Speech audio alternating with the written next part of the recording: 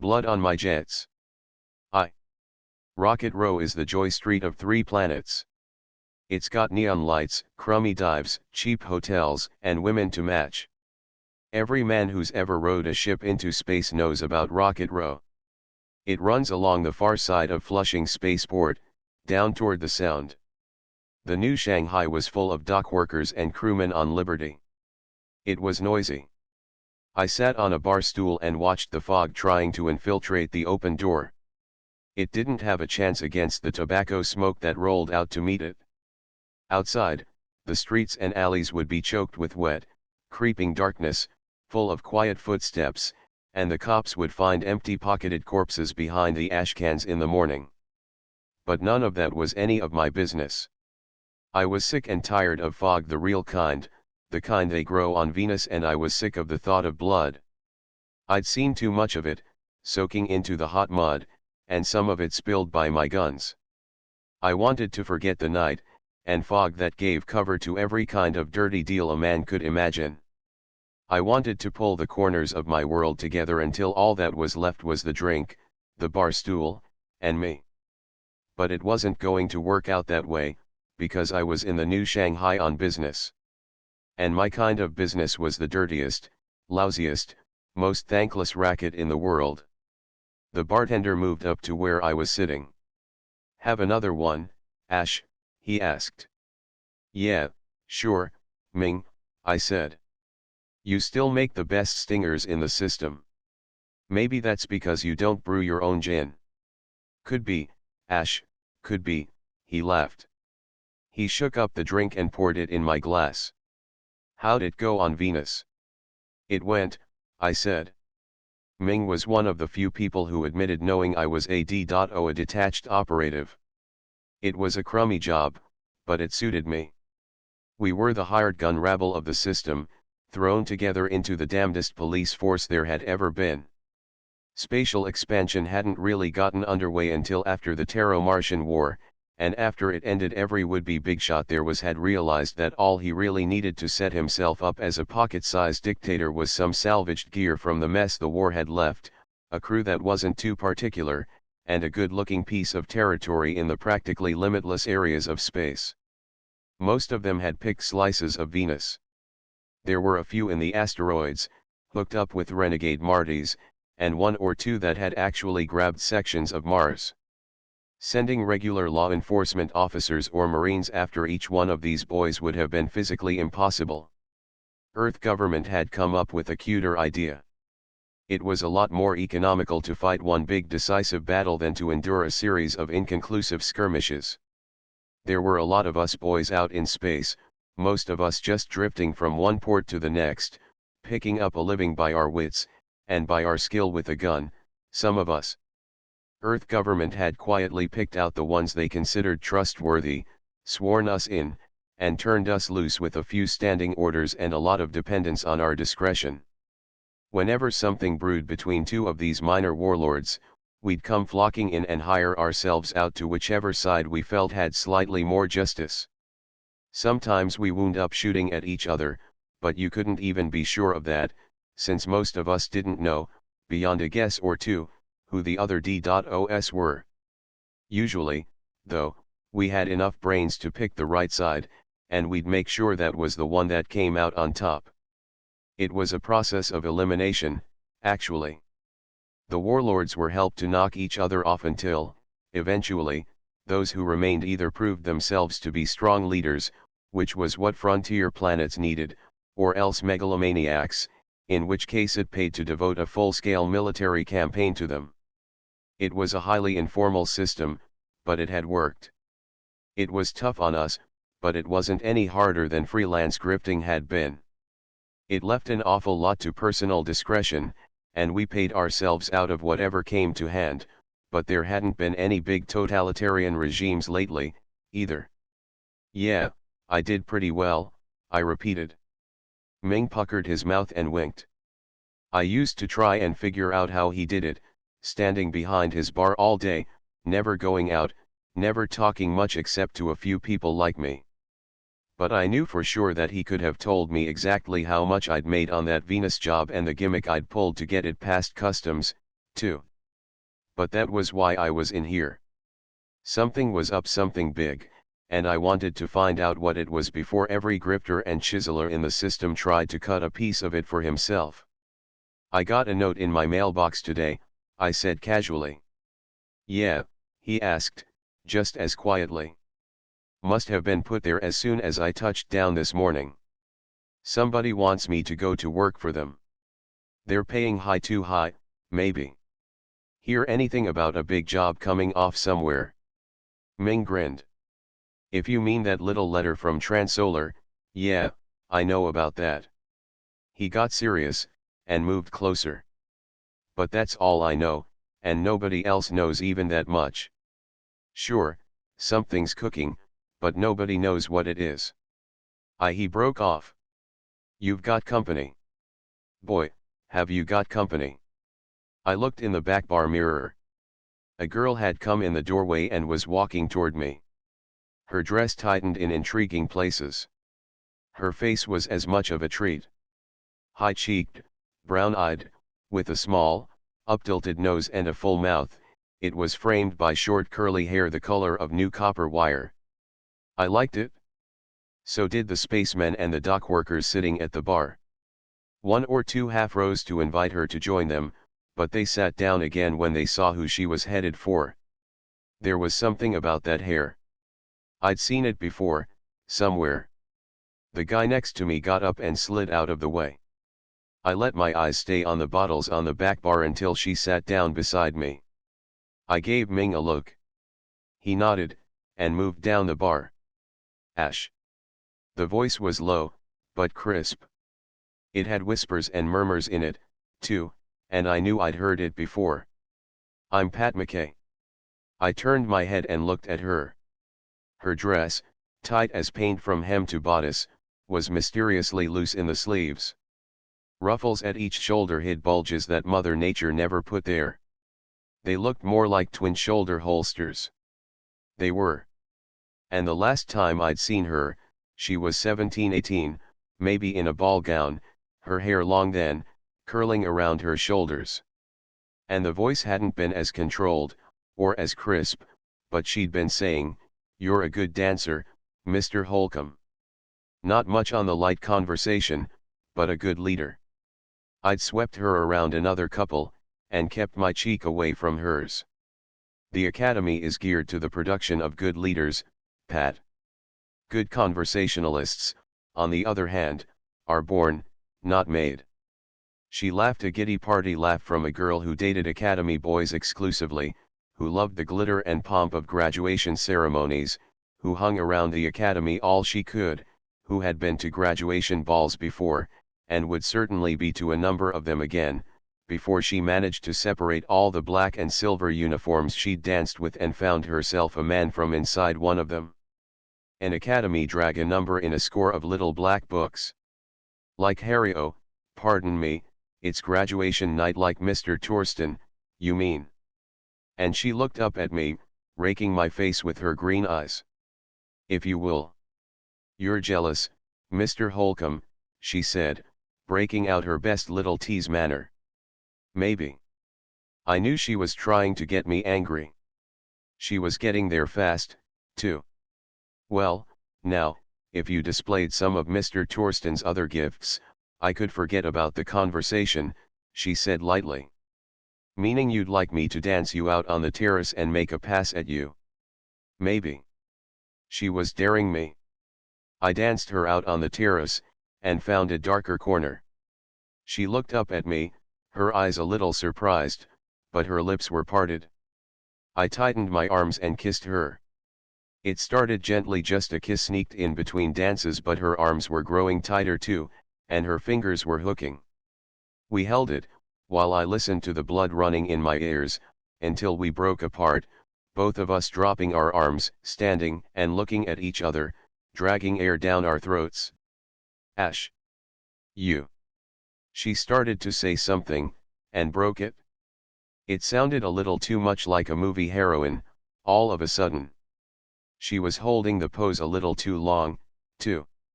Hell, she's a kid, she's doing it the way the grown-ups in the movies do it, I told myself, but I danced her out here for a purpose. Maybe she didn't deserve it, but I was sick to death of the little bits of fluff that hung around, drinking in borrowed glamour, getting the big play from boys like Harry Torsten. I reached out and grabbed.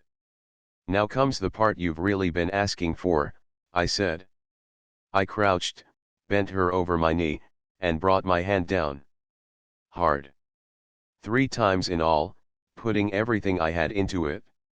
"Now," I said, letting her get up, "maybe you'll quit bothering guys who worked all their lives to get in a spot where they could go out and be of some help in the only job they ever wanted, the TSN.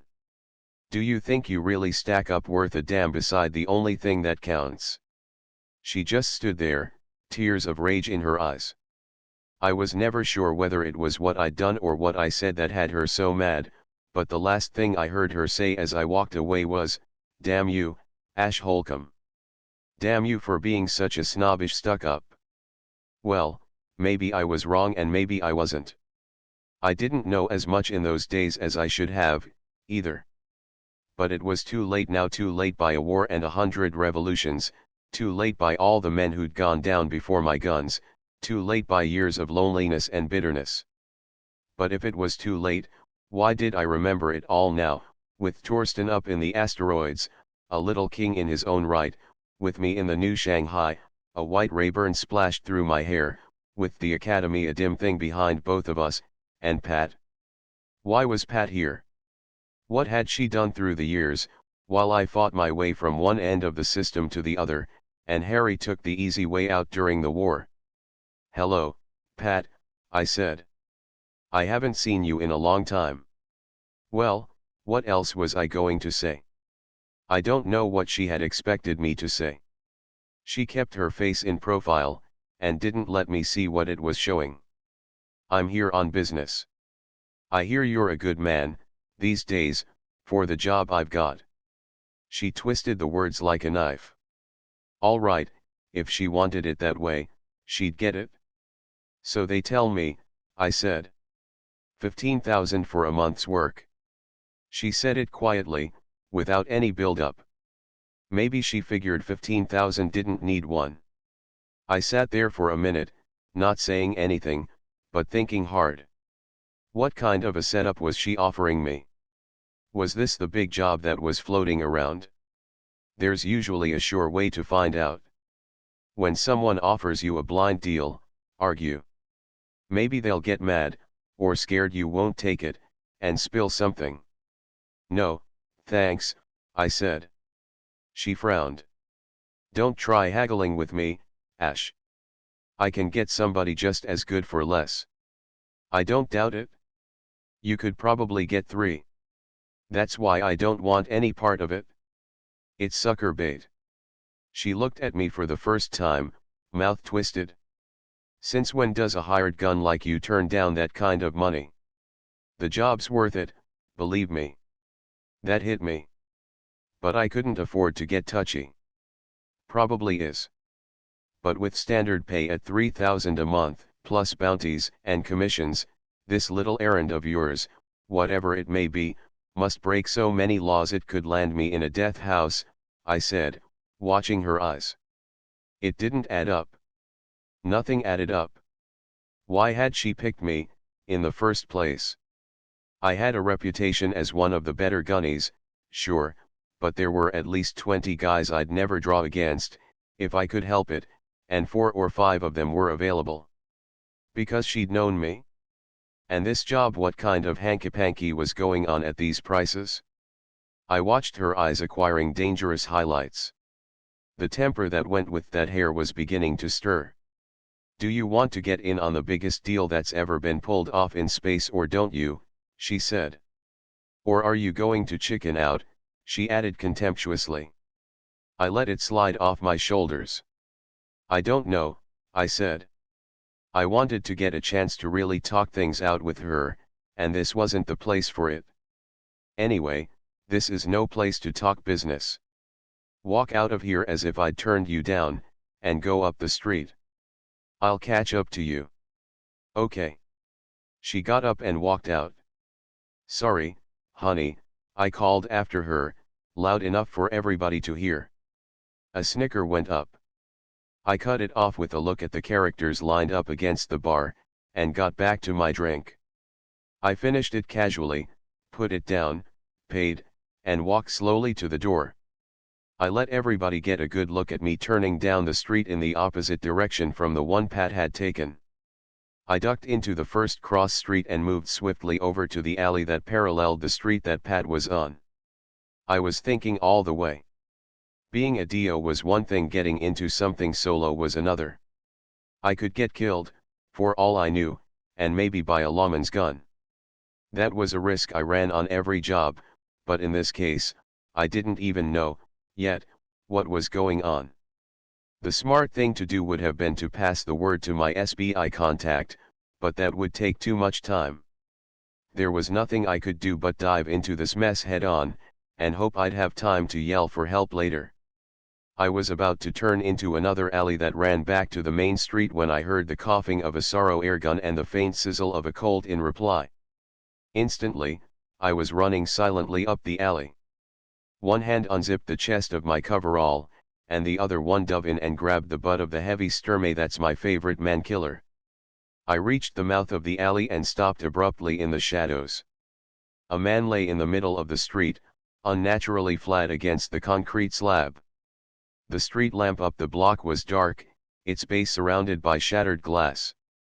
The Sorrow went into action again from the roof of a building across the street.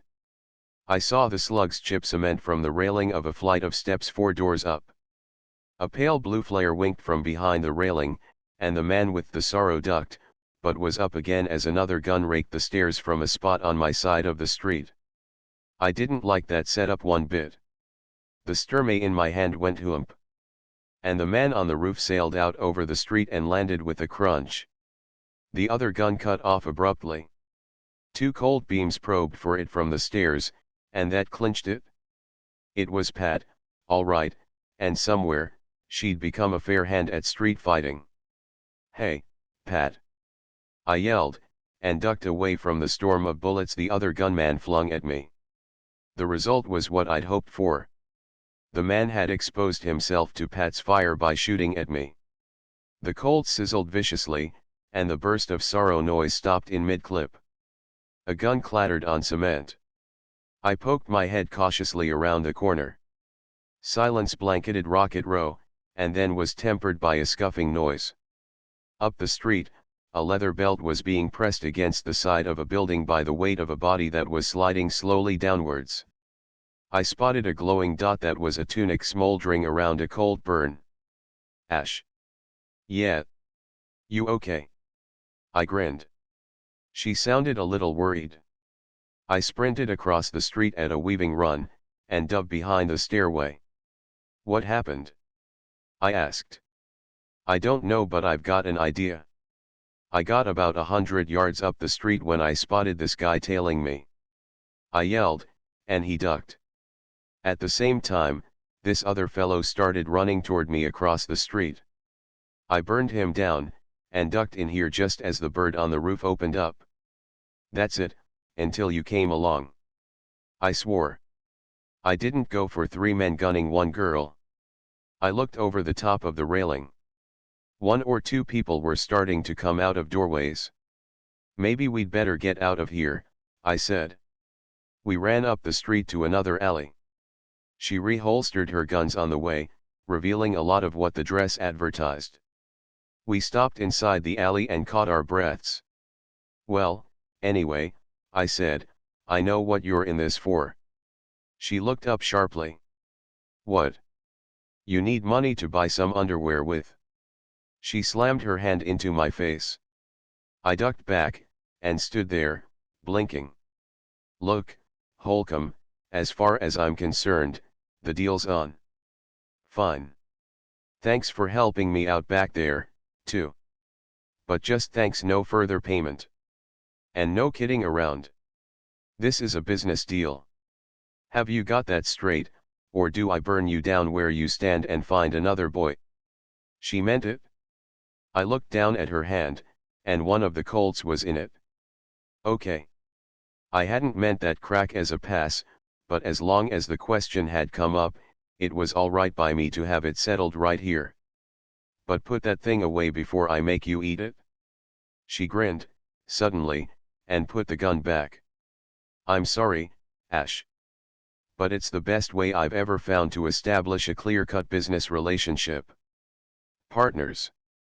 She stuck out her hand, and I took it. Deal. A siren rose and died on Rocket Row. Pat jumped back. Damn it, she said. She shot a glance up the alley.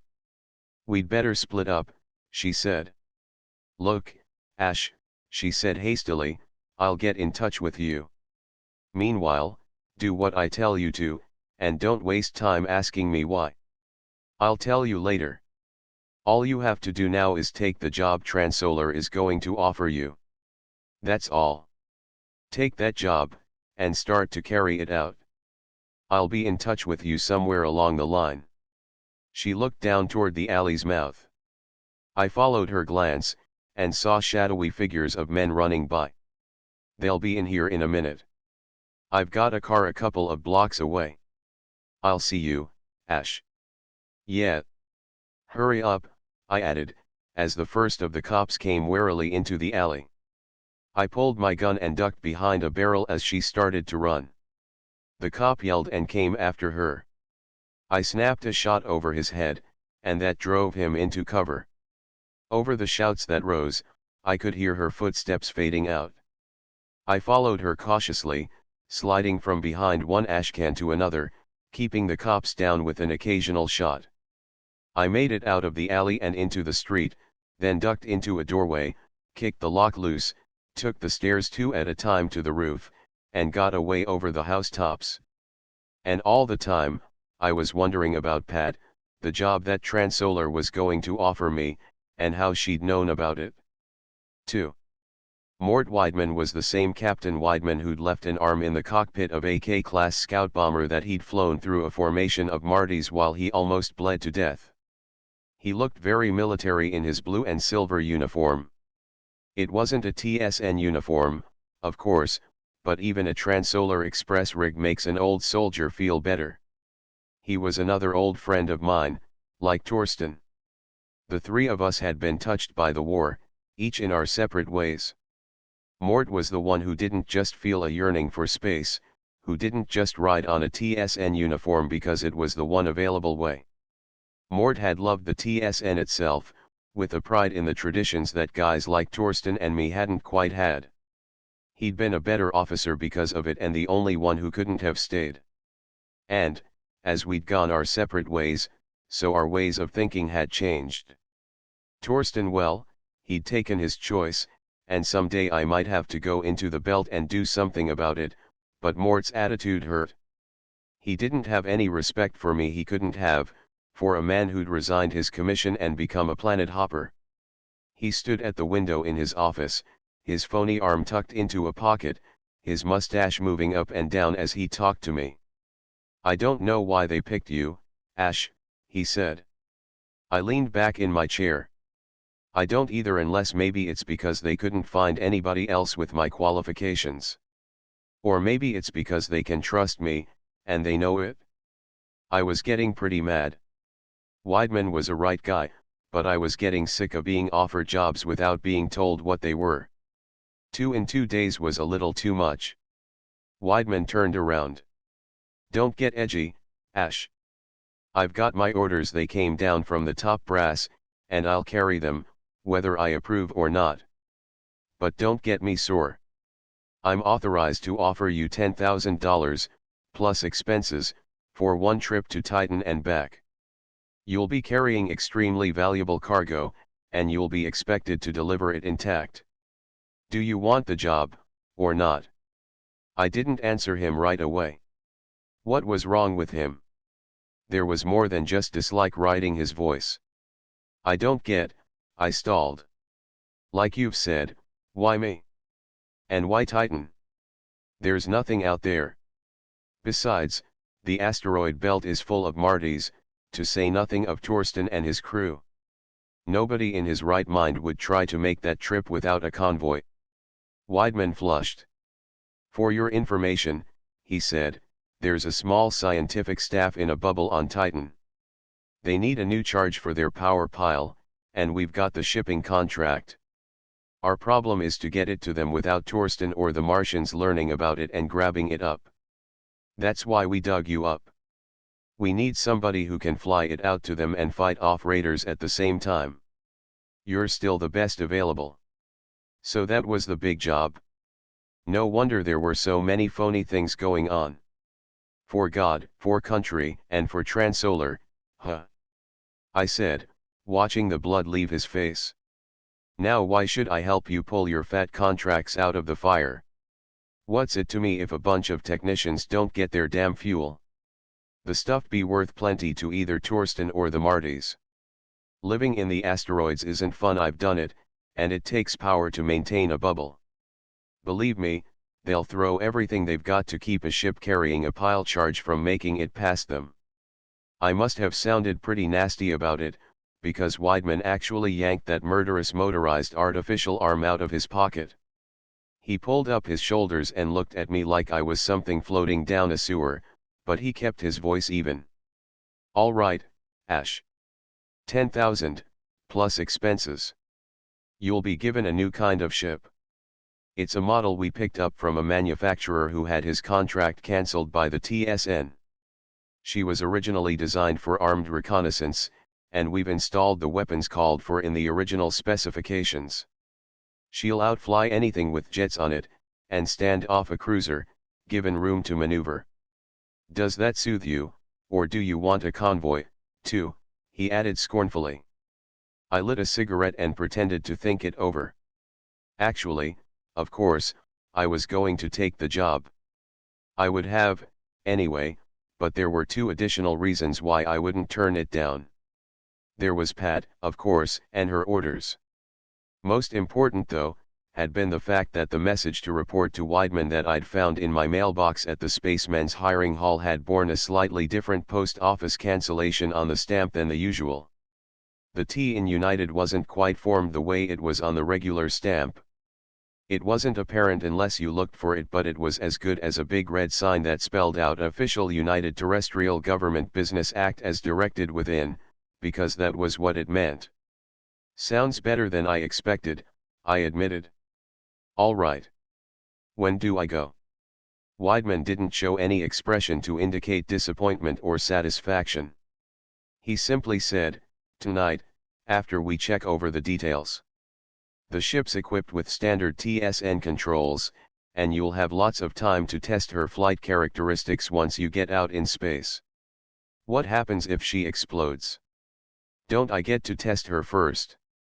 No, there isn't time, and it would be a dead giveaway.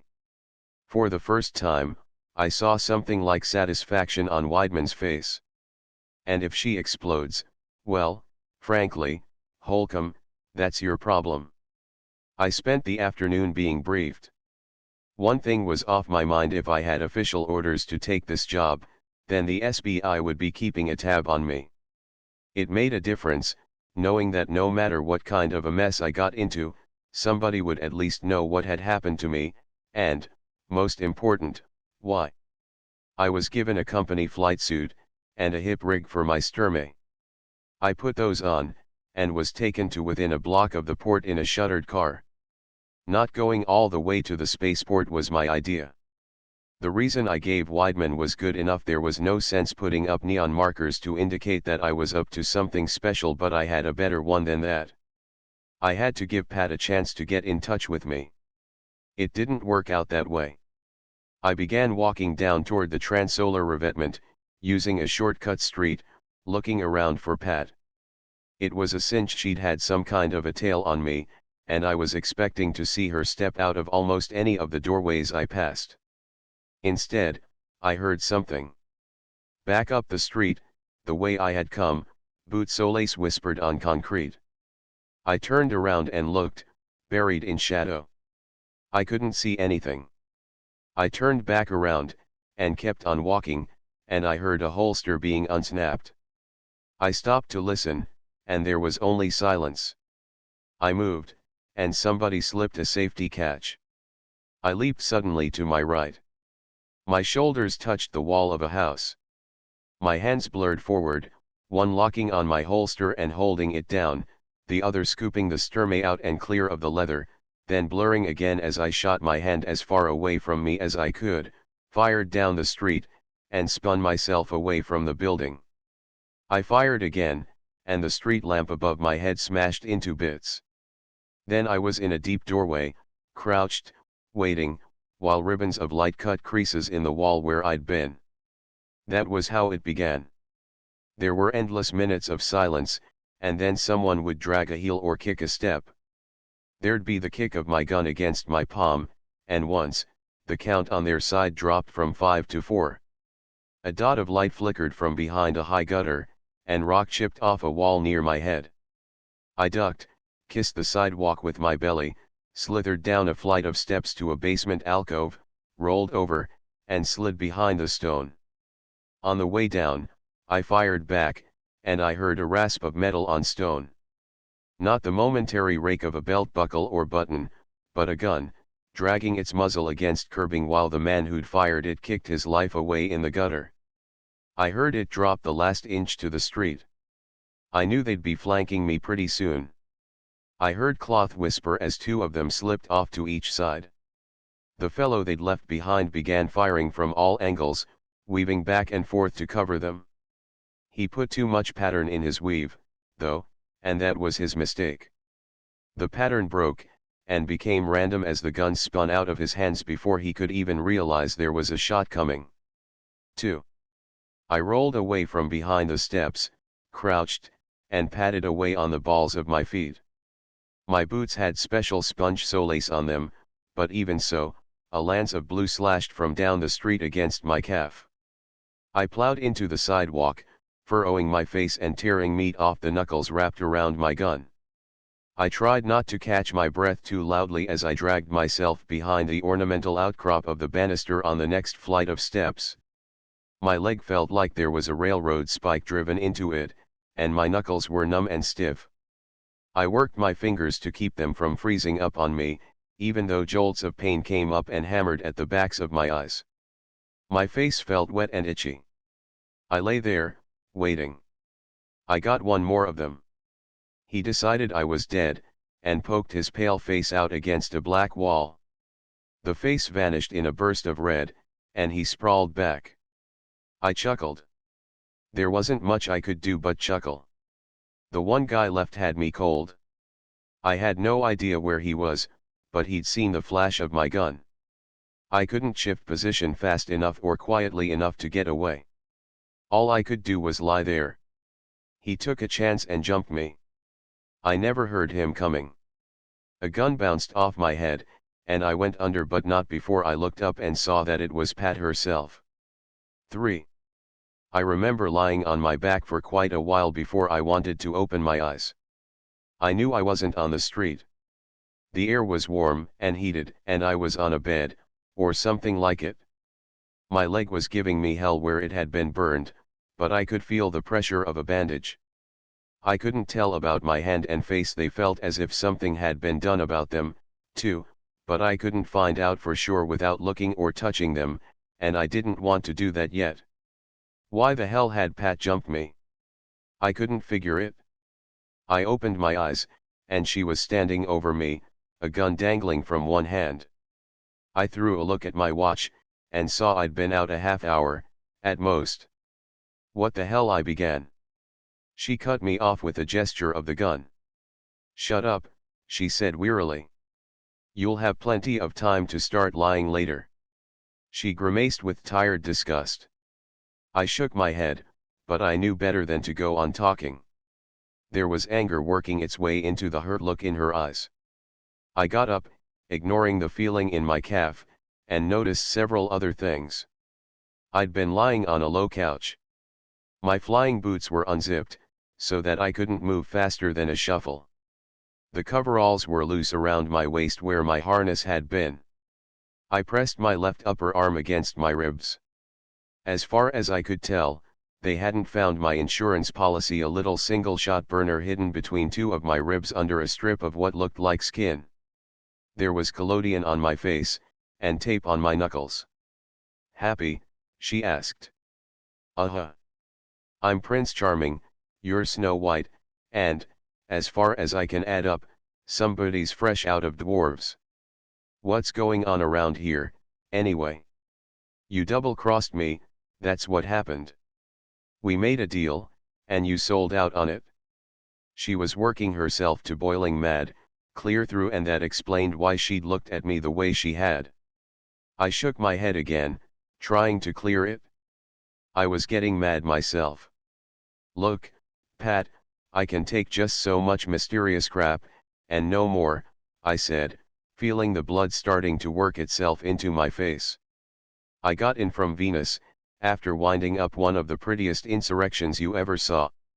I got my belly full of the sound of guns and the smell of death, and all I wanted to do was relax and spend the dough I made. No sooner do I take my first drink of decent liquor in 6 months than you walk up to me and start the goddamnedest mess I've ever been in. All right, we made a deal. As far as I know, I've carried out the orders you gave me.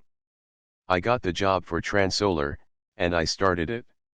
Nobody but you and I know there's something funny going on, though I suppose the cops are starting to suspect, seeing as I've killed 5 men in 2 days, and helped you knock off 2 more. Now let's get a few things straight around here. I've been shot at, slugged, and generally treated like a supporting star in a cloak and dagger movie. Either I get some fast answers, or I start slugging. I'd been moving forward as I talked, getting madder and madder, and closer to being ready to dive for that gun and rip it out of her hand. She was starting to lose some of her determination. The gun muzzle was dipping. I reached out my hand. The gun was centered on me again in an instant, but the fire was gone out of her eyes. "Hold it, Ash," she said. "You sound too mad to be lying, but you haven't convinced me yet. Just stay put a minute. You want to know what's going on? You should have a pretty fair idea by now," she went on, still keeping the gun on me. "I'm after that power pile you're supposed to fly out to Titan. Harry needs it. I should have known, I suppose." Well, maybe she was still space-struck. Torsten played rough, and he had some strange friends, but so far he hadn't earned a full-scale visit from the TSN. It didn't mean as much in this case, though. He would have been a tough nut to crack, sitting out there in the asteroids with a good-sized fleet behind him. Still. But that was for another time. I let her see by my face that the subject wasn't closed, and then I went on. "Yeah, keep talking. Who jumped you on Rocket Row last night? Why were you trying to pot me a while ago?" "Because goddammit, I don't know what to think," she said. "Those were SBI men last night. I knew they were trailing me, but I thought I'd gotten rid of them before I contacted you. Maybe I did, maybe they picked me up again when I went back out on the street. Anyway, we killed them, but the SBI knows damn well who did it. We did enough yelling back and forth to let all of New York City know who it was. That had been a dumb play, all right. I didn't have time to curse my stupidity, though.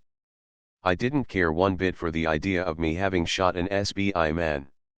It was his own fault, but it wouldn't help my record any." "All right," I said, "so they were SBI men. That's tough for them. Why haven't we been picked up? I've been hiding out all day, but how did you get away with walking in Transolar in broad daylight and coming out again, if you didn't make some kind of deal?" She was gnawing on her lip. "Damn it, give me a reasonable explanation, and I'll forget the whole thing." That sent me off.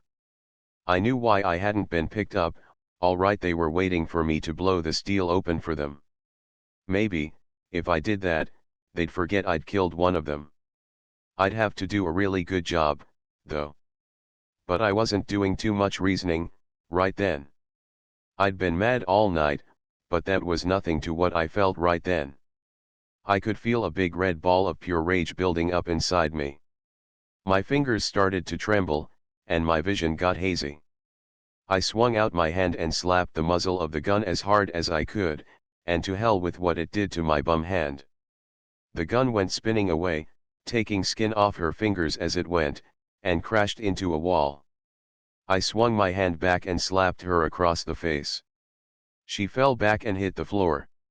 She lay huddled in a corner, looking up at me, her eyes wide and her mouth open with surprise. "You'll forget the whole thing, huh? All I have to do is explain away some half-baked idea that came into your head, and you'll forgive me, is that it?" I reached down, grabbed her shoulder, pulled her to her feet, and held her there. Her mouth was still open, and she couldn't get any words out of her throat. "You're going to forgive me for getting me into a deal that involves killing SBI men. You're going to forgive me for having a guy that used to be a buddy of mine hate my guts, I suppose. You're going to forgive me for slapping my face, and I'm going to get your gracious pardon for having to fight it out for my life tonight against 5 guns. That's just fine. Is that supposed to cover getting shot and knocked around and slugged?" I hauled back and slapped her again. "And that's for pointing a gun at me. Twice. I live by a gun, and I expect to die by one, someday. But not at the hands of a woman who can't fight a man on his own terms, and has to keep him off with a gun after she gets herself into a mess. All right, you know how to use one. But, so help me, you wave one of those things at me again, and I'll ram it down your throat catty-cornered." I pushed her away, and she slammed back against the wall. "One more thing," I said. "Have you ever heard of the SBI fooling around making deals with a guy that's killed one of their men? Not on your life. They're a tough crew, and a smart one. If they thought I had anything to do with that fracas last night, I'd be on my way to a federal gas chamber right now, if I was lucky enough to live through the working over they'd give me. Use your brains." She stood against the wall, staring at me, making sounds in her throat. One of her cheeks was starting to puff. I started for her again. Her eyes got even wider. "Ash."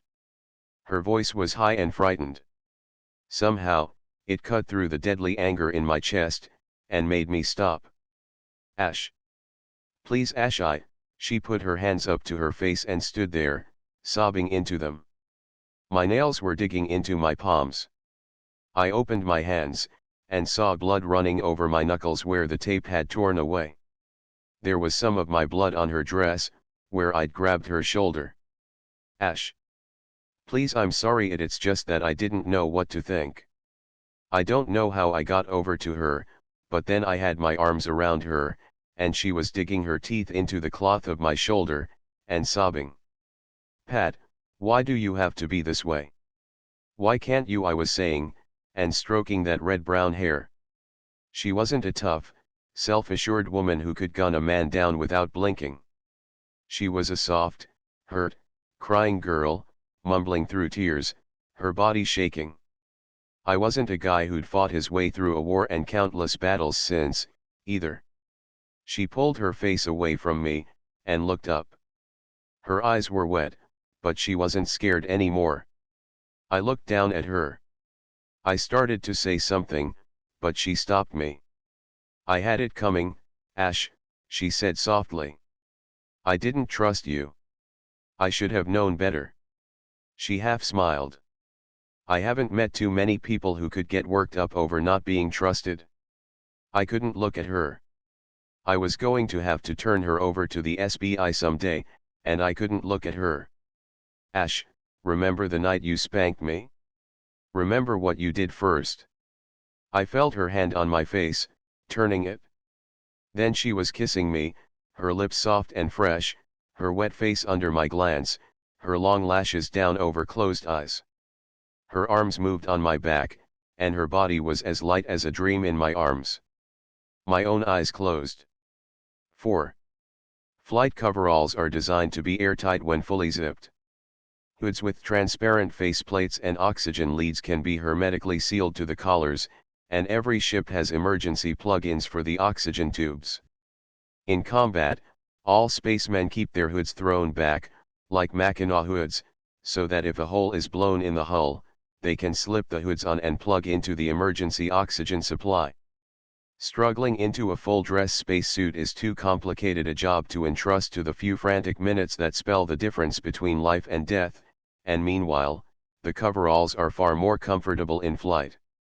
Besides, anyone who'd seen what a spacesuit does to a figure like Pat's will agree that it's a dirty shame. While Pat was climbing into her outfit, I was outlining the plan we'd have to follow. As long as I was going to go along with this offer of hers, temporarily, at least, I might as well do it right. I got into a cab accident, or something, I said. That accounts for the shape I'm in. You're an old friend of mine, and since I'm in no condition to fly and fight at the same time, I'm taking you along as co-pilot. Weidman'll stick me for your pay, of course. I'll make sure he does, that way there won't be much kick about you coming along, especially if I make it a both or neither proposition. When we get out in space, you show me how to get to Torsten's bubble in the asteroids, and that's it. We deliver the pile charge, shoot back out into space, fake the signs of a big battle, and yell for help over the radio. There'll be a squawk about you being a woman then, of course, but hell, us space bums are supposed to be devil-may-care, aren't we? It was a great little plan, all right. It would give SBI the location of Torsten's base, and it wouldn't hold up delivery of the pile charge any longer than it would take to salvage it. Meanwhile, space would be rid of Harry. Sounds like it'll work, all right, she said. I wish I was sure the SBI didn't have anything big on me. It'll be a bad enough stink as it is. She grinned. But we'll make out. Weidman was out at the field, fuming over the fact that I was an hour and a half late. He surprised me, though. He didn't boggle over taking Pat along, once I gave him a story about being lightly hit by a car and having to take my friend along. Pat had had a tight cloth strapped across her breasts, her hood over her face, and I'd gotten her into the ship fast. Okay, who gives a damn what happens to you, as long as the job's done, Weidman said, but I couldn't believe him, somehow, when he added, I don't even care who does it, personally. He slipped an envelope into my pocket. Something for you, he said. Don't open it until you're past Mars, and don't let your friends see it for a while, anyway. He chuckled, and surprised me by doing it. He looked secretly happy over something, as if he knew about something awful that was going to happen to me. You'll have some sweet explaining to do to your friend, Holcomb. I'd love to see it. But there was still that note of something more than laughter, more than most feelings, in his voice. He wouldn't say more than that. He just shoved me into the ship and slammed the hatch. I kept watching him in the starboard screens as we checked off the instrument board. He was a little figure at the edge of the field, staring wistfully up at the ship, his mechanical arm in his pocket. I couldn't wait until we were past Mars to open the letter, of course. We'd be too close to the belt by then. I read it while Pat was at the controls. Holcomb. I don't know exactly why, except that you're the best there is, I guess, but you've been picked for this job. As you may have guessed, Transolar Express is a blind for some pretty big government bureaus. This isn't a ship the TSN cancelled, of course. It's a top-secret job built according to the specifications laid down by the Titan Labs. When you hit Titan, turn the ship over to the technicians there, and they'll install the additional equipment that's part of your cargo of pile fuels. The rest of your load really is fuel, but it's not meant for the Titan pile, it's for the engines in the ship. When it's ready, you'll fly the ship to God knows where. You won't refuse, I know, because I wouldn't either, if I'd been given the chance to fly the first ship into hyperspace. Luck. Weidman. When I'd finished it, I went back to the engine room and took a look at the drive. Then I went to the cargo compartment and stood looking at the hatches. They were sealed, welded shut. I went back up forward, and waited until Pat had to leave the controls for a few minutes. The minute she dropped through the hatch, I was over at an emergency toolkit, and a few seconds later I was ripping off bulkhead panels with a screwdriver. I got a fast look at banks of dials and instruments, and slapped the panels back up before Pat got back. Then I went down to my cabin and just sat on a bunk, staring at the wall. That cocky little bastard. That frozen-faced terrier of a man, cursing me with all his heart because I was getting the chance he'd have had, if he hadn't given his right arm too soon. And he had wished me luck. I was proud, then, of being an Earthman, of being a fighting man, of having earned the right to get my name in the history books. I stood there, a big dumb jackass. All of a sudden, it had hit me. I'd been asking a lot of questions lately, and getting only partial answers. Now I had all the answers, and I hated every one of them. The misdirection and lying on Weidman's part was clear as a bell. It had been designed to get me off Earth and headed for Titan without anybody knowing the real reasons, even me. They knew that if the real secret ever leaked out, every renegade and pirate in the system would swarm down, battling to the death to get their hands on this ship.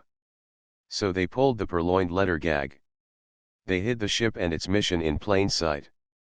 They sent me off in her to deliver the engine parts to where the hyperspatial drive could be assembled, and from there I'd be able to fly her to whatever star they chose, ghosting along in a universe where the speed of light as we knew it was not the fastest speed a ship could hit. They'd given me a good excuse, too. Pile fuels.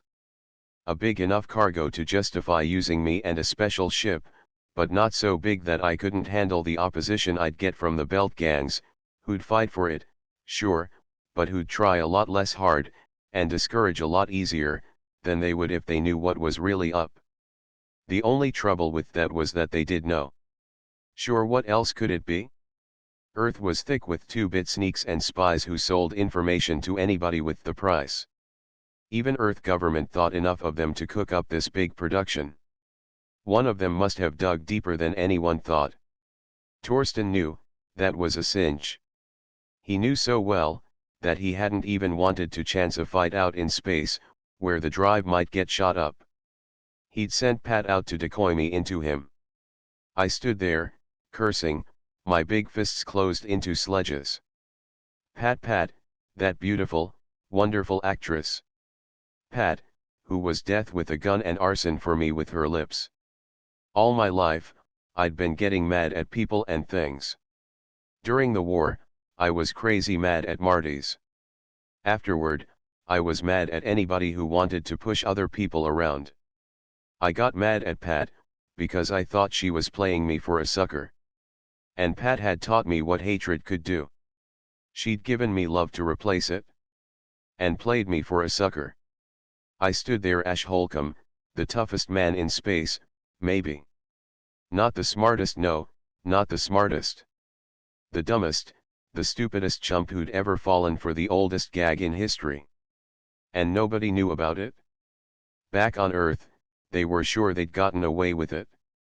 Even Weidman with the grin, Mort Weidman, who had gone helling around in 100 dives with me, who didn't need obvious signs like long hair or breasts to spot a woman's figure. He thought everything was all right, too. He was probably shaking his head with envy, back on Earth, thinking of all the fun I'd be having in hyperspace. Nobody knew the mess the system was in, except me. And nobody could do anything about it, now, except me. That thought knocked me out of the raging mood I had been working myself into. I couldn't afford to lose my head. I'd been wondering how Torsten was going to work a rendezvous right in the middle of the belt, with renegade Martys that had held out from the war swarming all over the place, just waiting for a prize like this. The answer was simple: he'd worked out an alliance with them.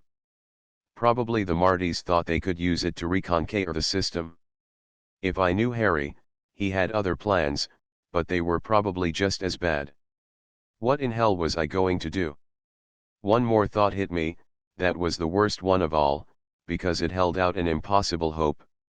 It was all right to picture Weidman getting a boot out of me taking a woman along.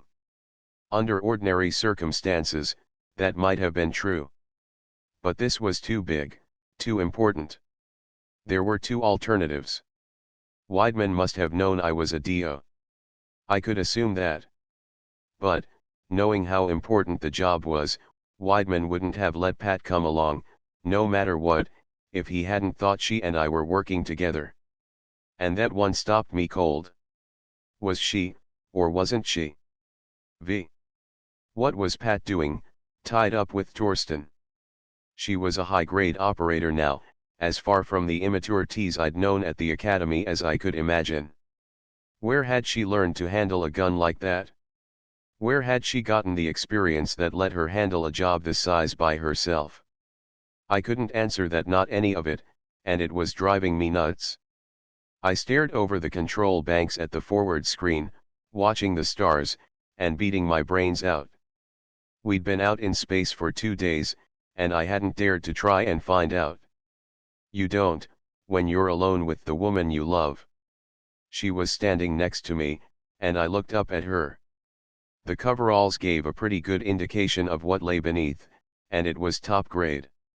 Not that her figure was that spectacular, she had something more than figures on a tape measure.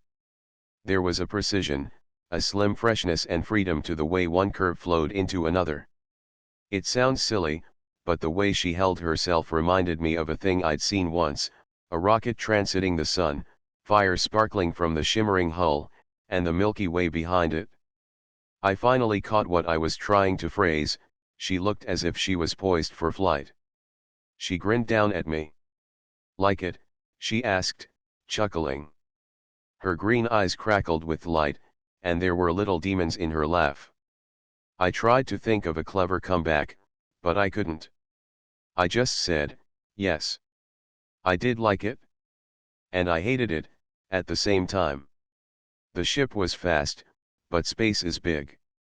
I had a week to plan my next moves while we worked our way through the area between Earth and Mars orbit where the TSN kept the raiders down. But the week went by, and I didn't think of anything. I'd be working over the control board, and then I'd look up, and she'd be smiling at me. I'd raise an eyebrow, and she'd stick her tongue out. We shared cigarettes. I'd take a drag, hand her the butt, and she'd cuff me when I blew smoke in her face. Hey, goon, she'd say from behind the plotting board, DJA here, the one about the lady sociologist who wandered into Bessie's place on Venus. I taught her original verses to the Song of the Wandering Spacemen. Then she taught me the verses she knew. We crossed Mars orbit. I couldn't think of any way to find out what I'd been killing myself over except to ask. Ever hear of the D.O.S? I asked quietly. Will chewing chlorophyll tablets cure M? She asked. I laughed so hard that I cried. I don't think so, I answered automatically, and got busy checking the breech assembly on one of the ship's rocket launchers. Lay off that, apeface, Pat said. We won't need it. How come? If anybody comes around looking unfriendly, just give M this on the radio, she said, and whistled off a recognition signal in Martian. I turned slowly away from the launcher. Torsten did have a deal with the Martys. What was more, Pat was in on it. She had to be. She looked at my face. What's the matter, lump? Something you ate? Sit down, Pat, I said, pointing to the navigation table. Go on, sit down. I yelled. She turned white. You know what kind of a ship this is, don't you? I said, feeling like I was 100 years old. Sure. She nodded. She was beginning to get it. You weren't supposed to know about that. I didn't. Not until we were spaceborne. Didn't she realize? Couldn't she see what she was doing to me? Pat, do you know what'll happen if the Martys get this drive? They'll be able to hit Earth and Venus with everything they've got, coming out of nowhere and going back into hyperspace when they're through. The TSN won't stand a chance against them. She shrugged. They probably would, if they ever got it, but they won't. Harry's going to assemble the drive, install it in his ships, and then we'll take off. The Martys'll be stuck. Wait a minute, you just mentioned taking off. Where to? She looked up at me. Harry says there's another planet out in hyperspace, somewhere, circling another star. He says people can live on it. Her eyes were shining, and I remembered a girl on a terrace, back at the academy, with a dream in her voice that I'd been too dumb to recognize. He does he? Can he prove it? How do you know what he's really going to do? Because he's told me, she flared. He's going to bypass the fumbling bureaucrats who run things on Earth and take mankind out to the stars. Mankind, Ash, the toughest, the strongest men in space, and their women. Space belongs to us, Ash, not to those earthbound lilies. And whose speech are you repeating? I said, getting more and more mad every minute.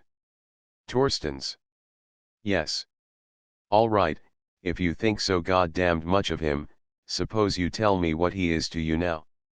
I asked. He's my husband. She didn't even hesitate. I started for her, before I could think of words for the double crossing. She came off the navigation table like a coiled spring. She had a gun in her hand. Ash, get back. I don't want to hurt you. Ash, can't you see why? Do you think I'm the kind who? I kept coming. No, I said, I can't see why. I'm not built so I could see why. And yes, I do think you're the kind. I don't know why I had to pick you, she screamed then. Maybe I remembered something, maybe I found something out, after it was too late.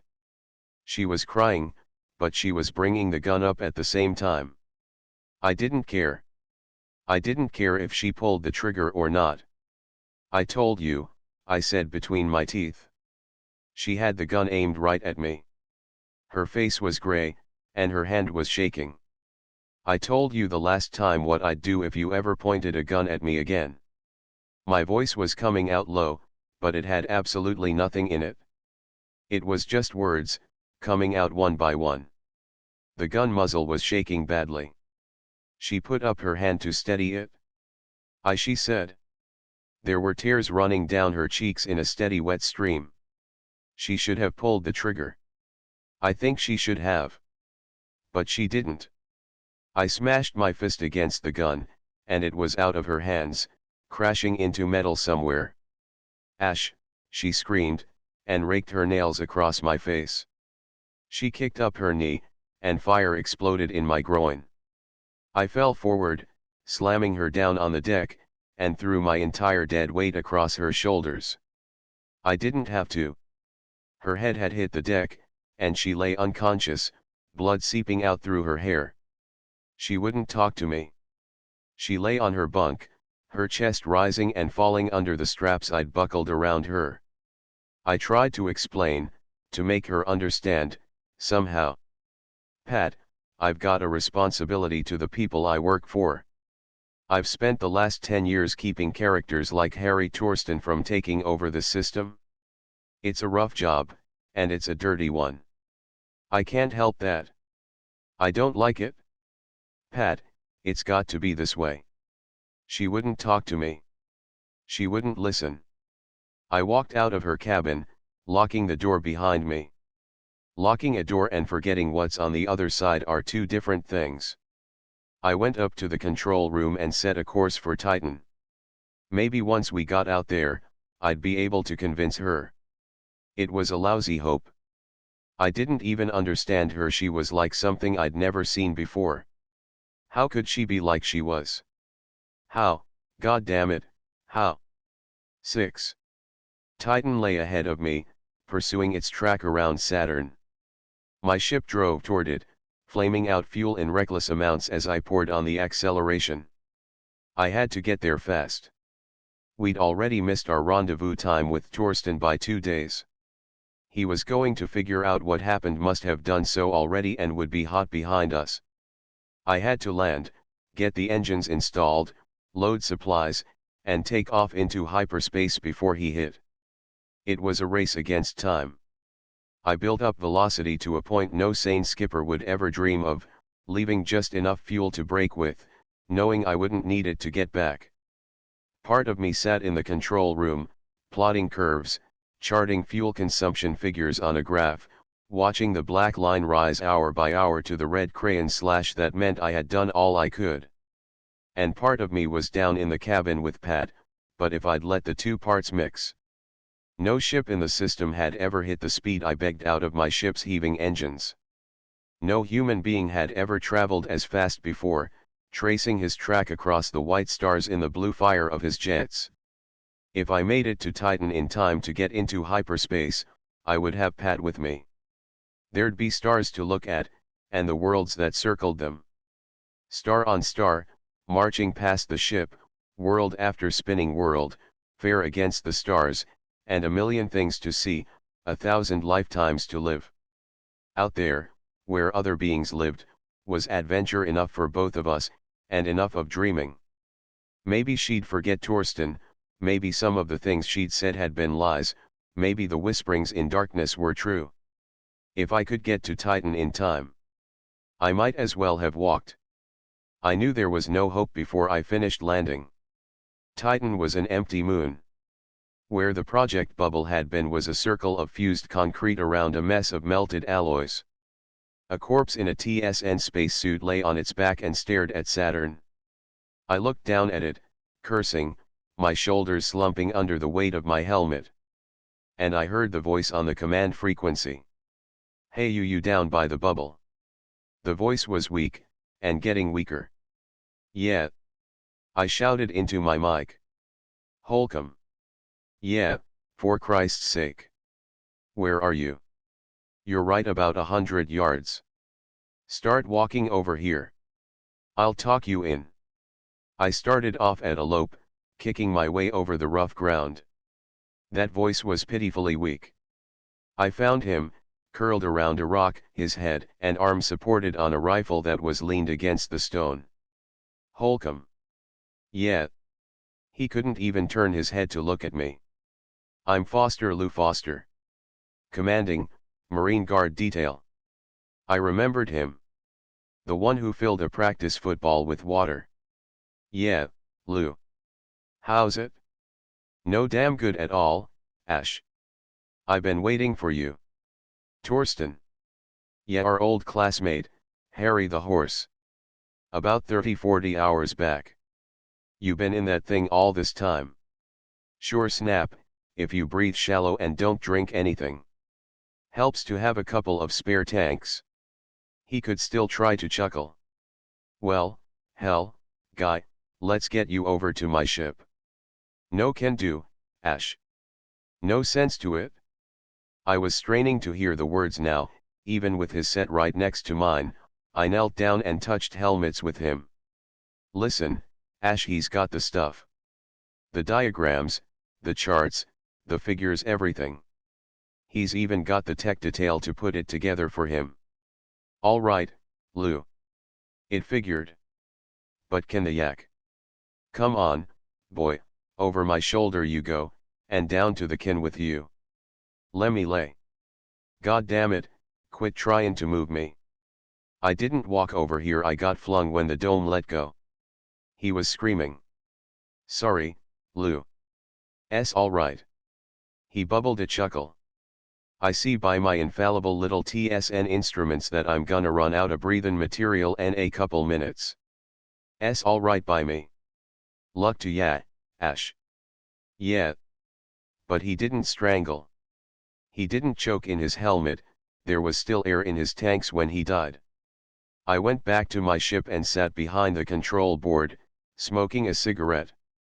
I rubbed a hand across my tired eyes, and wondered what I was going to do next. Torsten had thought of everything. He couldn't have found technicians to assemble the drive anywhere else, so he'd come out here and kidnap them. That was an elementary move, obviously planned far in advance. I'd been running a useless race. I would have realized it long ago, if I hadn't been half crazy about Pat. She laughed at me when I told her about it, but she laughed in a peculiar way. "I could have told you," she said, laughing. "Ash Holcomb, the big undercover agent, heading like mad for Titan. And what does he find?" "I found Lou Foster, Pat," I said, feeling the steel in my voice slicing upward in my throat. "That wasn't anybody's fault," she said quickly. "He happened to get in Harry's way." "Go tell Andrea Foster," I said. Stop it, Ash. You can keep bringing up horrible examples, but it still doesn't mean anything, compared to travel to the stars. What was wrong with the way it was going to be done? I asked. But she was pulling her protective shell of mockery around her again. Oh, stop it, Ash.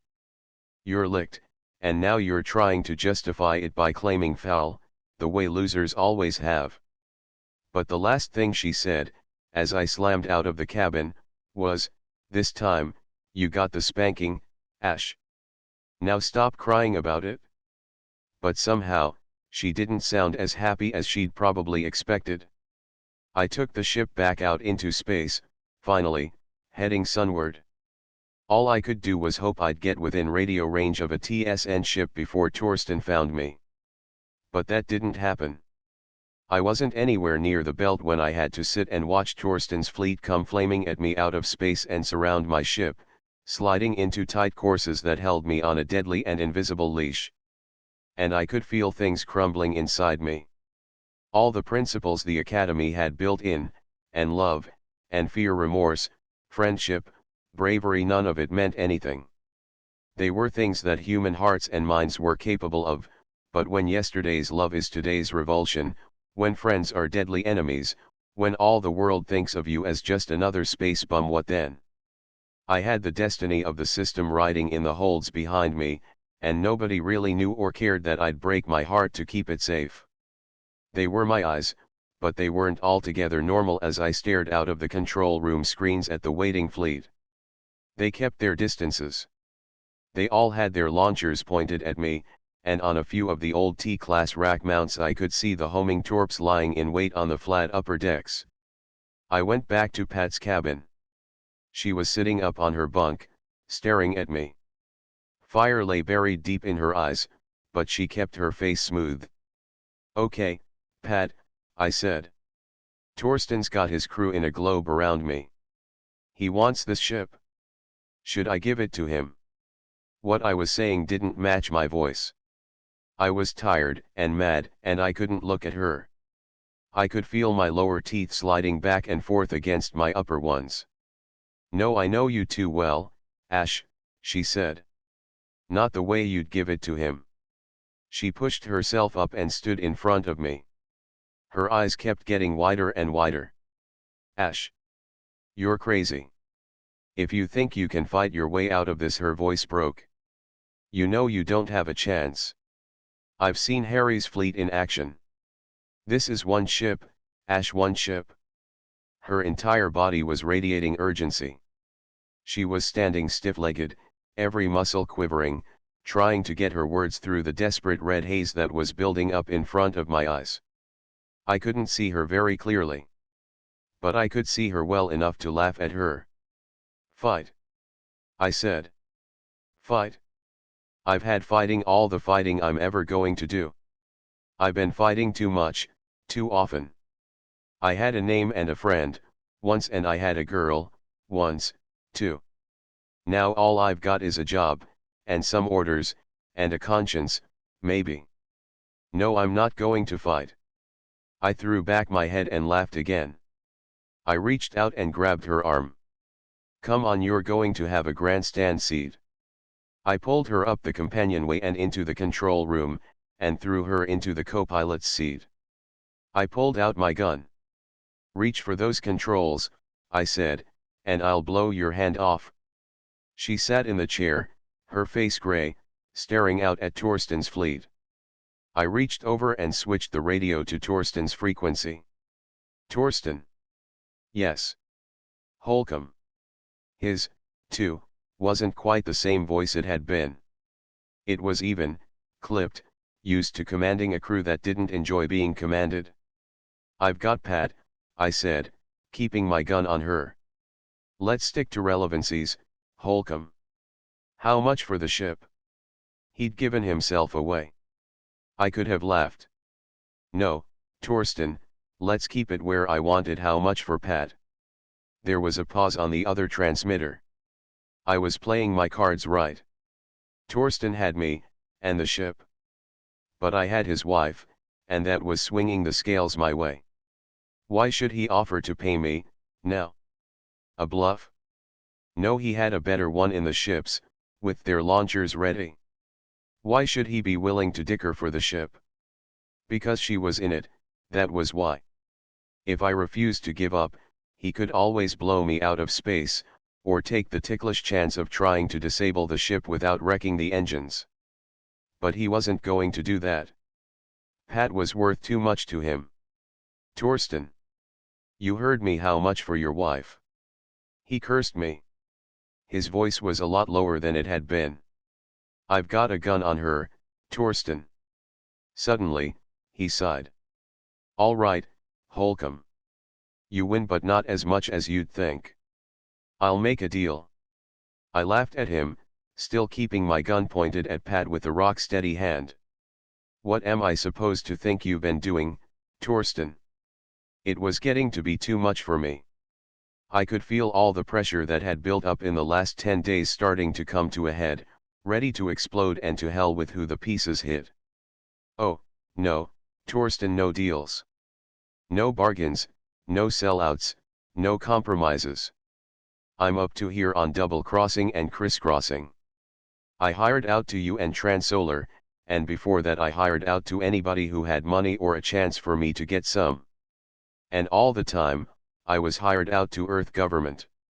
I've had too many jobs, Torsten, my gun's been on the line too long. There are too many oaths and too many loyalties. Too much of my honor's been spread from one end of the system to the other. Now I'm quitting. The towel's going in, and from now on, it's me that I fight for. I had the mic up against my mouth, and I was yelling into it. I know what you're going to offer me, Torsten. I know what I'd offer. You want the girl and the ship. You want one as bad as the other, but you won't settle for half. So you're offering me my life, and a free ride to Earth. Well, you can take that deal and stuff it. Earth.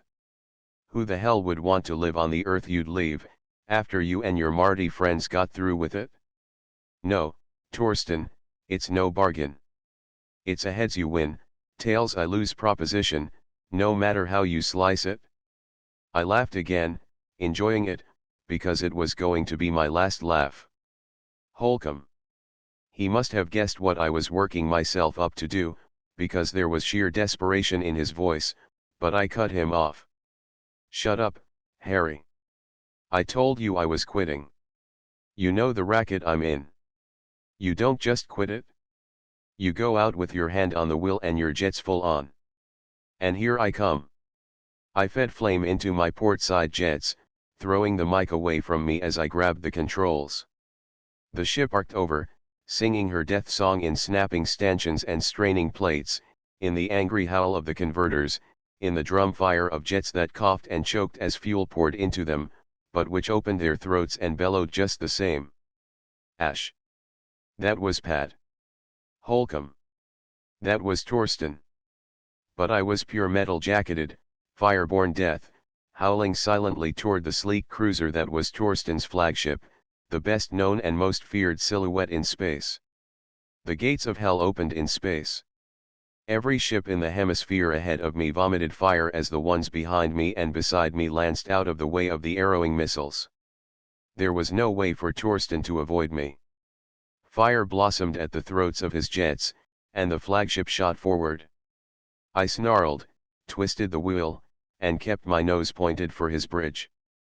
Proximity torps began exploding all around me. They weren't doing Torsten a bit of good. Either they hit me, or, without air to carry the shock, they were as good as not there at all. Here's your hyperspaceable drive, Harry. I howled. Here it comes, compliments of Ash Holcomb, hired gun. Suddenly a missile exploded under my bow. It was a clean hit. The ship screamed, escaping air, and shuddered, bucking upward. It wasn't just stanchions ripping loose now, or buckling plates. It was snapping girders, and metal spewing out into space like teeth from a broken mouth. The trouble board winked solid fire at me. I didn't care about that. The ship was unhurt in the only place that counted, her engine room, and the stern jets kept firing. But I was bent over the wheel, sobbing in pure, white-hot, frustrated rage, because I was going to miss. I'd been slammed up off my trajectory high enough to miss, and Torsten's ship was firing every tube he had to drive herself down and away, behind a protective screen of other ships.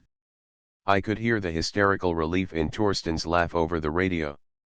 I could hear something else, too. It hadn't mattered what Pat did, once I'd swung the ship into line. I couldn't have pulled it out of the collision course myself. It had taken an atomic rocket to blast me out of the way.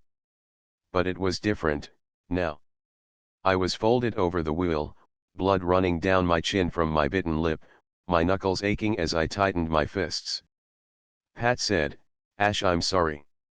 There was a sob in her voice. "But you won't give up," she stumbled on. "You'll never give up, until you and Harry are both dead. And I couldn't stand losing both of you." I never knew what she hit me with, but the back of my skull seemed to explode inward, and I slid out of the seat to the deck.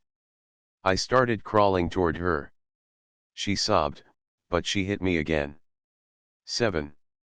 The fleet had scattered back to the hundreds of hidden berths among the far-flung asteroids.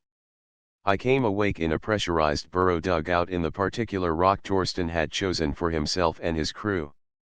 I'd been dropped in a corner and searched down to my shorts. There wasn't anything on me that I could use for a weapon. Except I caught myself before there was even a quiver in my left arm.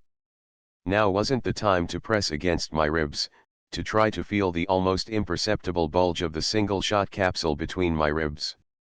I groaned and let my eyes flicker open. "How's it, Ash?" I looked up. Torsten was standing a few feet away from me, looking down from under his spreading black eyebrows. I put my hand up to my head. "Crummy. She hits hard." Harry chuckled. He wasn't a specially big man, but he was large enough. He had deep black eyes under his brows, an aristocratic nose that had been broken, a slightly off-center mouth whose lower lip was tighter on one side than the other, and a firm jaw. His hair was black, almost as black as mine, and as short. He hadn't changed much. His voice started in the pit of his stomach, and worked its way up. When he chuckled, the sound was almost operatic, deeper than I remembered it. "Why shouldn't I kill you, Holcomb?" he said. I climbed to my feet, and looked into those probing eyes. "Go ahead. Give me half a chance, and I'll kill you." He laughed. "The old school tie," he said. His voice dropped an octave. "Relax, Holcomb. You're alive, for the time being. Come on, let's get some food." He reached out and slapped me on the back. Torsten's mess hall was another pocket in the asteroid. It was connected to the burrow I'd been in by a tunnel in the rock, and as we walked down it, I'd had a chance to get quick looks into branching corridors and other burrows that were machine shops, arsenals, ration dumps, and living quarters. Just before we turned into the mess hall, I caught a glimpse of an airlock hatch at the end of the tunnel. That was where Torsten's ship had to be, and my own, too, unless I missed my guess. As long as I had a functioning mind, I was going to use it. Automatically, a map of as much of the layout as I'd seen was filed away in my brain. The mess hall must have been the largest single unit in the entire chain of burrows that honeycombed the asteroid.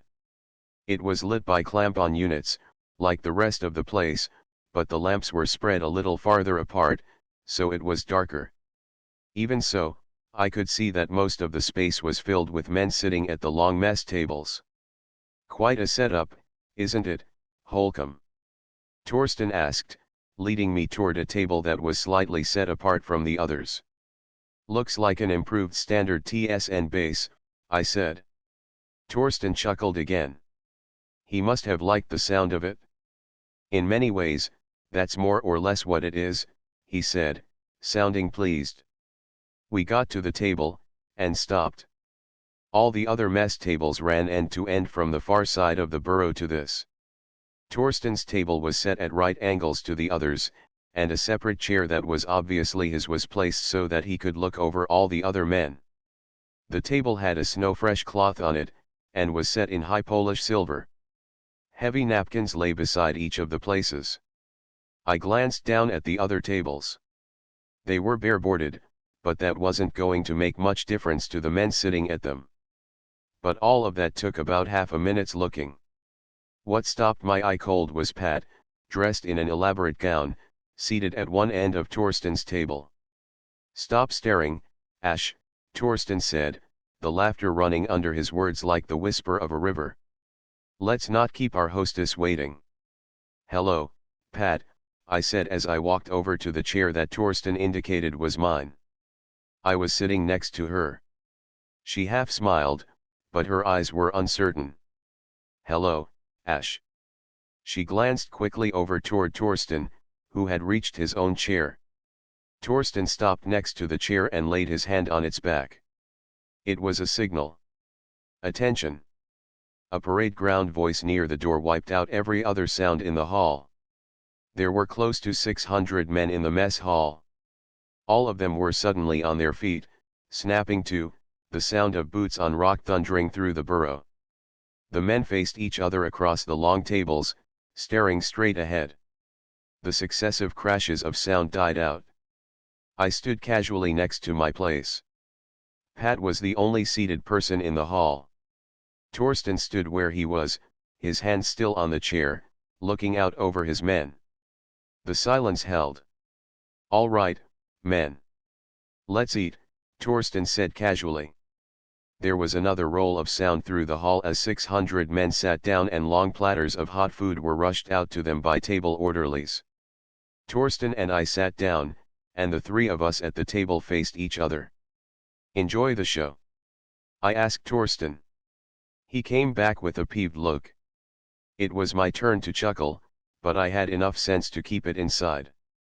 I was right back to not being sure of what to think, as far as Pat was concerned. How much of our affair had been pure bait, and how much of it did Harry know about? He motioned to a waiting orderly, who stepped forward and poured wine into the crystal goblets beside our plates. Torsten reached forward and picked his up. "A toast, Holcomb." The black eyes bored into mine. I picked up my glass. Torsten turned toward Pat and raised his glass. I looked at her. Her face was pale, and her eyes were oddly urgent. She couldn't seem to take them off Torsten's face. "To my wife," Torsten said, and drained his glass. I drank out of my own. It was good burgundy, cold and dry in my mouth, and warm as it came down my throat. I set the glass gently down. If Torsten was expecting me to react, he was disappointed. But he was laughing, the sound echoing through the burrow, none of the men paying any attention to it. I looked at Pat. Another toast. Torsten's glass had been refilled. "To Ash Holcomb, hired gun and angel of death." He was laughing at me, and at Pat. He knew, or guessed, and death was lightly hidden by his laughter. "Don't do it, Holcomb." Torsten's voice was ice. I looked at my hands. They were hooked into talons, and I realized that there wasn't a muscle in my body that wasn't tensed and ready to cannon me across the table. I could even hear the snarl rumbling at the base of my throat. I looked to the side. A man with an open holster flap was standing there, his eyes locked on me. "Do what, Harry?" I asked casually. "Propose another toast." He looked uncertain for a moment. Then the smile and the laugh came on, and Torsten was Torsten again. He didn't know about the chained lightning that was running in my arteries instead of blood. He was a dead man as he sat there, and he didn't know it. In a way, that was funny enough to me to keep waiting. "A toast? It certainly is a night for toasts, isn't it?" Torsten murmured. Pat hadn't moved, and stopped looking at him. I didn't know if she'd looked at me when I was ready to go for Torsten's throat, but I didn't think so. Now she smiled. I wonder how much it cost her, because her lower lip was gray where she'd had it between her teeth. I had my glass refilled. I nodded toward Pat and gave Torsten the Academy toast. Here's to space, and the Academy. To stars, to the men that walk them, and to the flaming ships that fly. I looked at Torsten for the first time since I'd raised my glass, and it was my turn to laugh. He was gray, and somehow smaller in his throne-like chair. He stared across the table at me, and then let his eyes fall. Hesitantly, he spread the fingers of his hand, and looked at the pale circle where the ring had been. And, incredibly, he laughed. Score one for the opposition, he chuckled. Nice going, Ash. I laughed with him, keeping it on a casual plane. I'd done what I wanted to hit him where he lived. Now, if I could give the conversation a nudge in just the right direction, I might be able to start him talking about his plans. I was that much closer to an outside chance to do something about them. What happened, Harry?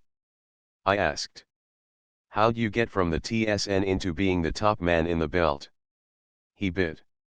While Pat and I sat there, Pat nervously shifting her glance from him to me, and me not daring to look at her because of the things I'd say to myself, he told his story.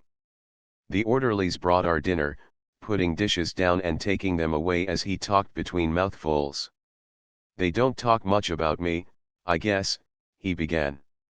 It's a pretty ordinary story, anyway. I was in the war, with my own squadron. We ran into some bad luck, combined with a set of orders that got mixed up. I lost my men. I lost a leg, too. He leaned down and slapped his right thigh. It rang with metal. I didn't enjoy that.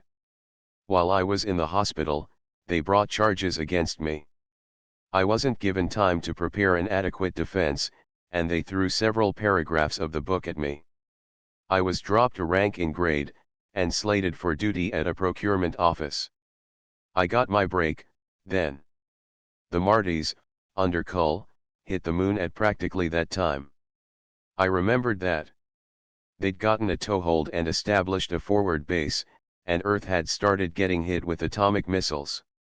All of a sudden, anybody who could walk or be carried into a ship was tossed into a raggle-taggle fleet the TSN dredged up. That included me. He grinned, only they made two mistakes. The first one was in thinking I still owed Earth any kind of a debt. The second was the bigger one: they gave me a crew raked out of every brig and detention barracks in the fleet. I guess they didn't think I was fit to command anything else. He grinned. Pat was in a WASP unit attached to the base. I took her along. He waved his hand at the men in the mess hall. Some of my original crew are still with me. I simply headed for the belt, and sat out the war. The boys didn't mind one bit. We had plenty of stores, and they knew nobody would bother us while there were more important things going on. Afterwards, well, we've done all right. He had. Some of the freight lines bribed him. Some didn't. Uncounted millions in rare minerals were scattered among the tumbling rocks of the belt, but nobody dared to mine them. He'd given refuge to the stragglers from Mars' broken navies, and built a kingdom on blood and loot. I know what I'm called on Earth, he said. I'm a butcher, a brigand, all the names there are. Even another fighting man, like you, Holcomb, thinks I'm a renegade and a traitor to humanity for throwing in with the Martys. Well, they're blind, Holcomb. His open palm came cracking down on the table. They can't see that Earth is rotten to the very marrow in its misshapen bones, that any system that would do to a man what it did to me is based on stupid bungling. The war, Holcomb, you were in that, you know it was the most useless piece of imperialism the system has ever seen. He was staring intently into my face. I did him the favor of keeping my expression blank, but if he expected me to nod, he was going to wait a long time. I couldn't help thinking of Mort Weidman. Mort left an arm on Mars. He wasn't bitter about that, and he didn't think it had been a useless war. It had been the Martys for system bosses or us, and they wouldn't have been gentle overlords. But Torsten was going on, and now he'd gotten to the part I wanted to know. There's got to be a change, Holcomb. humanity isn't fit to go out to the stars the way it is. It's not ready for the hyperspatial drive. It's not going to get it.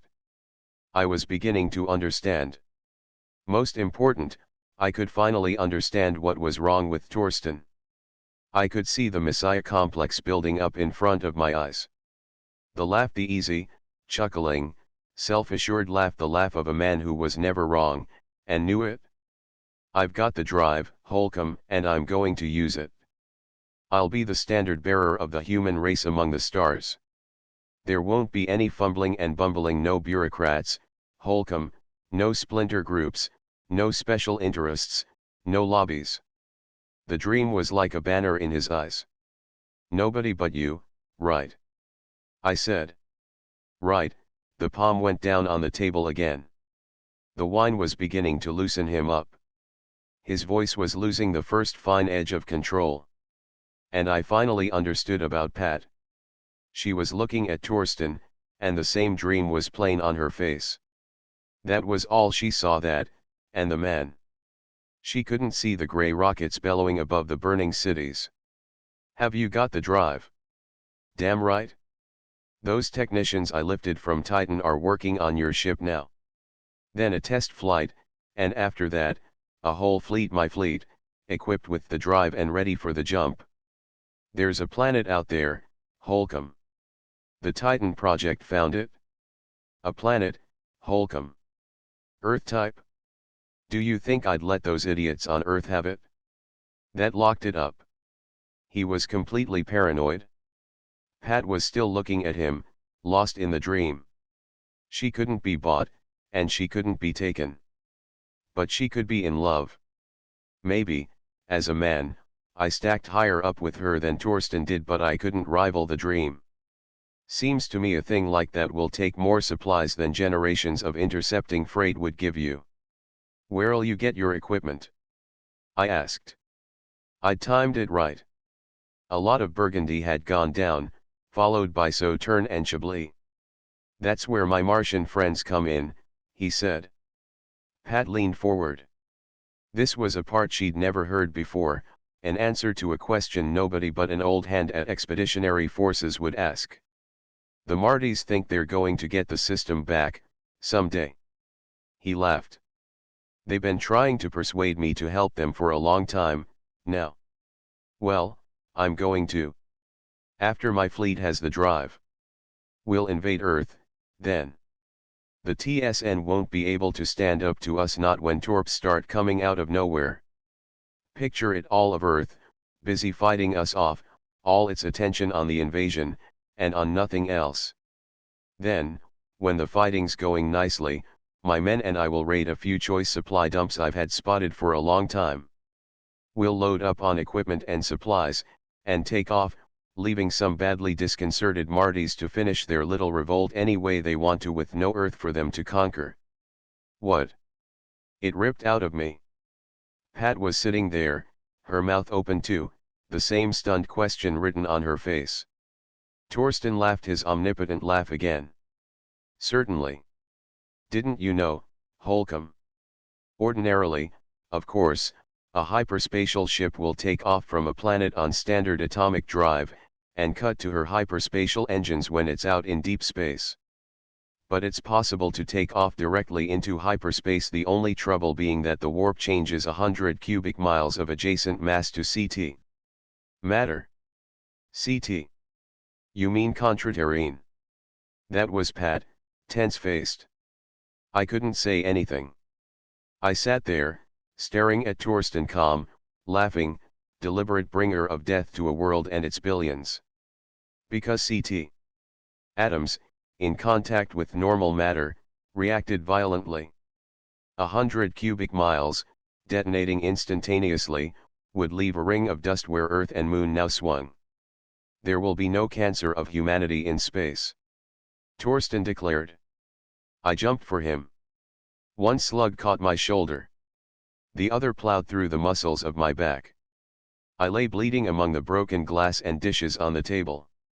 Torsten swung a rabid punch at my head, and laughed. 8. The cell was small, dark, and damp. There were stitches across my back, under tape, and a traction splint and bandages on my shoulder. Let's forget pain. Pain. Let's forget it. Forget it. I lay on my belly. I'd been on my belly for most of a week.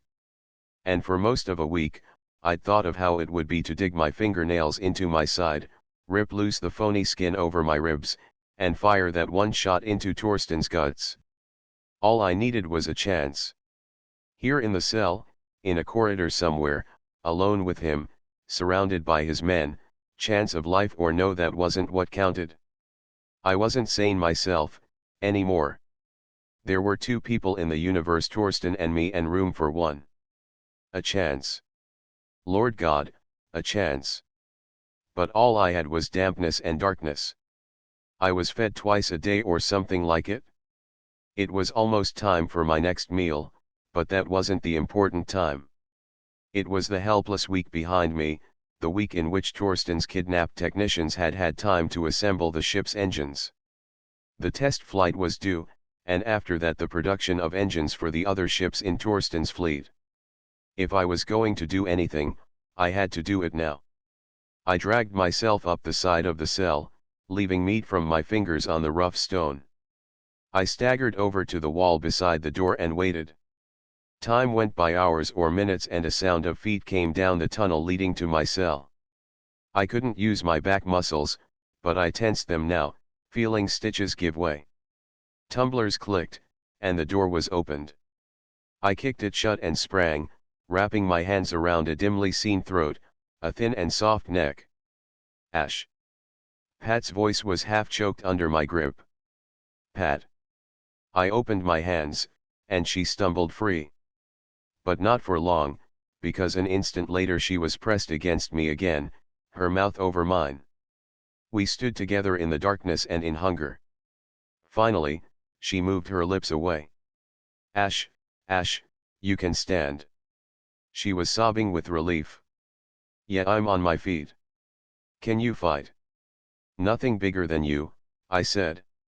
What's going on? He's crazy, Ash. That plan of his, I'd never heard it before. All he told me was that he was going to take humanity out to the stars. He said he didn't trust Earth government to do it. Yeah. I know.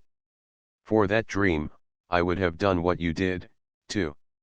I didn't love him, Ash. I don't know, he was his dream, somehow, and in spite of it all, he was a better, stronger man than anyone I ever knew. Except you, Ash. That was good enough. That was good enough to give her everything I had or could get. And that made my spot even worse. It wasn't just she that was going to get her, but she was the most important one of them all. I couldn't even stay with her, here in the cell. But she knew that too, and there was more to her coming here than that. Ash, they've finished assembling the drive in your ship. They've finished repairs on her bow, too. They're going to run the tests in a few hours. Everybody's sleeping, except for the maintenance crew, and they're scattered through the base. Ash, I think we can get out of here. If we don't run into any guards, we can make it to the airlock. There'll be a few suits in a locker there. We can make a run for the ship.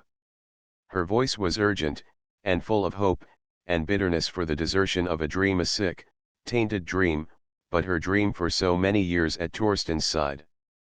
And I knew, for the first time in weeks, that Earth had a chance.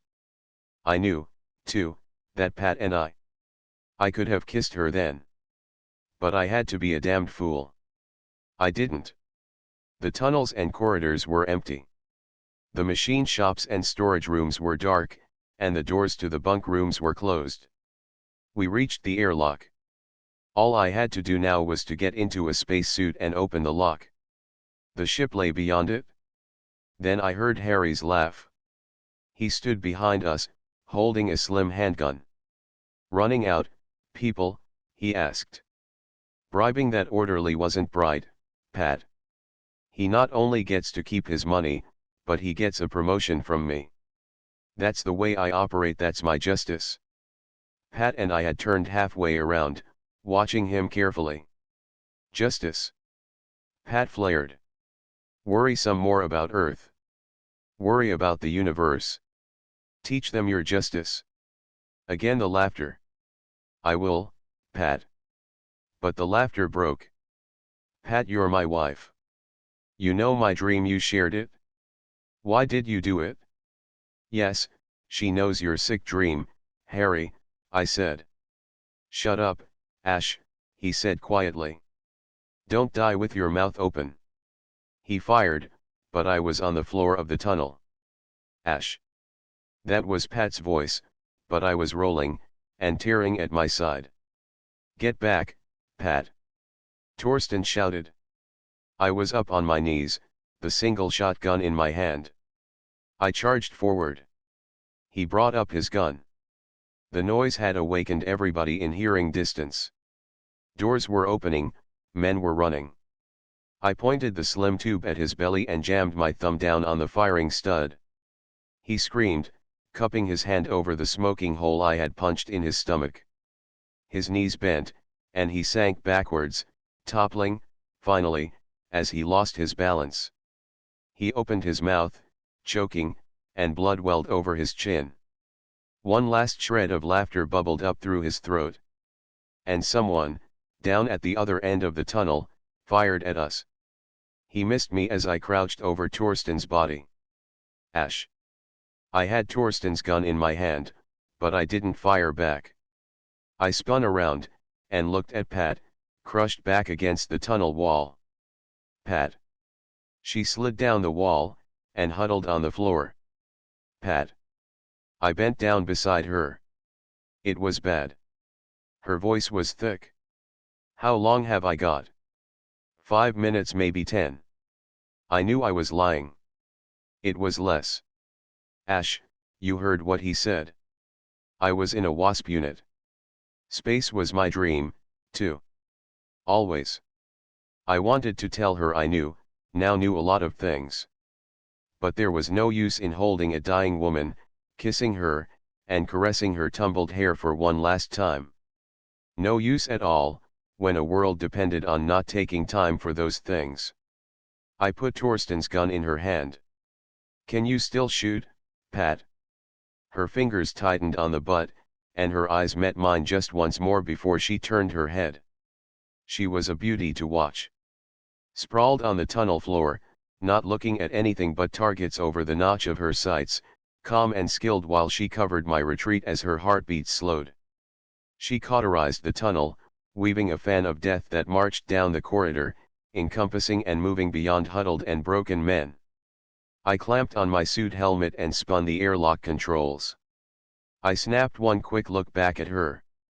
Then the airlock hatch thudded shut behind me. In a moment, I was on the surface of the asteroid and running for the ship. 9. Earth lies ahead of me, green and safe. The muted atomics behind me have brought me back from beyond Venus, where the split-second jump into hyperspace threw me. Let Mort Weidman have his farther stars or anyone else who cares to try. I've had all I want from the new drive. I gave Pat a funeral pyre. And now the lonely asteroids have a star of their own. Citadel. The aging man was sweating profusely, and he darted sidelong glances at the windowless walls of the outer office. By turns, he sat stiffly in a corner chair or paced uneasily, his head swiveling constantly. His hand was clammy when Meade shook it. "Hello, Mr. Meade," he said in a husky, hesitant voice, his eyes never quite still, never long on Meade's face, but darting hither and yon, his glance rebounding at every turn from the walls, the floor, the ceiling, the closed outer door. Christopher Meade, Assistant Under-Secretary for External Affairs, returned the handshake, smiling. "Please come into my office," he said quickly. "It's much more spacious." "Thank you," the aging man said gratefully and hurried into the next room. Meade rapidly opened the windows, and some of the man's nervousness left him. He sank down into the visitor's chair in front of Meade's desk, his eyes drinking in the distances beyond the windows. "Thank you," he repeated. Meade sat down behind the desk, leaned back, and waited for the man's breathing to slow. Finally he said, "It's good to see you again, Mr. Holliday. What can I do for you?" Martin Holliday tore his glance away from the window long enough to raise his eyes to Meade's face and then drop them to the hands he had folded too deliberately in his lap. His voice husked into unintelligibility, and he had to begin again. "I'd like to take an option on a new planet," he finally said. Meade nodded. "I don't see why not." He gestured expressively at the star chart papered over one wall of his office. "We've certainly got plenty of them. But what happened with your first one?" "It did. Mr. Holliday, I certainly won't be offended if you'd prefer to look out the window," Meade said quickly. "Thank you." After a moment, he began again. "It didn't work out," he said, his glance flickering back to Meade for an instant before he had to look out the window again. "I don't know where my figuring went wrong." "It didn't go wrong. It was just things.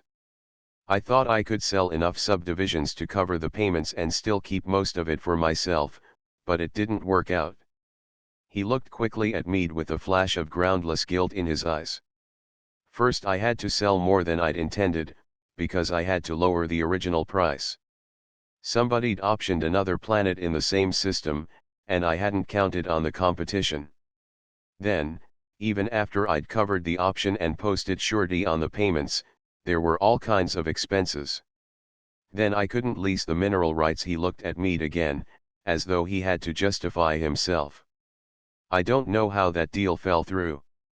The company just withdrew, all of a sudden." "Do you think there might have been anything peculiar about that?" Meade asked. "I mean, could the company have made a deal with the colonists for a lower price after you'd been forced out?" Holliday shook his head quickly. "Oh, no, nothing like that. The colonists and I got along fine. It wasn't as though I hadn't put the best land up for sale, or tried to make myself rich. Why, after I'd had to sell some of the remaining land, and I knew it wasn't worth staying anymore, some of them offered to lend me enough money to keep 50,000 square miles for myself." He smiled warmly, his eyes blank while he focused on memory. "But that wasn't it, of course," he went on. "I had my original investment back. But I couldn't tell them why I couldn't stay. It was people, even if I never saw them, it was the thought of people with aircraft and rockets and roads." "I understand, Mr. Holliday," Meade said in an effort to spare him embarrassment.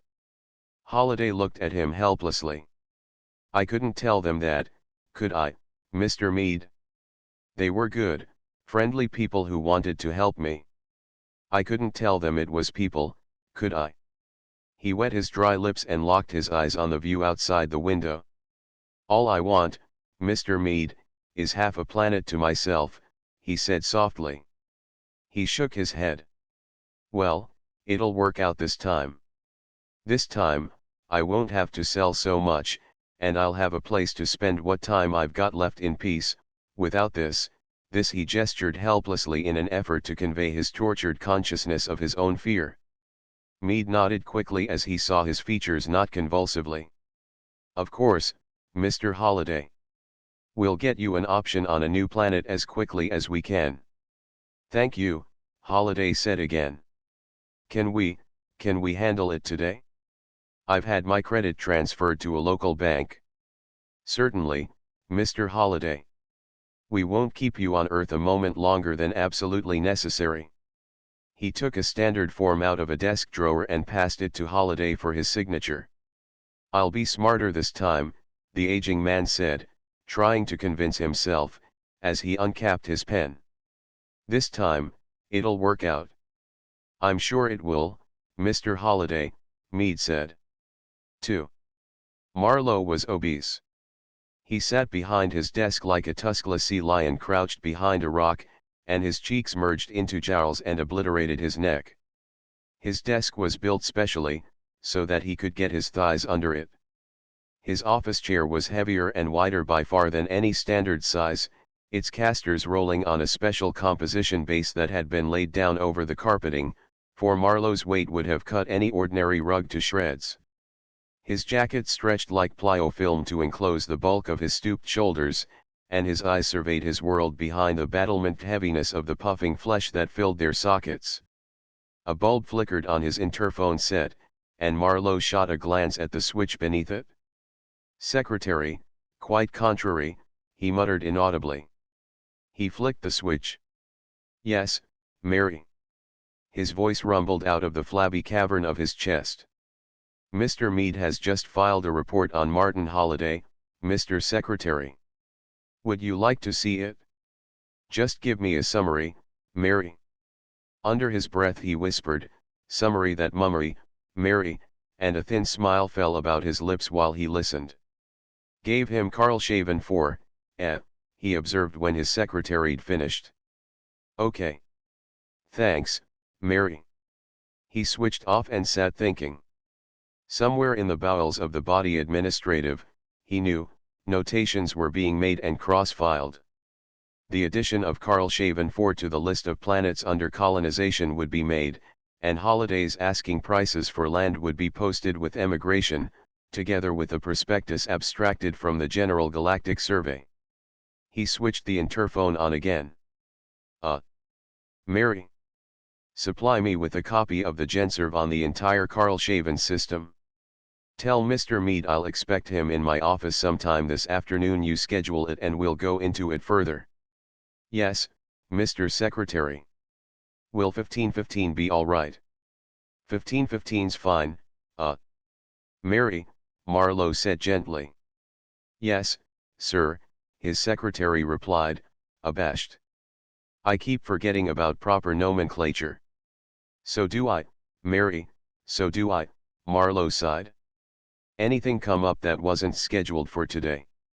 It was a routine question, born of futile hope. There was always something to spoil the carefully planned daily schedules. "Yes and no, sir." Marlowe cocked an eyebrow at the interphone. "Well, that's a slight change, anyway." "What is it?"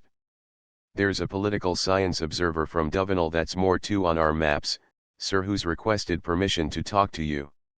He's here on the usual exchange program, and he's within his privileges in asking, of course. I assume it's the ordinary thing. What's our foreign policy, how do you apply it, can you give specific instances, and the like." Precisely, Marlowe thought. For ordinary questions there were standard answers, and Mary had been his secretary for so long that she could supply them as well as he could. Dovenal. More to, Obviously, there was something special about the situation, and Mary was leaving the decision to him. He scanned through his memorized star catalogs, trying to find the correlation. "Mr. Secretary." Marlowe grunted. "Still here?" "Just thinking. Isn't Dovenal that nation we just sent Harrison to?" "Yes, sir." "On the same exchange program?" Marlowe chuckled. "Well, if we've got Harrison down there, it's only fair to let their fellow learn something in exchange, isn't it?" "What's his name?" "Dalish Ud Klavan, sir." Marlowe muttered to himself, Dalish Ud Klavan, Irish, corned beef and cabbage. His mind filed it away together with a primary color picture of Jiggs and Maggie. "All right, Mary, I'll talk to him, if you can find room in the schedule somewhere. Tell you what, let him in at 15:30. Meade and I can furnish a working example for him. Does that check all right with your book?" "Yes, sir. There'll be time if we carry over on the Siroyi incidents." "Siroyi's waited 6 years, 4 months, and 23 days. They'll wait another day." "Let's do that, then, Mary." "Yes, sir." Marlowe switched off and picked up a report which he began to read by the page block system, his eyes almost unblinking between pages.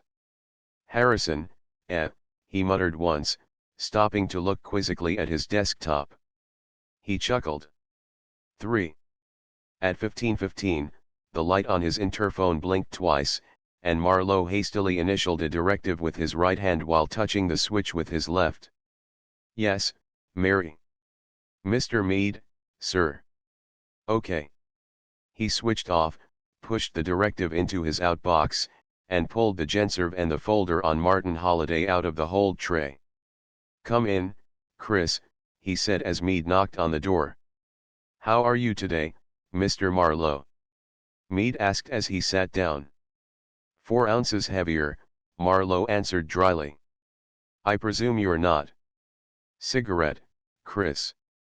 Apparently, the use of the first name finally caught Mead's notice. He looked thoughtful for a moment, then took a cigarette and lit it. Thanks, Dave. Well, I'm glad that's settled, Marlowe chuckled, his eyes almost disappearing in crinkles of flesh. How's Mary? Mead grinned crookedly. Miss Folsom is in fine fettle today, thank you. Marlowe rumbled a laugh. Mead had once made the mistake of addressing the woman as Mary, under the natural assumption that if Marlowe could do it, everyone could. Mary, I fear, Marlowe observed, lives in more stately times than these. She'll tolerate informality from me because I'm in direct authority over her, and direct authority, of course, is law. But you, Mead, are a young whippersnapper. But that's totally unrealistic. Mead protested. I don't respect her less by using her first name, it's just friendliness, that's all. Look, Marlowe said, it makes sense, but it ain't logical not on her terms. Mary Folsom was raised by a big, tough, tight-lipped authoritarian of a father who believed in bringing kids up by the book. By the time she got tumbled out into the world, all big men were unquestionable authority and all young men were callow whippersnappers. Sure, she's unhappy about it, inside. But it makes her a perfect secretary, for me, and she does her job well. We play by her rules on the little things, and by the world's rules on the big ones. Capiche?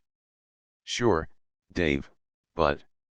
Marlowe picked up the folder on Holiday and gave Mead one weighty but understanding look before he opened it. Your trouble, Chris, is that your viewpoint is fundamentally sane, he said.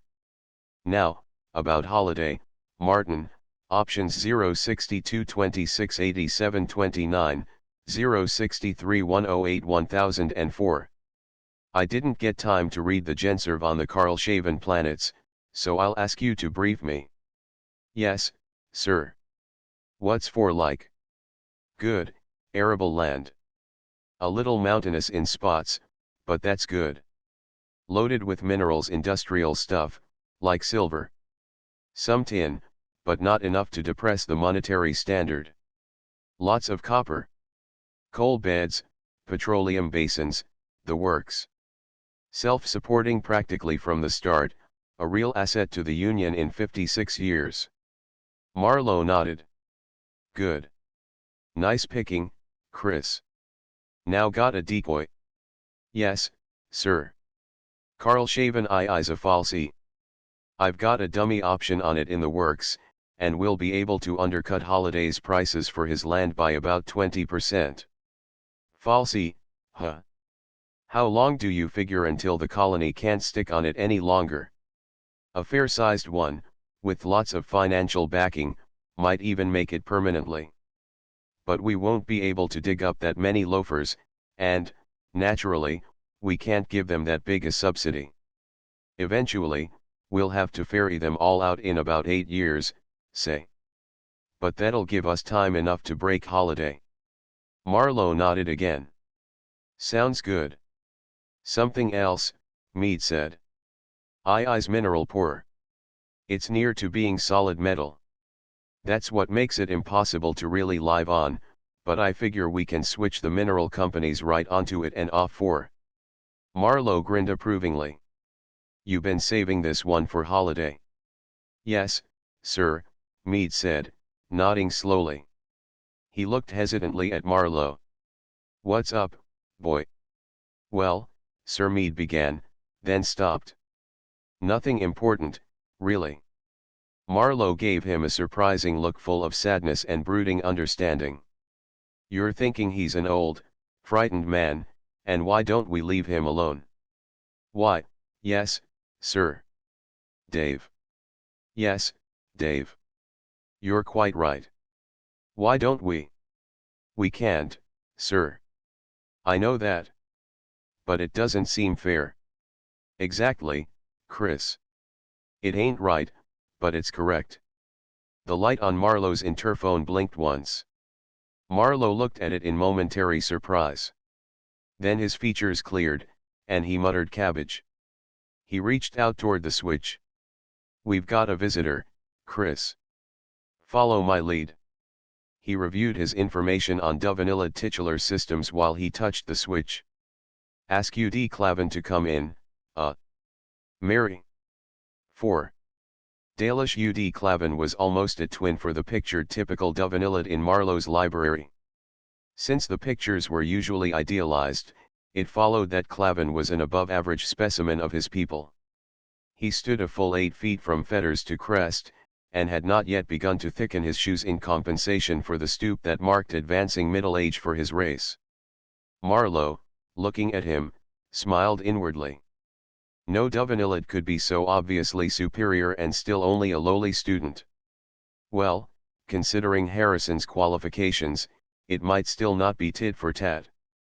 Meade began to get to his feet, and Marlowe hastily planted a foot atop his nearest shoe. The assistant winced and twitched his lips, but at least he stayed down. Dalish UD Clavin, the Dovanillid pronounced, in good English.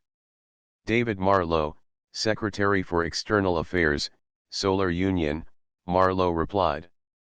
UD Clavin looked expectantly at Meade. Christopher Meade, Assistant Under Secretary for External Affairs, the assistant said, orientating himself. If you would do us the honor of permitting us to stand, Marlowe asked politely. On the contrary, Marlowe. If you would do me the honor of permitting me to sit, I should consider it a privilege. Please do so. Mr. Meade, if you would bring our visitor a chair. They lost themselves in formalities for a few minutes, Marlowe being urbanely correct, Meade following after as best he could through the maze of Dovanillid Maoris. Finally they were able to get down to the business at hand, UD Clavin sitting with considerable comfort in the carefully designed chair which could be snapped into almost any shape, Marlowe bulking behind his desk, Meade sitting somewhat nervously beside him. Now, as I understand it, UD Clavin, Marlowe began, you'd like to learn something of our policies and methods. That is correct, Marlowe and Meade. The Dovanillid extracted a block of opaque material from the flat wallet at his side and steadied it on his knee. I have your permission to take notes. Please do. Now, as it happens, Mr. Meade and I are currently considering a case which perfectly illustrates our policies. UD Clavin immediately traced a series of ideographs on the note block, and Marlowe wondered if he was actually going to take their conversation down verbatim. He shrugged mentally. He'd have to ask him, at some later date, whether he'd missed anything. Undoubtedly, there'd be a spare recording of the tape he himself was making. To begin, as you know, our government is founded upon principles of extreme personal freedom. There are no arbitrary laws governing expression, worship, the possession of personal weapons, or the rights of personal property. The state is construed to be a mechanism of public service, operated by the body politic, and the actual regulation and regimentation of society is accomplished by natural socio-economic laws which, of course, are both universal and unavoidable. We pride ourselves on the high status of the individual in comparison to the barely tolerable existence of the state. We do, naturally, have ordinances and injunctions governing crimes, but even these are usually superseded by civil action at the personal level. Marlowe leaned forward a trifle. Forgetting exact principles for a moment, UD Clavin, you realize that the actuality will sometimes stray from the ideal. Our citizens, for example, do not habitually carry weapons except under extraordinary conditions. But that is a civil taboo, rather than a fixed emendation of our Constitution. I have no doubt that some future generation, Maoris having shifted, will, for example, revive the Code Duello. UD Clavin nodded. Quite understood, thank you, Marlowe. Good. Now, to proceed.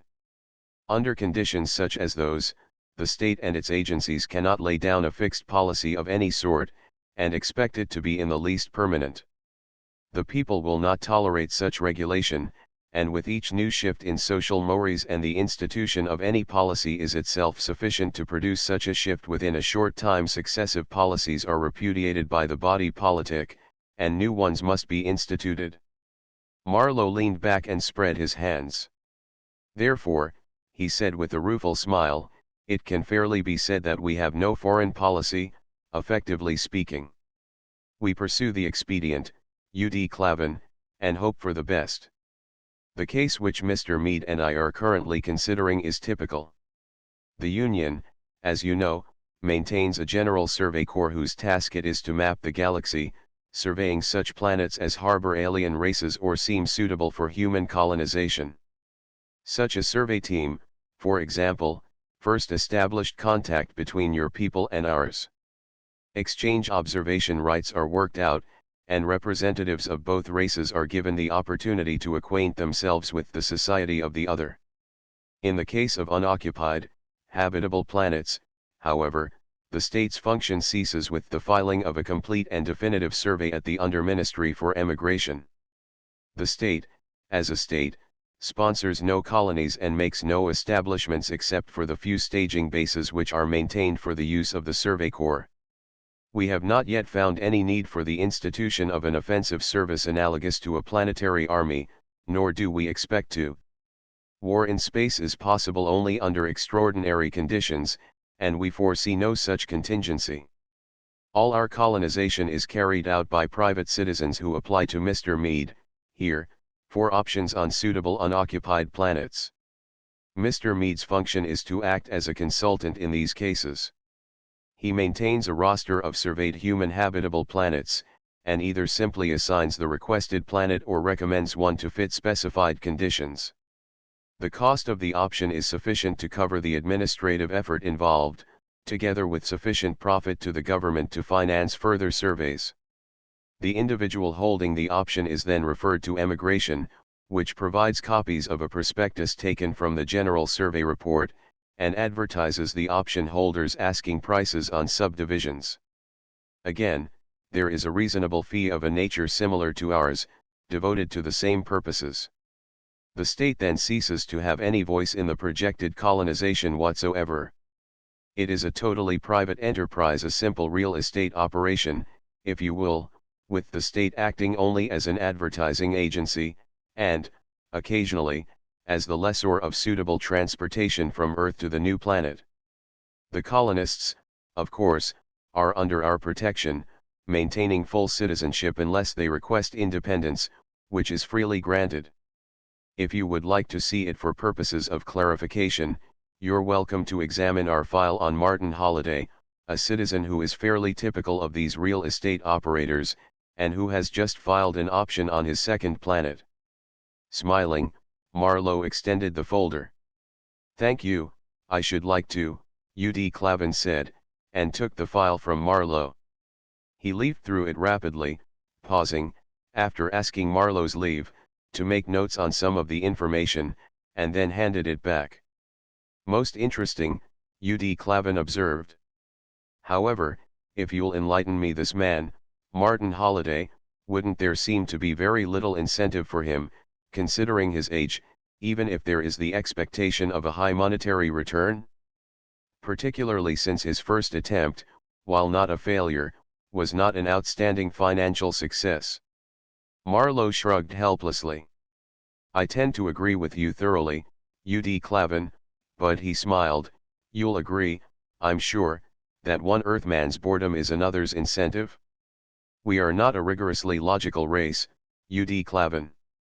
Quite, the Dovenilid replied. V. Marlowe stared at his irrevocable clock. His interphone light flickered, and he touched the switch absently. Yes, Mary. Will there be anything else, Mr. Secretary? No, thank you, Mary. Good night. Good night, sir. There was no appeal. The day was over, and he had to go home.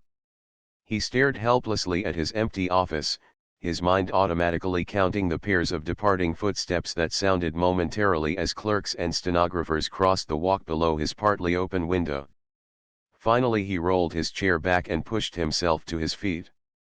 Disconsolate, he moved irresolutely to the window and watched the people leave. Washington aging, crowded Washington, mazed by narrow streets, carrying the burden of the severe, unimaginative past on its grimy architecture respired heavily under the sinking sun.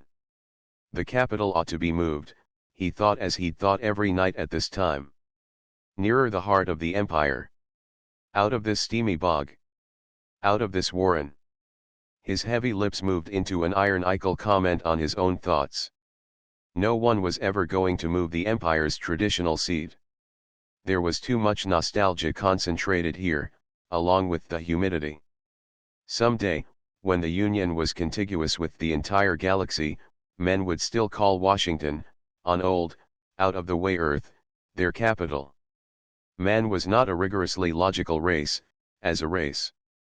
The thought of going home broke out afresh, insidiously avoiding the barriers of bemusement which he had tried to erect, and he turned abruptly away from the window, moving decisively so as to be able to move at all.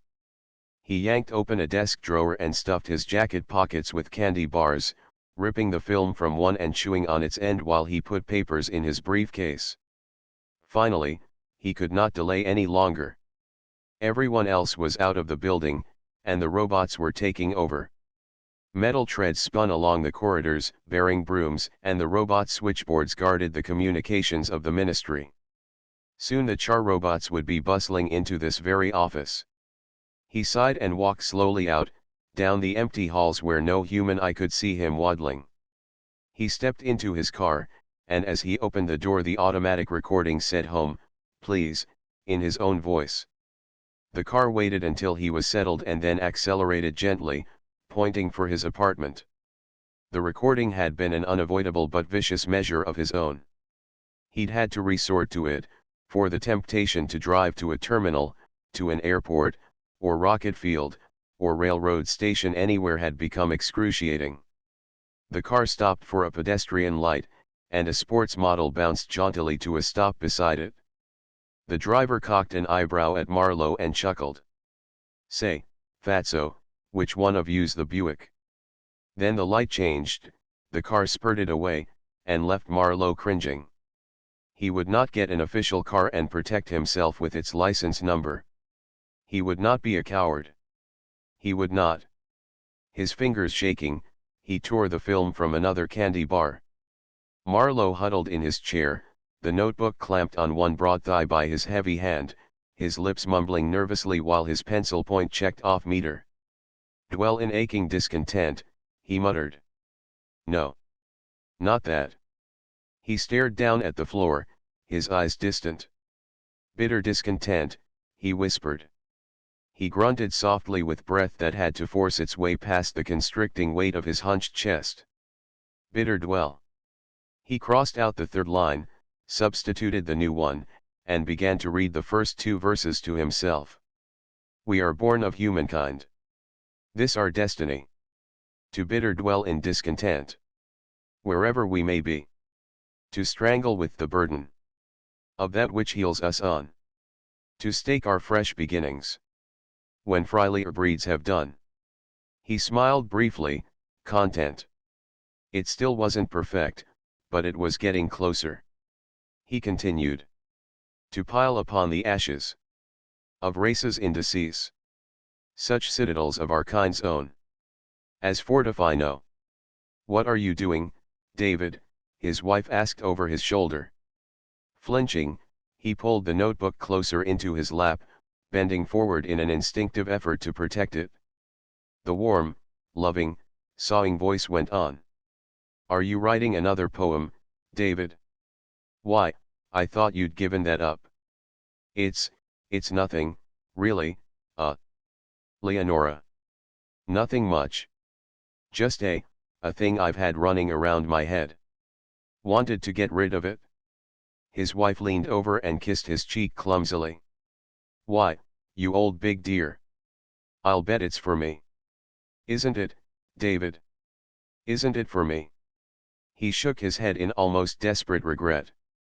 I'm afraid not, a snorer. It's about something else, Leonora. Oh. She came around the chair, and he furtively wiped his cheek with a hasty hand. She sat down facing him, smiling with entreaty. Would you read it to me anyway, David? Please, dear. Well, it's not finished yet, not right. You don't have to, David. It's not important. Not really. She sighed deeply. He picked up the notebook, his breath cold in his constricted throat. All right, he said, the words coming out huskily, I'll read it. But it's not finished yet. If you don't want to. He began to read hurriedly, his eyes locked on the notebook, his voice a suppressed hoarse, spasmodic whisper. Such citadels of our kind's own. As fortify no peace. No wall can offer shelter. No roof can shield from pain. We cannot rest, we are the damned. We must go forth again. Unnumbered we must. David, are you sure about those last lines? She smiled apologetically. I know I'm old-fashioned, but couldn't you change that? It seems so harsh.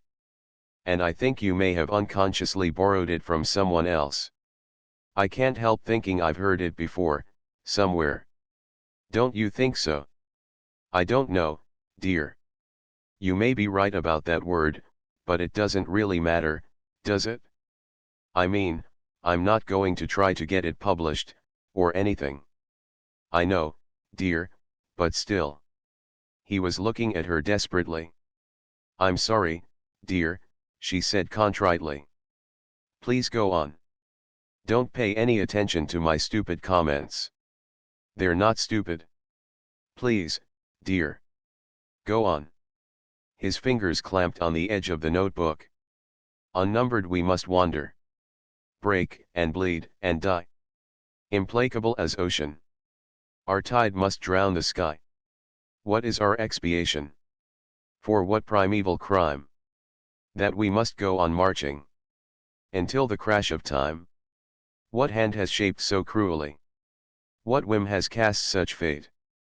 Where is, in our creation, the botch that makes us great?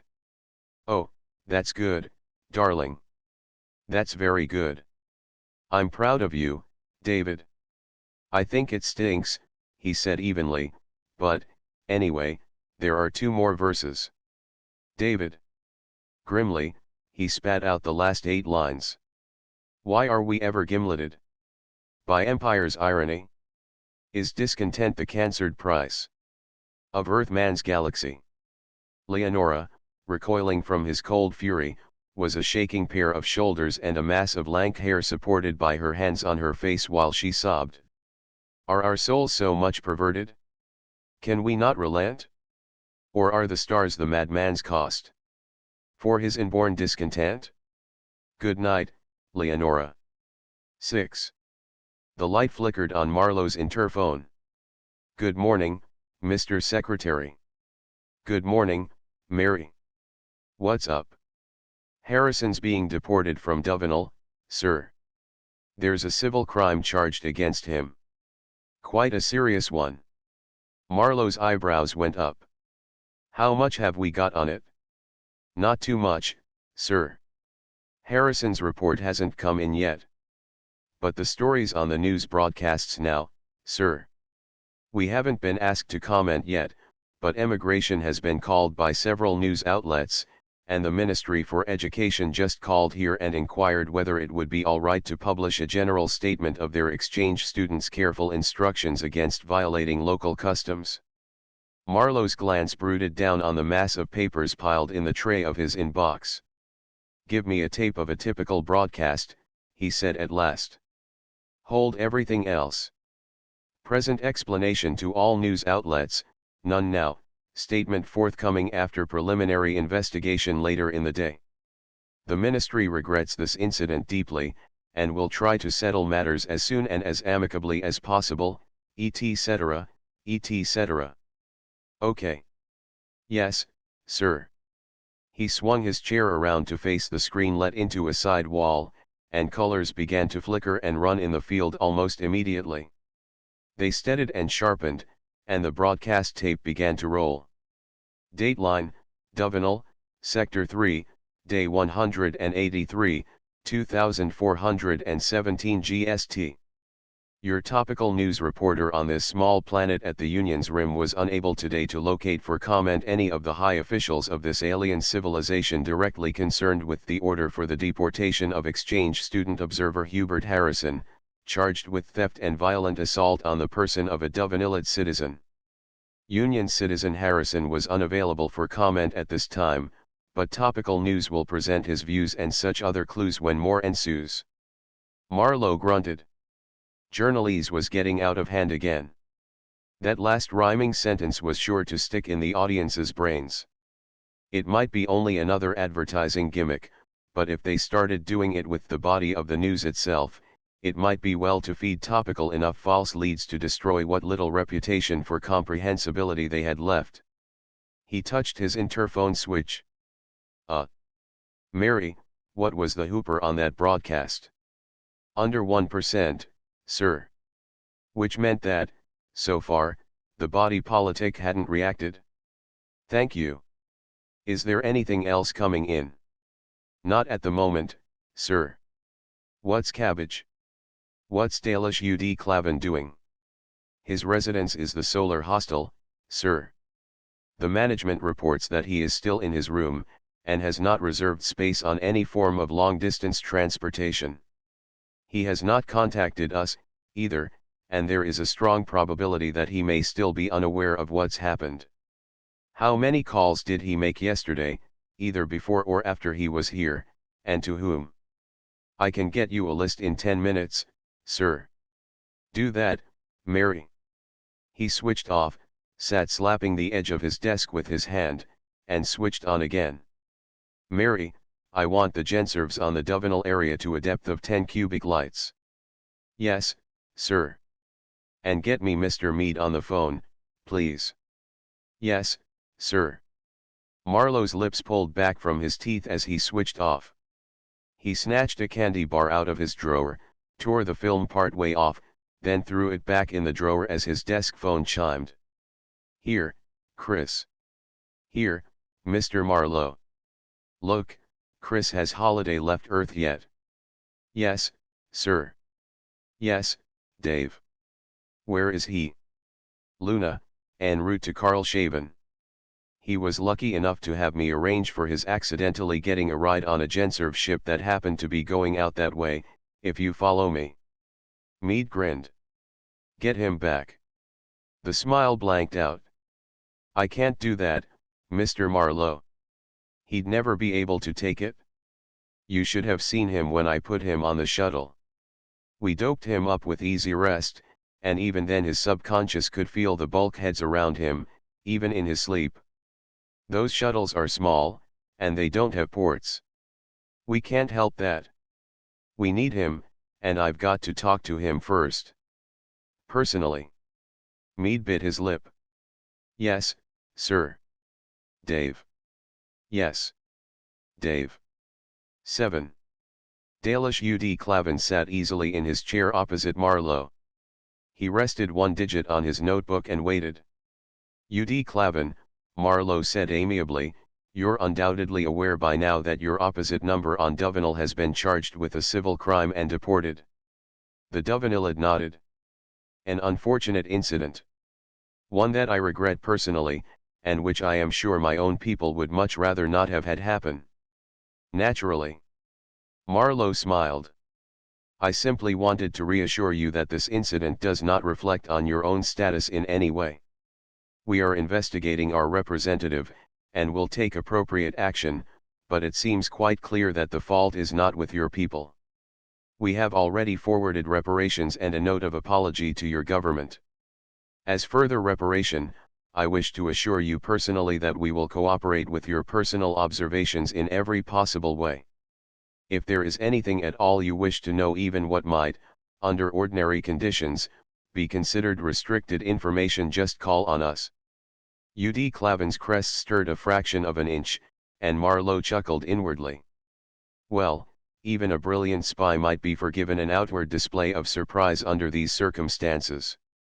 The Dovenilid gave him a piercing look, but Marlowe presented a featureless facade of bulk. The secretary chuckled in his mind once more. He doubted if UD Clavin could accept the hypothesis that Marlowe did not know he was a spy. But the Dovenilid must be a sorely confused being at this point. "Thank you, Marlowe," he said finally. "I am most grateful, and I am sure my people will construe it as yet another sign of the Union's friendship." "I hope so, UD Clavin," Marlowe replied. Having exchanged this last friendly lie, they went through the customary Dovenilid formula of leave-taking. Marlowe slapped his interphone switch as soon as the alien was gone. Mary, what's the latest on holiday?" "His shuttle lands at Idlewild in half an hour, sir." "All right, get Mr. Meade. Have him meet me out front, and get an official car to take us to the field. I'll want somebody from emigration to go with us. Call Idlewild and have them set up a desk and chairs for 4 out in the middle of the field. Call the Ministry for Traffic and make sure that field stays clear until we're through with it. My ministerial prerogative, and no back talk. I want that car in 10 minutes. "Yes, sir." Mary's voice was perfectly even, without the slightest hint that there was anything unusual happening. Marlowe switched off and twisted his mouth. He picked up the Genserve on the Dovenil area and began skimming it rapidly. He kept his eyes carefully front as he walked out of his office, past the battery of clerks in the outer office, and down the hall. He kept them rigidly fixed on the door of his personal elevator, which, during the day, was human-operated under the provisions of the Human Employment Act of 2302. He met Meade in front of the building and did not look into the eyes of Bussard, the man from emigration, as they shook hands. He followed them down the walk in a sweating agony of obliviousness, and climbed into the car with carefully normal lack of haste. He sat sweating, chewing a candy bar, for several minutes before he spoke. Then, slowly, he felt his battered defenses reassert themselves, and he could actually look at Bussard, before he turned to Meade. "Now, then," he rapped out a shade too abruptly before he caught himself. "Here's the Genserve on the Dovenil area, Chris. Anything in it you don't know already?" "I don't think so, sir." "Okay, dig me up a habitable planet. Even a long-term falsie will do close to Dovenil, but not actually in their system. If it's at all possible, I want that world in a system without any rich planets. And I don't want any rich systems anywhere near it. If you can't do that, arrange for the outright sale of all mineral and other resource rights to suitable companies. I want that planet to be habitable, but I want it to be impossible for any people on it to get at enough resources to achieve a technological culture." "Can do." Meade shook his head. "I don't know. You've got about 15 minutes to find out. I'm going to start talking to Holiday, and when I tell him I've got another planet for him, I'll be depending on you to furnish one. Sorry to pile it on like this, but must be." Meade nodded. "Right, Mr. Marlowe. That's why I drop a. Good boy. Now, a rabbit. Bussard. I want you to be ready to lay out a complete advertising and prospectus program. Straight routine work, but about 4 times normal speed. The toughest part of it will be following the lead that Chris and I set. Don't be surprised at anything, and act like it happens every day." "Yes, Mr. Marlowe." "Right." Bussard looked uncomfortable. "Ah. Mr. Marlowe." "Yes. About this man, Harrison. I presume all this is the result of what happened to him on Dovenil. Do you think there's any foundation in truth for what they say he did? Or do you think it's just an excuse to get him off their world?" Marlowe looked at him coldly. "Don't be an ass," he snorted. 8. Martin Holliday climbed slowly out of the shuttle's lock and moved fumblingly down the stairs, leaning on the attendant's arm. His face was a mottled gray, and his hands shook uncontrollably. He stepped down to the tarmac and his head turned from side to side as his eyes gulped the field's distances.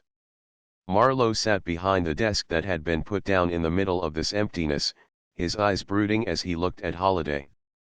Bussard stood beside him, trying nervously to appear noncommittal, while Meade went up to the shaking old man, grasped his hand, and brought him over to the desk. Marlowe shifted uncomfortably. The desk was standard size, and he had to sit far away from it. He could not feel at ease in such a position. His thick fingers went into the side pocket of his jacket and peeled the film off a candy bar, and he began to eat it, holding it in his left hand, as Meade introduced Holliday. "How do you do, Mr. Holliday?" Marlowe said, his voice higher than he would have liked it, while he shook the man's hand. I'm pleased to meet you, Mr. Secretary," Holliday replied. His eyes were darting past Marlowe's head. "This is Mr. Bussard, of Emigration, and you know Mr. Meade, of course. Now, I think we can all sit down." Meade's chair was next to Holliday's, and Bussard's was to one side of the desk, so that only Marlowe, unavoidably, blocked his complete view of the stretching tarmac.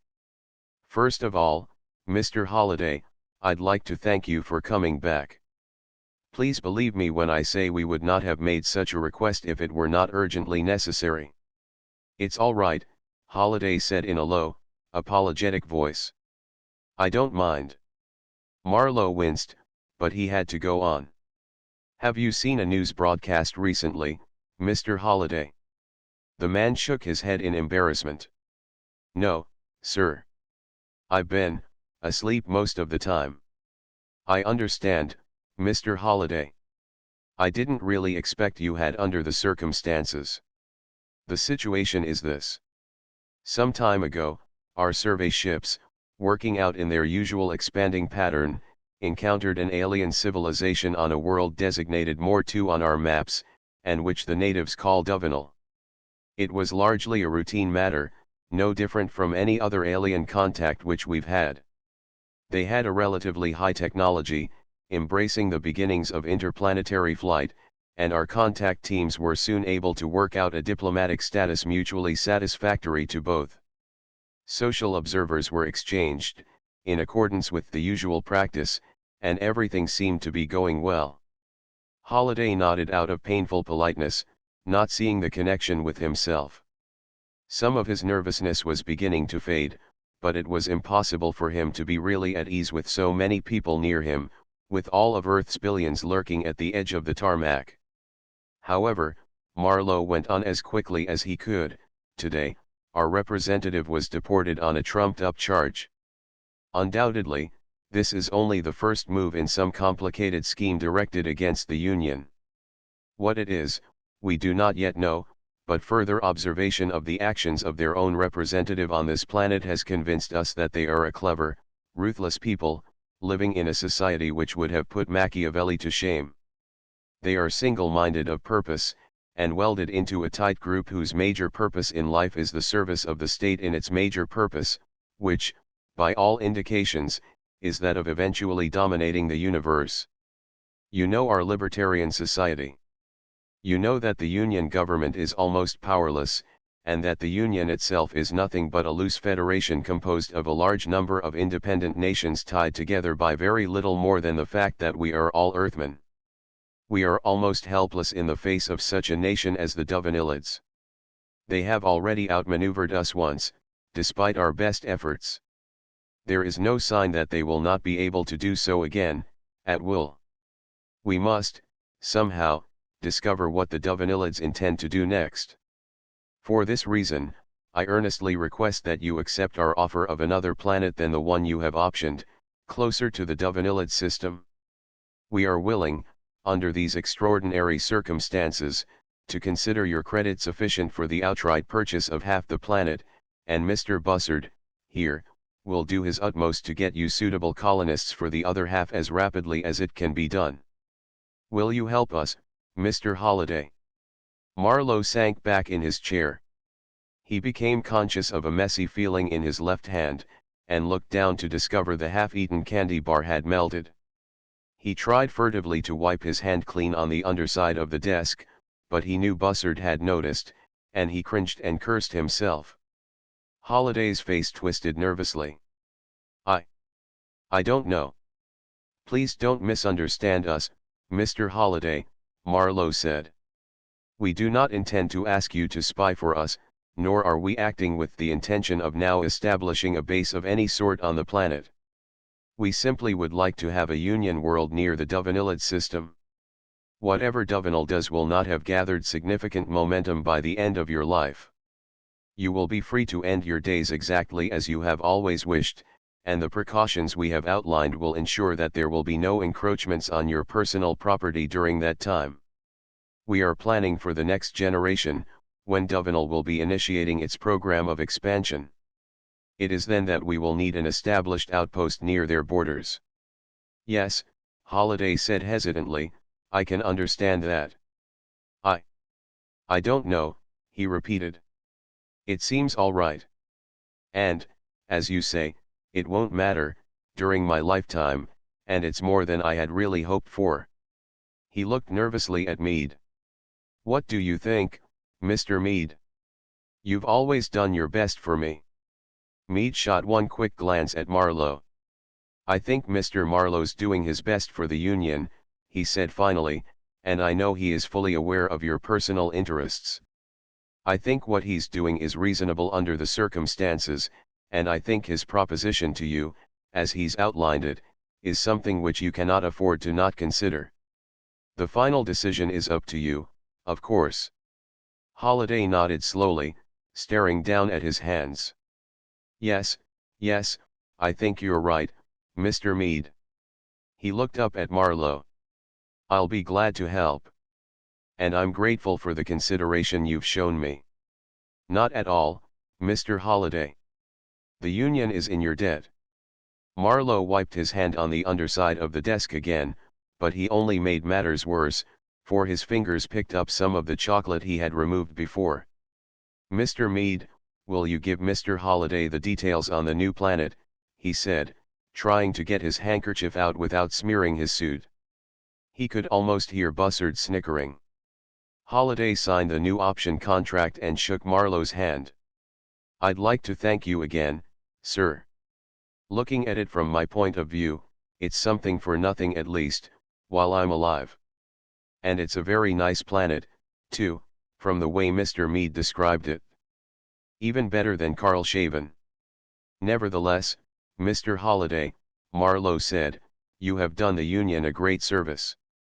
We would consider it an honor if you allowed us to enter your planet in our records under the name of Holliday. He kept his eyes away from Meade. Martin Holliday's eyes were shining.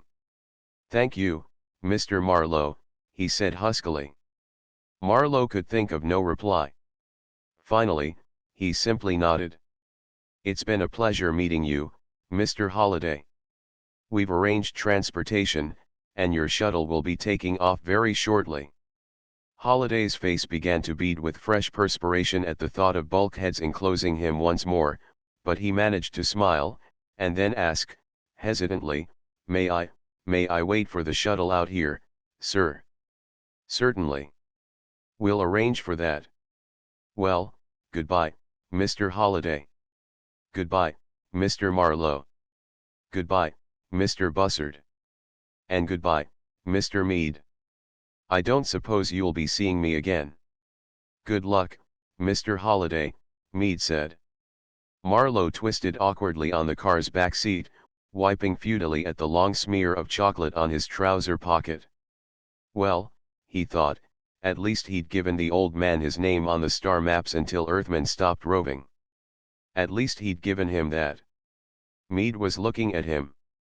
I don't suppose we've got time to let him die in peace, have we? He asked. Marlowe shook his head. I suppose we'll have to start breaking him immediately, won't we? Marlowe nodded. I'll get at it right away, sir. Dave. Does everyone have to hate me? Can't anyone understand?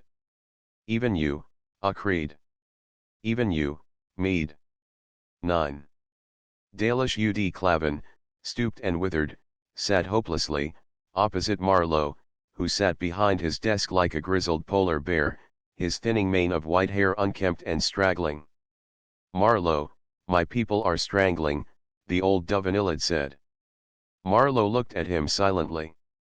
The Holiday Republic has signed treaty after treaty with us, and still their citizens raid our mining planets, driving away our own people, stealing the resources we must have if we are to live.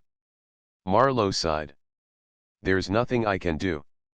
We have gone to the Holiday government repeatedly, ud Clavin pleaded. They tell us the raiders are criminals, that they are doing their best to stop them. But they still buy the metal the raiders bring them. They have to, Marlowe said. There are no available resources anywhere within practicable distances. If they're to have any civilization at all, they've got to buy from the outlaws. But they are members of the Union, ud Clavin protested. Why won't you do anything to stop them? We can't, Marlowe said again. They're members of the Union, yes, but they're also a free republic. We have no administrative jurisdiction over them, and if we attempted to establish one, our citizens would rise in protest all over our territory. Then we're finished. Dovenil is a dead world. Marlowe nodded slowly. I am very sorry. If there is anything I can do, or that the ministry can do, we will do it.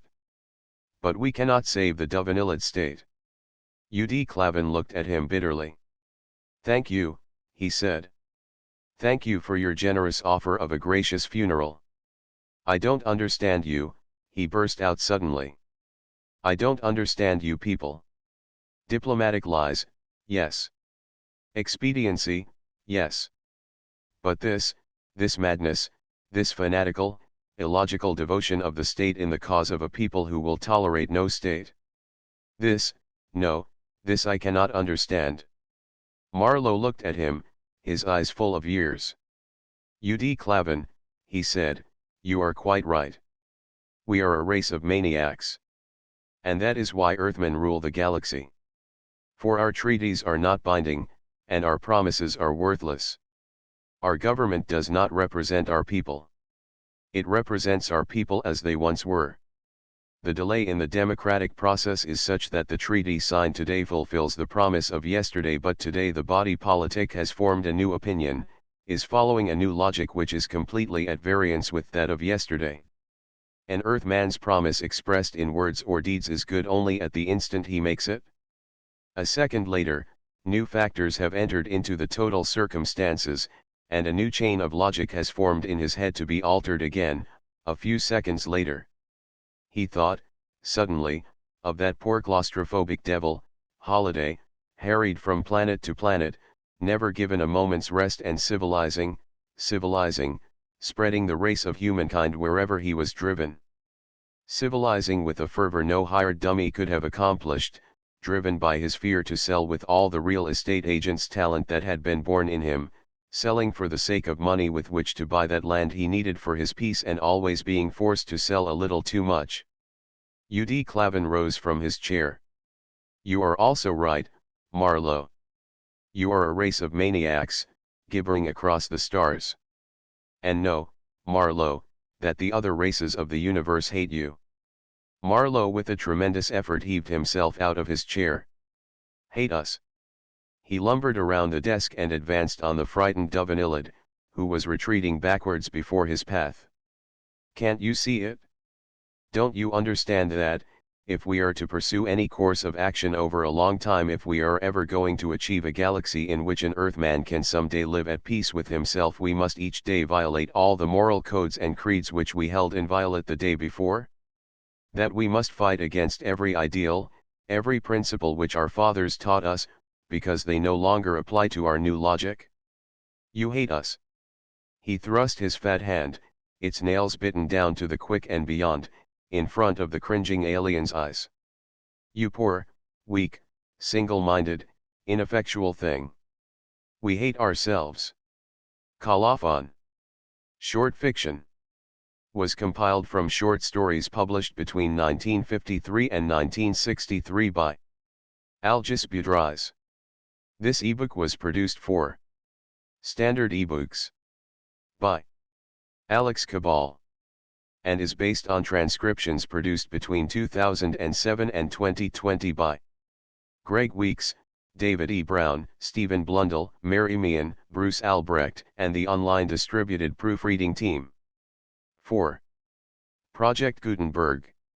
And on-page scans from the Internet Archive. The cover page is adapted from The Strengths of a Street, a painting completed in 1911 by Umberto Boccioni. The cover and title pages feature the League Spartan and Sorts Mill Gaudi typefaces created in 2014 and 2009 by the League of Movable Type. This edition was released on March 10, 2024, 6:54 p.m. and is based on Revision F4E8D47. The first edition of this ebook was released on November 7, 2015, 9:40 p.m. You can check for updates to this ebook, view its revision history, or download it for different e-reading systems at standardebooks.org/ebooks/algis-bulletindry/short-fiction. The volunteer-driven Standard eBooks project relies on readers like you to submit typos, corrections, and other improvements. Anyone can contribute at standardebooks.org. Desire no more. Desire no more than to thy lot may fall. Chaucer. The small young man looked at his father, and shook his head. But you've got to learn a trade, his father said, exasperated. I can't afford to send you to college, you know that. I've got a trade, he answered. His father smiled thinly. What? He asked patronizingly. I'm a rocket pilot, the boy said, his thin jaw stretching the skin of his cheeks. His father laughed in the way the boy had learned to anticipate and hate. Yeah, he said.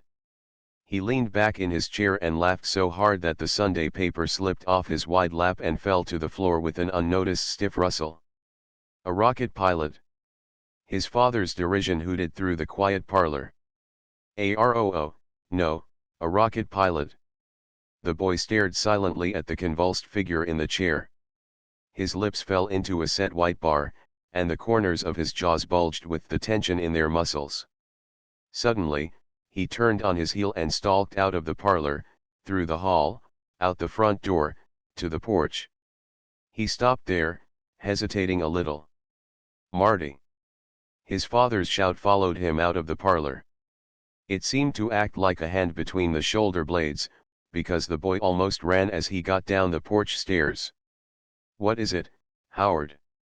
Marty's mother asked in a worried voice as she came in from the kitchen, her damp hands rubbing themselves dry against the sides of her house dress.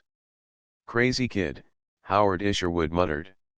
He stared at the figure of his son as the boy reached the end of the walk and turned off into the street. "Come back here," he shouted. "A rocket pilot," he cursed under his breath. "What's the kid been reading? Claiming he's a rocket pilot?" Margaret Isherwood's brow furrowed into a faint, bewildered frown. "But isn't he a little young? I know they're teaching some very odd things in high schools these days, but it seems to me—" "Oh, for Pete's sake, Marge, there aren't even any rockets yet. Come back here, you idiot." Howard Isherwood was standing on his porch, his clenched fists trembling at the ends of his stiffly held arms. "Are you sure, Howard?" his wife asked faintly. "Yes, I'm sure." "But, where's he going?" "Stop that! Get off that bus! You hear me? Marty! Howard! Stop acting like a child and talk to me. Where is that boy going?"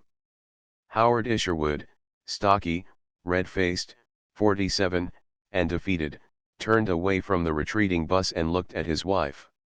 "I don't know," he told her bitterly, between rushes of air into his jerkily heaving lungs. "Maybe, the moon," he told her sarcastically. Martin Isherwood, rocket pilot, weight 102, height 4'11", had come of age at 17. The small man looked at his faculty advisor. "No," he said. "I am not interested in working for a degree." But the faculty advisor unconsciously tapped the point of a yellow pencil against the fresh green of his desk blotter, leaving a rough arc of black flecks. "Look, Ish, you've got to either deliver or get off the basket. This program is just like the others you've followed for 9 semesters, nothing but math and engineering. You've taken just about every undergrad course there is in those fields. How long are you going to keep this up?" "I'm signed up for Astronomy 101, Isherwood pointed out. The faculty advisor snorted. "A snap course. A breather, after you've studied the same stuff in celestial navigation. What's the matter, Ish? Scared of liberal arts?" Isherwood shook his head. Not interested. No time. And that astronomy course isn't a breather. Different slant from CNAV. They won't be talking about stars as checkpoints, but as things in themselves." Something seemed to flicker across his face as he said it. The advisor missed it, he was too engrossed in his argument. "Still a snap. What's the difference, how you look at a star?" Isherwood almost winced. "Call it a hobby," he said. He looked down at his watch. "Come on, Dave. You're not going to convince me. You haven't convinced me any of the other times, either, so you might as well give up, don't you think? I've got a half hour before I go on the job. Let's go get some beer." The advisor, not much older than Isherwood, shrugged, defeated. "Crazy," he muttered. But it was a hot day, and he was as thirsty as the next man. The bar was air-conditioned. The advisor shivered, half-grinned, and softly quoted. "Though I go bare, take ye no care. I am nothing a cold. I stuff my skin so full within. Of jolly good ale and old." Huh. Ish was wearing the look with which he always reacted to the unfamiliar. The advisor lifted 2 fingers to the bartender and shrugged. "It's a poem, about 400 years old, as a matter of fact." "Oh. Don't you give a damn?" the advisor asked, with some peevishness. Ish laughed shortly, without embarrassment. "Sorry, Dave, but no. It's not my racket." The advisor cramped his hand a little too tightly around his glass. "Strictly a specialist, huh?" Ish nodded. "Call it that. But what, for Pete's sake? What is this crazy specialty that blinds you to all the fine things that man has done?" Ish took a swallow of his beer. "Well, now, if I was a poet, I'd say it was the finest thing that man has ever done." The advisor's lips twisted in derision. "That's pretty fanatical, isn't it?" "Uh-huh." Ish waved to the bartender for refills. The Navian took a boiling thermal under its right wing and bucked upward suddenly, tilting at the same time, so that the pretty brunette girl in the other half of the side-by-side was thrown against him. Ish laughed, a sound that came out of his throat as turbulently as that sudden gust of heated air had shot up out of the Everglades, and corrected with a tilt of the wheel. "Relax, Nan," he said, his words colored by the lingering laughter. "It's only air, nasty old air." The girl patted her short hair back into place. "I wish you wouldn't fly this low," she said, half frightened. "Low? Call this low?" Ish teased. "Here. Let's drop it a little, and you'll really get an idea of how fast we're going." He nudged the wheel forward, and the Navian dipped its nose in a shallow dive, flattening out 30 feet above the mangrove. The swamp howled with the chug of the dancing pistons and the claw of the propeller at the protesting air, and, from the cockpit, the Everglades resolved into a dirty green blur that rocketed backward into the slipstream. "Marty!" Ish chuckled again. He couldn't have held the ship down much longer, anyway. He tugged back on the wheel suddenly, targeting a cumulus bank with his spinner. His lips peeled back from his teeth, and his jaw set. The Navian went up at the clouds, her engine turning over as fast as it could, her wings cushioned on the rising thrust of another thermal.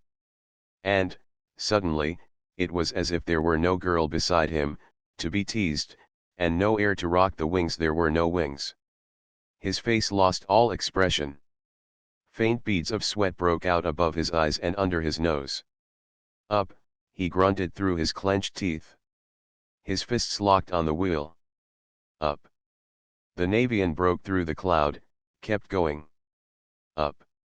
If he listened closely, in just the right way, he could almost hear Marty. The rumble of a louder, prouder engine than the earth had ever known. He sighed, the breath whispering through his parting teeth, and the aircraft leveled off as he pushed at the wheel with suddenly lax hands. Still half lost, he turned and looked at the white-faced girl. "Scare you?" he asked gently. She nodded. Her fingertips were trembling on his forearm. "Me too," he said. "Lost my head. Sorry." "Look," he told the girl, "you got any idea of what it costs to maintain a racing plane? Everything I own is tied up in the foo, my ground crew, my trailer, and that scrummy old Ryan that should have been salvaged 10 years ago. I can't get married. Suppose I crack the foo next week. You're dead broke, a widow, and with a funeral to pay for. The only smart thing to do is wait a while." Nan's eyes clouded, and her lips trembled. "That's what I've been trying to say. Why do you have to win the Vandenberg Cup next week? Why can't you sell the foo and go into some kind of business? You're a trained pilot."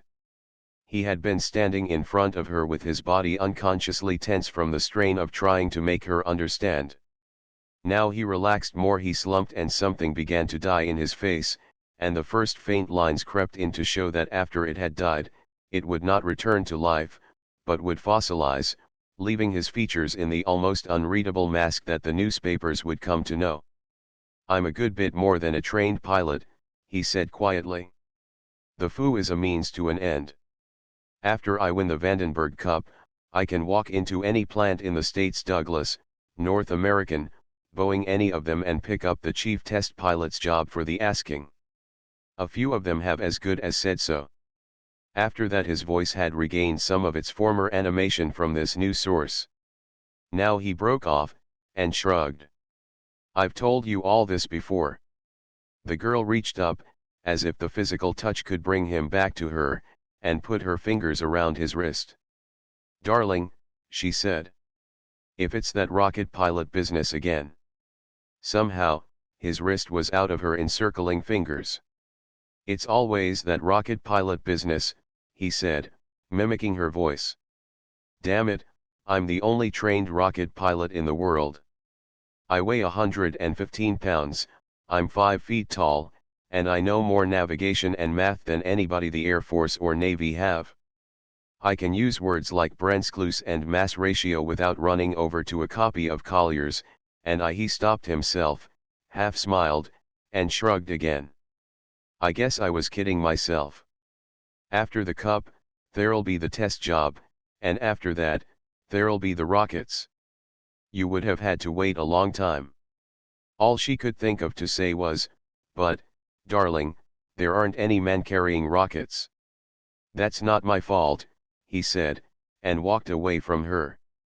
A week later, he took his stripped-down F-110 across the last line with a scream like that of a hawk that brings its prey safely to its nest. He brought the Mark 7 out of her orbit after 2 days of running rings around the spinning Earth, and the world loved him. He climbed out of the crackling, pinging ship, bearded and dirty, with oil on his face and in his hair, with food stains all over his whipcord, red-eyed, and huskily quiet as he said his few words into the network microphones. And he was not satisfied. There was no peace in his eyes, and his hands moved even more sharply in their expressive gestures as he gave an impromptu report to the technicians who were walking back to the personnel bunker with him. Nan could see that. 4 years ago, he had been different. 4 years ago, if she had only known the right words, he wouldn't be so intent now on throwing himself away to the sky. She was a woman scorned. She had to lie to herself. She broke out of the press section and ran over to him. "Marty." She brushed past a technician. He looked at her with faint surprise on his face. "Well, Nan," he mumbled. But he did not put his hand over her own where it touched his shoulder. "I'm sorry, Marty," she said in a rush. "I didn't understand. I couldn't see how much it all meant." Her face was flushed, and she spoke as rapidly as she could, not noticing that Ish had already gestured away the guards she was afraid would interrupt her. "But it's all right, now. You got your rockets. You've done it. You trained yourself for it, and now it's over. You've flown your rocket." He looked up at her face and shook his head in quiet pity. One of the shock technicians was trying to pull her away, and Ish made no move to stop him.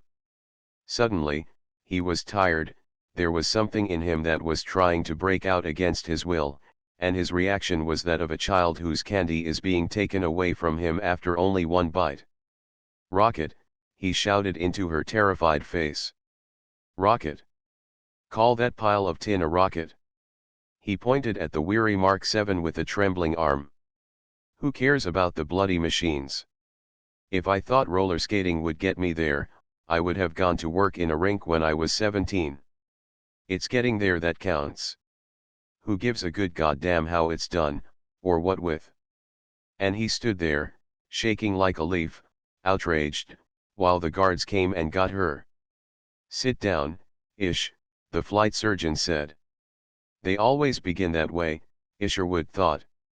The standard medical opening. "Sit down." What for? Did somebody really believe that anything he might hear would make him faint? He smiled with as much expression as he ever did, and chose a comfortable chair, rolling the white cylinder of a cigarette between his fingers. He glanced at his watch. 14 hours, 36 minutes, and 4 days to go. "How's it?" the FS asked. Ish grinned and shrugged. "All right." But he didn't usually grin. The realization disquieted him a little. "Think you'll make it?" Deliberately, rather than automatically, he fell back into his usual response pattern. "Don't know. That's what I'm being paid to find out." "Uh-huh." The FS tapped the eraser of his pencil against his teeth. "Look, you want to talk to a man for a while." What man? It didn't really matter. He had a feeling that anything he said or did now would have a bearing, somehow, on the trip. If they wanted him to do something for them, he was bloody well going to do it. Fellow named Mackenzie. Big gun in the head thumping racket. The flight surgeon was trying to be as casual as he could. Air Force insisted on it, as a matter of fact, he said. Can't really blame them. After all, it's their beast. Don't want any whole heads denting it up on them, huh? Ish lit the cigarette and flipped his lighter shut with a snap of the lid. Sure. Bring him on. The FS smiled. Good. He's in the next room. Okay to ask him in right now. Sure. Something flickered in Isherwood's eyes. Amusement at the flight surgeon's discomfort was part of it. Worry was some of the rest. Mackenzie didn't seem to be taking any notes, or paying any special attention to the answers Ish was giving to his casual questions. But the questions fell into a pattern that was far from casual, and Ish could see the small button mic of a portable tape recorder nestling under the man's lapel. Been working your own way for the last 17 years, haven't you? Mackenzie seemed to mumble in a perfectly clear voice. Ish nodded. How's that? The corners of Isherwood's mouth twitched, and he said yes for the recorder's benefit. Odd jobs, first of all. Something like that. Anything I could get, the first few months. After I was halfway set up, I stuck to garages and repair shops. Out at the airports around Miami, mostly, wasn't it? Uh-huh. Took some of your pay in flying lessons. Right.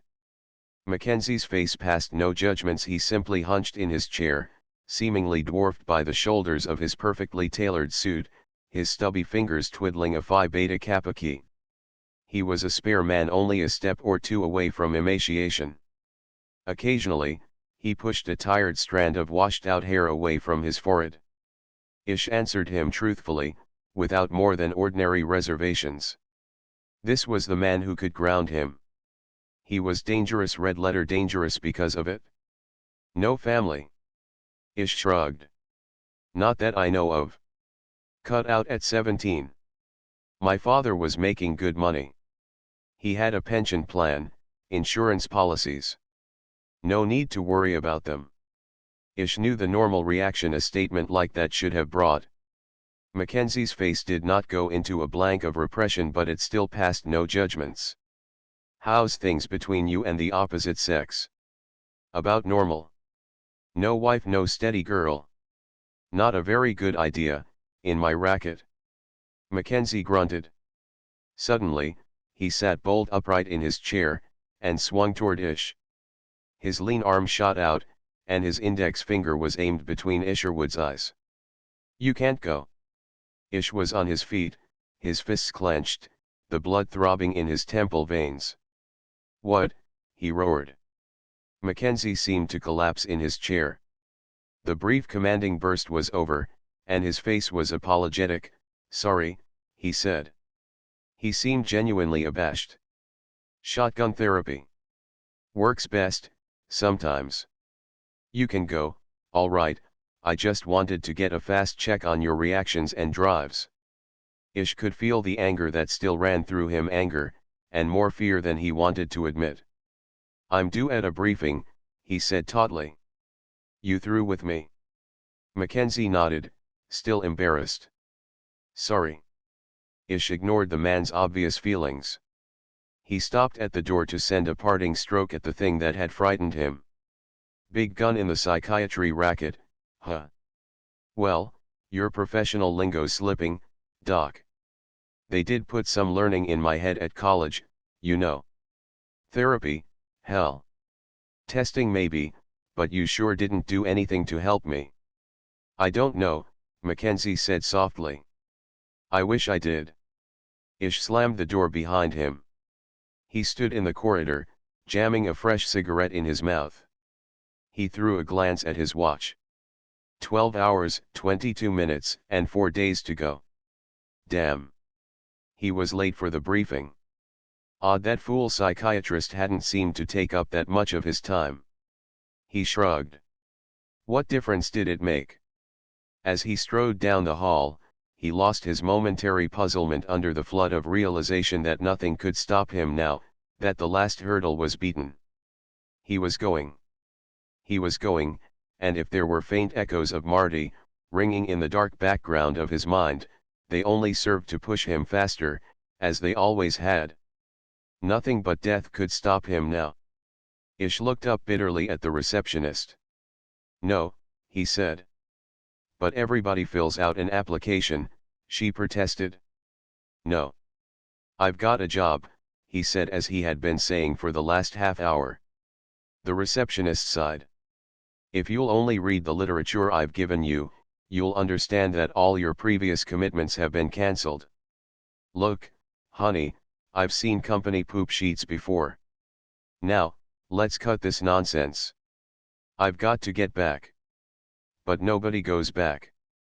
God damn it, I don't know what kind of place this is, but he stopped at the receptionist's wince, and looked around, his mouth open.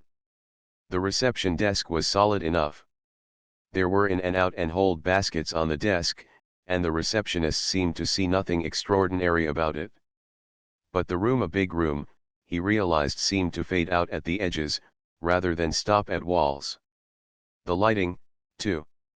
Let's see your back, he rapped out, his voice high. She sighed in exasperation. If you'd read the literature, she swiveled her chair slowly. No wings, he said. Of course not, she snapped. She brushed her hair away from her forehead without his telling her to. No horns, either. Streamlined, huh, he said bitterly. It's a little different for everybody, she said with unexpected gentleness. It would have to be, wouldn't it? Yeah, I guess so, he admitted slowly. Then he lost his momentary awe, and his posture grew tense again. He glanced down at his wrist. 6 hours, 47 minutes, and no days to go. Who do I see? She stared at him, bewildered at the sudden change in his voice. See. About getting out of here. Come on, he barked, snapping his fingers impatiently. I haven't got much time. She smiled sweetly. Oh, but you do. Can it? Who's your section boss? Get him down here. On the double. Come on. His face was streaming with perspiration, but his voice was firm with the purpose that drove him. Her lips closed into an angry line, and she jabbed a finger at a desk button. I'll call the personnel manager. Thanks, he said sarcastically, and waited impatiently. Odd, the way the receptionist looked a little like Nan. The personnel manager wore a perfectly tailored suit. He strode across the lobby floor toward Ish, his hand outstretched. Martin Isherwood, he exclaimed enthusiastically. I'm very glad to meet you. I'll bet, Ish said dryly, giving the personnel manager's hand a short shake. I've got other ideas. I want out. That's all he's been saying for the past 45 minutes, sir, the receptionist said from behind her desk. The personnel manager frowned. Yes. Well, that's not unprecedented. But hardly usual, he added. Ish found himself liking the man. He had a job to do, and after the preliminary formality of the greeting had been passed, he was ready to buckle down to it. Oh, he shucks, the receptionist wasn't such a bad girl, either. He smiled at her. Sorry I lost my head, he said. She smiled back. It happens. He took time to give her one more smile and a half wink, and swung back to the personnel manager. Now. Let's get this thing straightened out. He stopped to look at his watch. 6 hours and a few minutes. They're fueling the beast right now. Do you know how much red tape you'd have to cut? Ish shook his head. I don't want to sound nasty, but that's your problem. The personnel manager hesitated. Look, you feel you've got a job unfinished. Or, anyway, that's the way you'd put it. But, let's face it, that's not really what's galling you. It's not really the job, is it? It's just that you think you've been cheated out of what you devoted your life to. Ish could feel his jaw muscles bunching. Don't put words in my mouth, he snapped. Just get me back, and we'll split hairs about it when I get around this way again. Suddenly, he found himself pleading. All I need is a week, he said. It'll be a rough week, no picnic, no pleasures of the flesh. No smoking, no liquor. I certainly won't be breaking any laws. 1 week. Get there, putter around for 2 days, and back again. Then, you can do anything you want to as long as it doesn't look like the trip's responsible, of course. The personnel manager hesitated. Suppose he began, but Ish interrupted him. Look, they need it, down there. They've got to have a target, some place to go. We're built for it. People have to have, but what am I telling you for? If you don't know, who does? The personnel manager smiled. I was about to say something. Ish stopped, abashed. Sorry. He waved the apology away with a short movement of his hand. You've got to understand that what you've been saying isn't a valid claim. If it were, human history would be very different, wouldn't it? Suppose I showed you something, first. Then, you could decide whether you want to stay, after all. How long's it going to take? Ish flushed under the memory of having actually begged for something. Not long, the personnel manager said. He half turned and pointed up at the earth, hanging just beyond the wall of the crater in which they were suddenly standing. Earth, the personnel manager said. Somehow, Ish was not astonished. He looked up at the earth, touched by cloud and sunlight, marked with ocean and continent, crowned with ice. The unblinking stars filled the night. He looked around him. The moon was silent, quiet, patient, waiting. Somewhere, a metal glint against the planet above, if it were only large enough to be seen, was the station, and the ship for which the moon had waited. Ish walked a short distance. He was leaving no tracks in the pumice the ages had sown. But it was the way he had thought of it, nevertheless. It was the way the image had slowly built up in his mind, through the years, through the training, through the work. It was what he had aimed the Navian at, that day over the Everglades. "It's not the same," he said. The personnel manager sighed. "Don't you see," Ish said, "it can't be the same. I didn't push the beast up here. There wasn't any feel to it. There wasn't any sound of rockets." The personnel manager sighed again. "There wouldn't be, you know. Taking off from the station, landing here vacuum." Ish shook his head. "There'd still be a sound. Maybe not for anybody else to hear, and, maybe there would be. There'd be people, back on Earth, who'd hear it." "All right," the personnel manager said. His face was grave, but his eyes were shining a little. "Ish. Hey, Ish, wake up, will you?" There was a hand on his shoulder. "Will you get a load of this guy?" the voice said to someone else. "An hour to go, and he's sleeping like the dead." Ish willed his eyes to open. He felt his heart begin to move again, felt the blood sluggishly beginning to surge into his veins. His hands and feet were very cold. "Come on, Ish," the crew chief said. "All right," he mumbled. "Okay. I'm up." He sat on the edge of his bunk looking down at his hands. They were blue under the fingernails. He sighed, feeling the air moving down into his lungs. Stiffly, he got to his feet and began to climb into his G-suit. The moon opened its face to him. From where he lay, strapped into the control seat in the forward bubble, he looked at it emotionlessly, and began to brake for a landing. He looked for footprints in the crater, though he knew he hadn't left any. Earth was a familiar sight over his right shoulder. He brought the twin bubble beast back to the station. They threw spotlights on it, for the TV pickups, and thrust microphones at him. He could see broad grins behind the faceplates of the suits the docking crew wore, and they were pounding his back.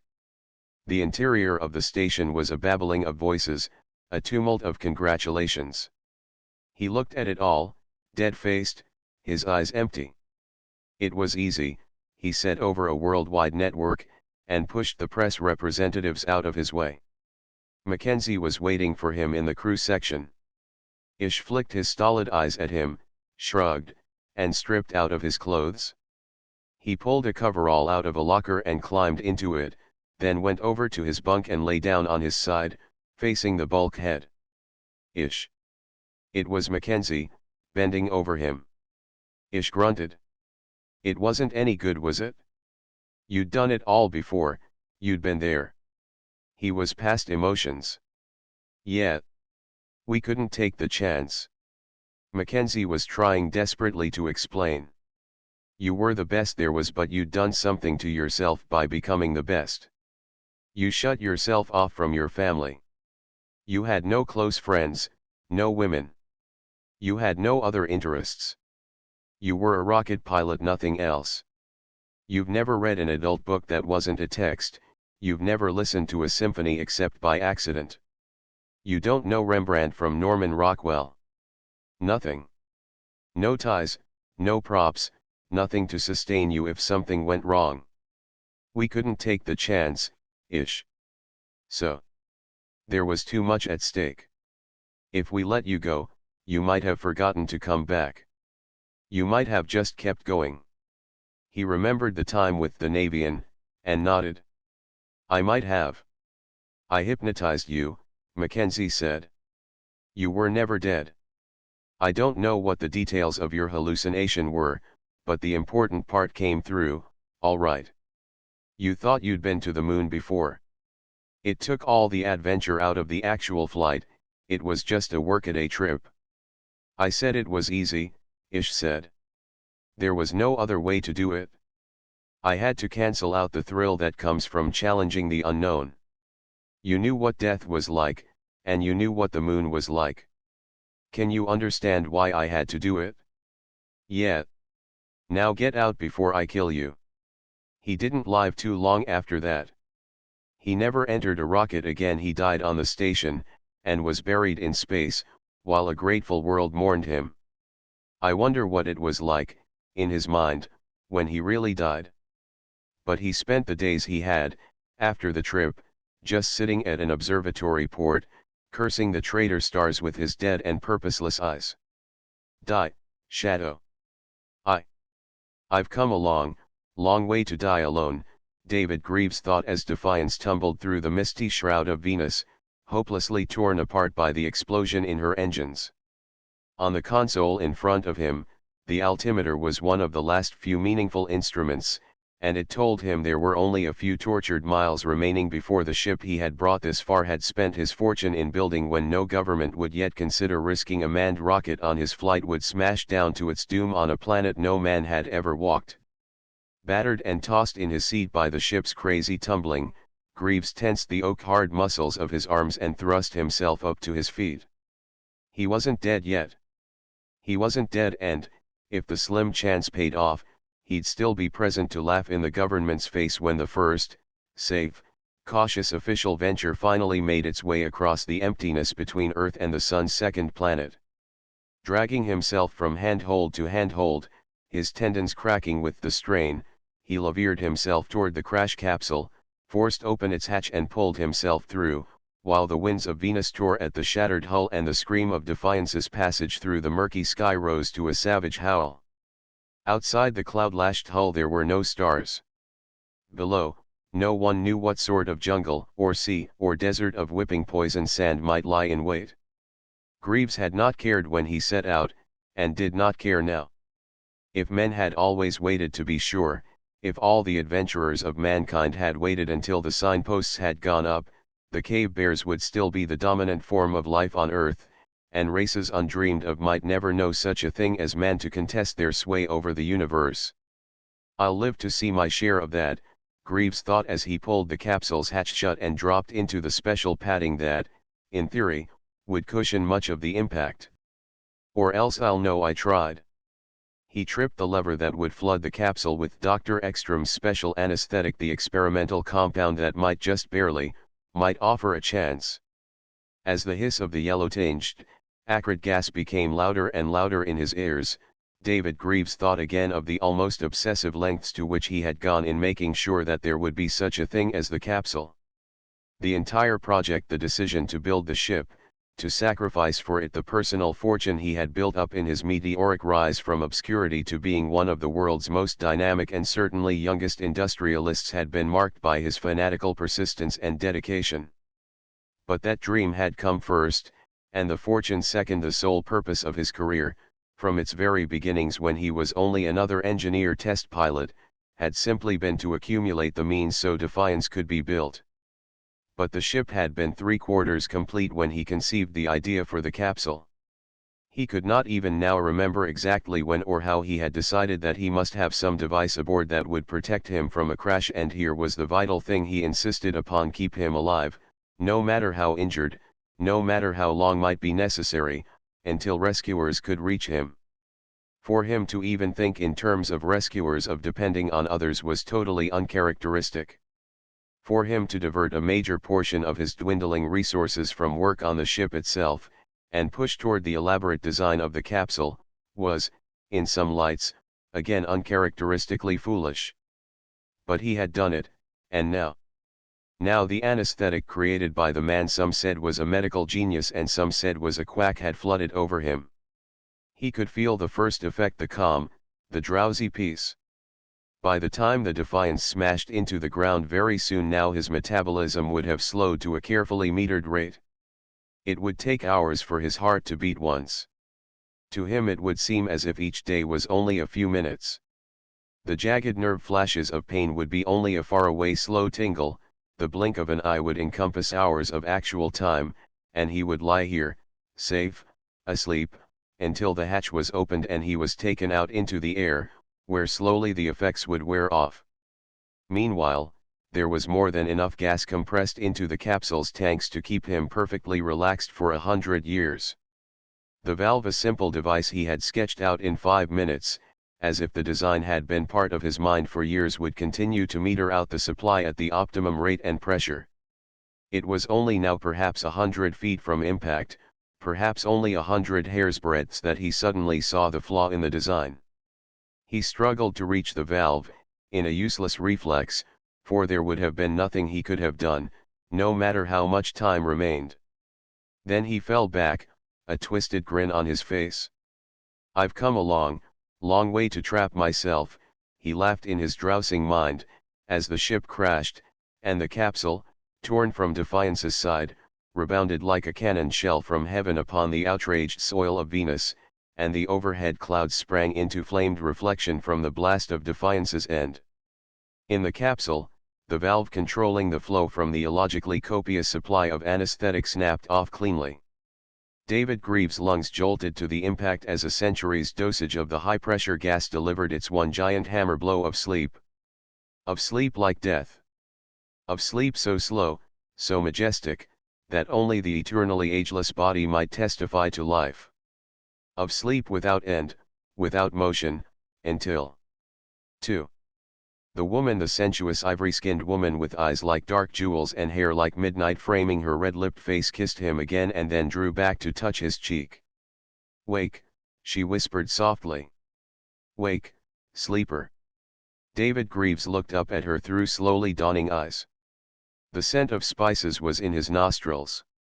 As the woman's hair brushed his face again, the fragrance increased. "My name is David Greaves," he said, and looked up at the sky and then around him. There was now no envelope of cloud to hide the face of this planet from the sun, no such shroud as had concealed the Venus of his day in dazzling white without and muffled it in somber black within. This sky was ruddy, ruddy with the light of the day's last moments, and the clouds through which the sunset burned were only crayon strokes of ochre across the orange sky. He lay in state, facing that sunset, on some sort of black metal couch which supported him on a multitude of sweeping, back-bent arms. Beneath him, a dozen low broad steps of olive green polished stone led down to a long forum, flagged with the same gold-veined, masterfully fitted paving. Around the court ran a low wall, again of stone, friezed, and burnished to a dull glow. From the wall, tall slim pillars thrust into the air. And atop each pillar, cast and carved in black metal washed by the lingering light, crouched a monster. No single artist could have created such a bestiary of gargoyles. Some he could trace in their evolution: the vulpin, the crustacean, the insectal. Fangs and pincers slit the cool, invigorating breeze that flowed over the court. Antennae quivered and hummed in the air, and a myriad legs were poised in tension, forever prepared to leap. Others were beyond any creation he knew of, limbs and wings contorted into shapes that had, undoubtedly, been taken by living things, in lives unimaginable to any man. And all of them, imaginable or not, faced toward him forever. At the foot of each pillar, mounted in a cresset on the wall at its base, burned a torch. And so, when night fell, then the shadows of all these monsters would be cast upward onto the stars, and he would lie sleeping in the pooled light of the torches, while all around him these creatures stood watch. How many nights had he lain here? How many centuries to wash the fog of sleep out of every nook and cranny of his lungs, when each breath might take 1,000 years, 10,000. But he was not done with studying his surroundings. He had heard sound when he turned his head. Now the sound was a rising murmur as he lifted his shoulders to look down the length of the court of monsters toward the far end. There were people there. They had been seated on stone tiers that rose up toward a colonnaded temple.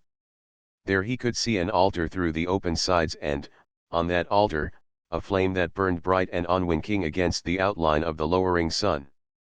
The people were rising to their feet. From them came an open-throated murmur that became a cry of savage joy, of unbearable tension finding release. "Who are they?" he asked the woman as he sat up and felt his body stretch with power cramped too long, as he squared back his shoulders and peered through the twilight in the court of monsters. "Your worshippers, David Greaves," she said, standing beside him among the many arms of his couch. "The people whose last hope you are." She added softly, "My name, though you did not ask, is Adelaide." She paused. "I, too, am one of your worshippers. Wherever there are human beings, throughout the universe, you are worshipped." He looked at her more closely. There was a lift to one black-winged eyebrow that was less reverent than a god might like, though a man could have no quarrel with it. She stood gracefully on sandaled feet, dressed in a single white garment girdled around her waist by a belt made of the same metal in which the monsters were cast. He saw that the clasp was shaped into a profile of his own face. And he saw from the wear that it showed that it was older than she could be, older perhaps than this court. This shrine. He wondered how many priestesses had worn that belt. How many of his priestesses? He frowned and got down, feeling the touch of the day-warmed stone on his bare feet. He was dressed, he saw, in a black kilt and nothing else.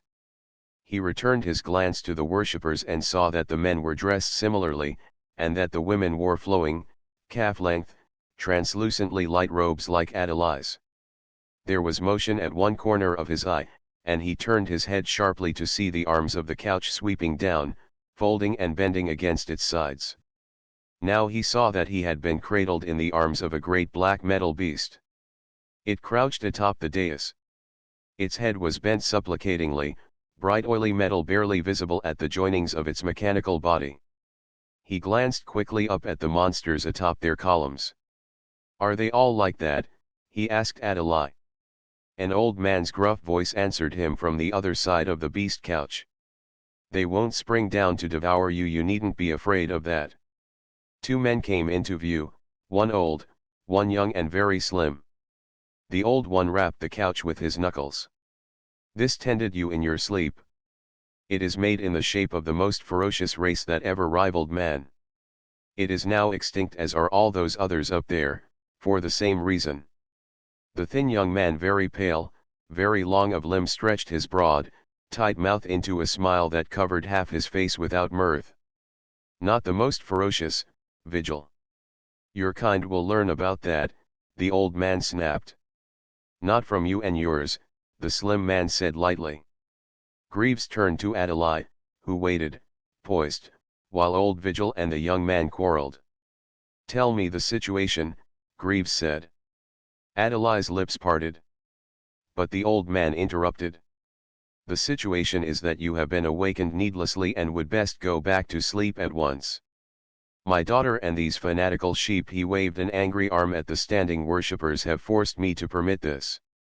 But in fact humanity neither needs you nor wants you awake." "Oh, on the contrary," the young man said. "Humanity needs its gods very badly at this hour. But you are only a man, not so." Greaves looked from one to the other, the leather-skinned old man with his mop of ringlead white hair, the young one who was human in appearance but somehow claimed some other status. "Who are you two?" "I am Vigil, your guardian, and this is—" "I am Mayron of the Shadows," the young man said, and he held himself as carelessly as before, but his face looked directly into Greaves's. "See my eyes." There was nothing there. Only darkness speckled by pinpoints of light, thick, sooty darkness like oil smoke, and sharp lights that burned through it without illuminating it. "Mayron that was first of men," Vigil said bitterly. "Mayron that is first of shadows," the empty-skinned thing replied proudly, and began to weep great, black tears that soon emptied it, so that the skin drooped down into a huddle on the pave, and a black cloud in the shape of a man stood sparkling in the dusk before Greaves. "Mayron that will again be first of men, when all men are shadows. Mayron that is already first of many men. And which of us is a god, David Greaves?" Adelaide's face glowed with excitement. Her red lips were parted breathlessly. The crowd on the tiers had loosed a great, wailing moan, which hung over the court of conquered monsters as the first stars became visible on the far horizon. Greaves took a deep breath. He could feel his body tensing itself, the muscles rippling, as though his hide needed comfort. "Which of us is a god, man?" Mayron repeated softly, his voice coming from the entire cloud.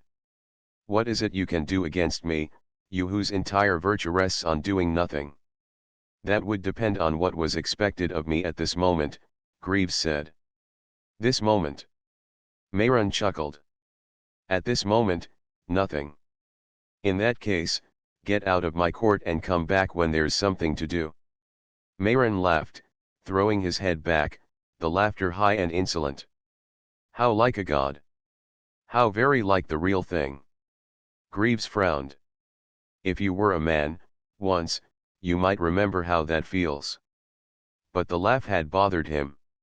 "Oh, I remember, I remember. And tomorrow we fight, man." Laughing, Mayron bent and picked up the skin he had discarded. He crumpled it by the waist in one fist, and brandished it negligently at the worshippers. They shrank back with a moan of horror as he strode toward the far wall. At the wall, he flipped the white, fluttering thing over, and as a cloud passed through the stone. Perhaps on the other side he put on his human form again. Greaves could not tell. The sun was down, and only a little light glowed on the far horizon. The torches guttered in the court of monsters, and the worshippers were hurrying up the steps, out through the temple and away. 3. Greaves, Adeli, and Vigil stood beside the beast couch. "All right," Greaves said. "Now there are things I want to know, and I want no quarrels, Vigil." "And by what right do you order me around?" the old man growled. "You may be a god to some, but you are not my god. You owe it to me, atheist. If I was awakened today, at this pat moment, I could have been awakened before. I wasn't. You kept me asleep, guardian, when I could have been free as any other man. So you owe me." The old man grunted. "You're brave with Mayron and brave with me. But all men are brave, each in his own way. We need no gods. But you have one." Adeli touched his arm. "You have lived from the beginning of human history. And you were a great hero. That much the legends tell us. You were braver than any man, and for your bravery, you could not die. While other heroes conquered the stars and, in their time, died, you lived on. While enemy after enemy was beaten by man, and the victorious men died, you lived on. The stars and all worlds became ours. Men loved and begot, and men died, but you lived on. It seemed to us that as long as you lived, all men would have something to remember how great man is, what the reward of courage can be. It seemed only fitting that we should bring to you the trophies of our achievements. It seemed only right to believe that you had survived to some purpose, that a day would come when man would need his greatest hero." "Precisely," Vigil snorted. "Man worships nothing but himself. You were a convenient symbol. It did no harm. It may have done some good." Of course, the chuckleheads took it all literally. "And so thanks to man's stupid persistence in breeding idiots as well as men with some brains, you, whoever you are, whatever kind of filibustering bravo you actually were, have become the focus of a cult populated by the credulous, the neurotic, and those who profit by them. I hope you are grateful for your legacy." Greaves looked up at the stars. There were some constellations that might have been the ones he knew, distorted by his transit to another viewpoint, or by time. He was no astronomer. "I've come a long way," he thought, "and I wonder what the end of it will be. Those who profit from the credulous, he said to Vigil. "I am your guardian and I guarded you. As many others have done before me, from various motives. This is not your first court, nor your 10th. The ritual around you is compounded from thousands of years of hogwash, as witness my worshipful daughter who inherits a post from some time when every venturing hero had to have a leman patiently awaiting his return. My duties no doubt were originally medical. But the couch has been attending to that with some exceptions for centuries. And you may be assured, man's history has not been one unbroken triumph, nor his civilization any steady upward climb. But we built while you slumbered. I had thought to prevent your besmirching man's greatness with your cheap legend. Or perhaps he was afraid of the God he denies, Adela murmured, her eyes glowing warmly. Greaves looked from her to her father. So she believes in me and you do not, he said to Vigil. But it may be you're not entirely sure, and from the looks she gives me, it may be she isn't, either. He grinned crookedly. Man may have climbed, but I assure you he hasn't changed. He smiled at the looks on both their faces. Divinity was new to him, but humanity was not. If these two had thought perhaps they had some dull-wit barbarian here, the one for his faith in his faithlessness, the other for her pleasures, it had been time their error was corrected. Old man, God or not, I have been called out, whether it pleases you or not. And I won't willingly lay me down to sleep again until I think it's time. So you had better tell me what all this is about, or I will blunder around and perhaps break something you're fond of. Adela laughed. Vigil swung his arm sharply toward her. This would-be courtesan was once Mayron's great love, when he was first of us all. Because he could find nothing to conquer for her in all the universe, he began dabbling beyond it for a worthy prize. And he found it? Oh, he found it, didn't he, my child? Be careful, father, Adela spat. The worshippers follow me now that I've wakened him as promised, and you. Quiet, Greaves said mildly. He was telling me something. That I was, Vigil said angrily, while his daughter's look at Greaves was the least sure it had ever been, and for all the need you have of it, I might as well not. But if I may say it once and get it said, I can then go to my meal and the two of you will be free to amuse yourselves. Mayron discovered the shadows, when his machines touched some continuum beyond this one, and the shadows ate him. But like the fox that lost his tail in the trap and then cozened other foxes with the lie that it was better so and fashionable besides, Mayron made a virtue of his slavery. Those who give themselves up to the shadows never rest and never hunger. They know no barrier. And no love. No true joy. No noble sorrow. An untailed fox is safe from catching by the tail. A shadow has no spirit, no humanity, no soul. But there are always dunderheads. Mayron has them, and down in that city of his down there, the old man waved a hand at the horizon, but all Greaves could see from where he stood were the glowing tops of what he took to be three fitfully active volcanoes. He has a city full of dunder-headed shadows who go to some temple he has built and enter the shadow chamber to be changed. The admission is easily gained, the price of freedom from human care is humanity. And up here, Greaves said, other dunderheads come to gain what in exchange for what? Gain at least some sort of affirmation at the cost of remaining men, the old man growled. If they are simple, at least they are human. And even an intelligent man can see the value in what is embodied here. As witness yourself. Yes. I didn't want to wake you. We know enough so you could have been awakened centuries ago. But to what purpose?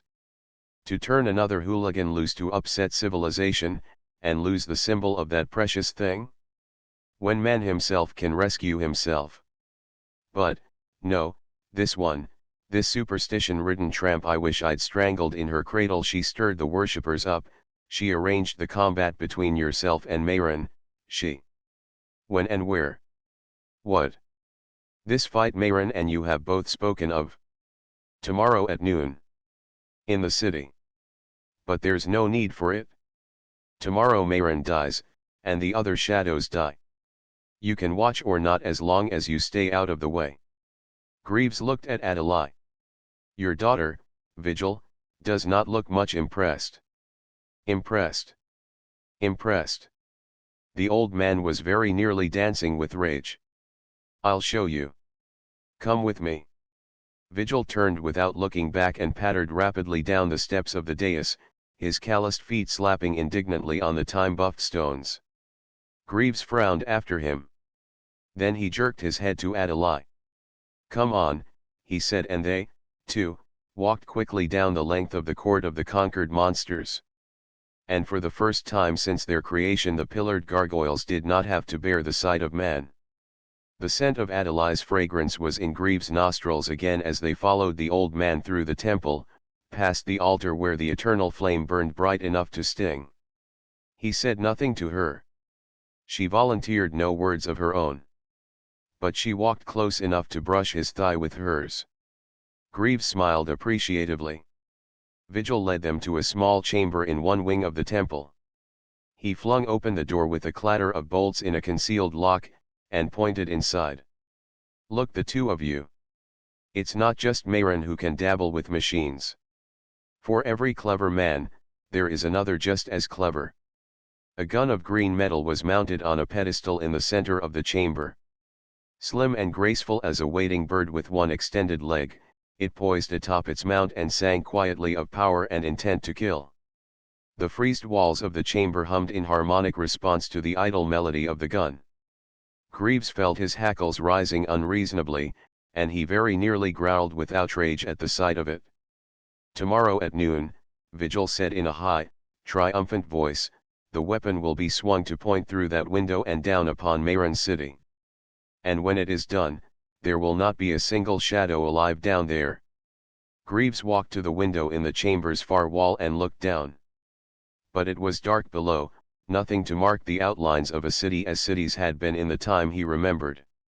The temple apparently stood atop a high hill, with the city in a great valley at its foot, but again all Greaves could see were three glowing mountain tops across the way, and, beyond them, the night sky. Then suddenly one of the volcanoes flared for an instant, and the few overhead clouds reflected redly down into the valley. Greaves caught his breath.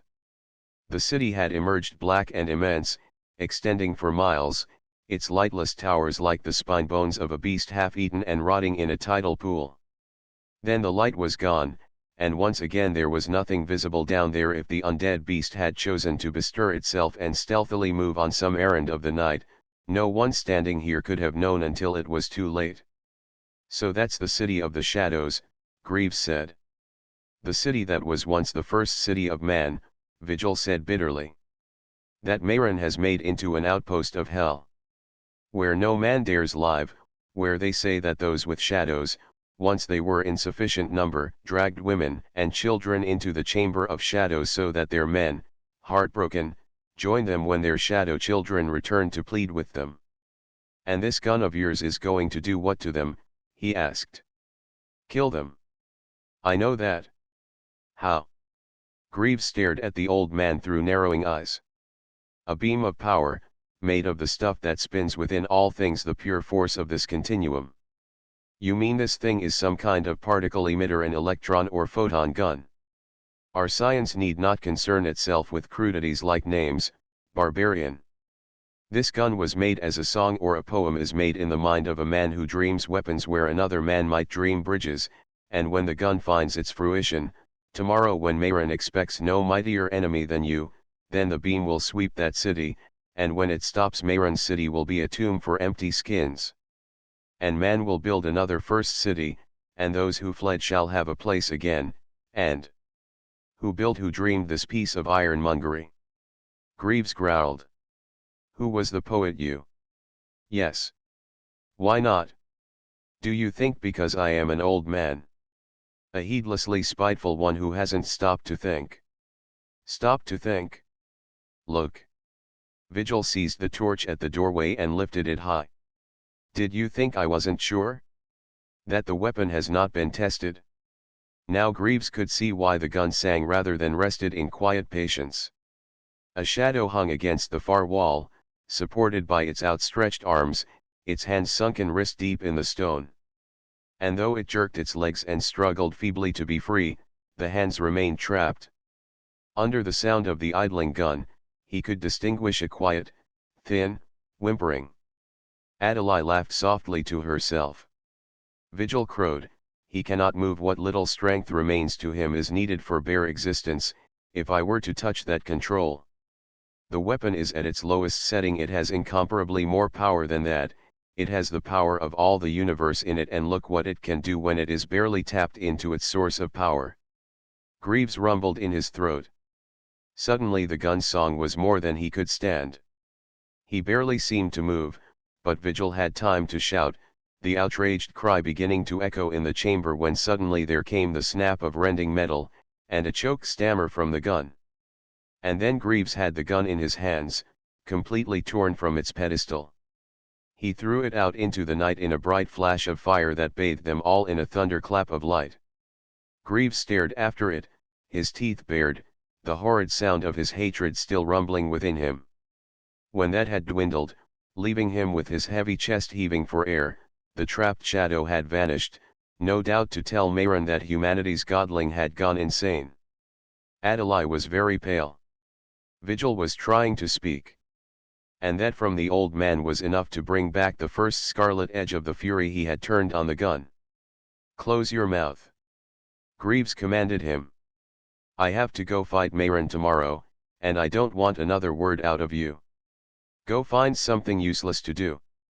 Adelaide, I want a bath, some food and drink. Right now." 4.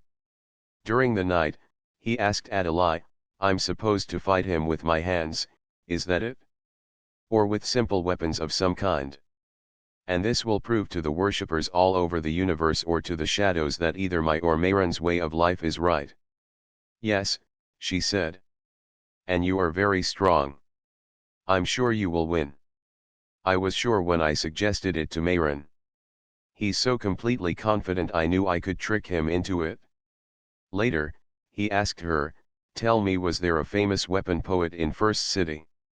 And he took her hand, not letting go of it. When she asked him, once, hesitantly, why he had broken the gun, he answered honestly, because it seemed hateful. And other than that, they said very little to each other during that night, and whatever they did say had about as much truth in it as all the things they had said or he had been told from the first moment of his awakening.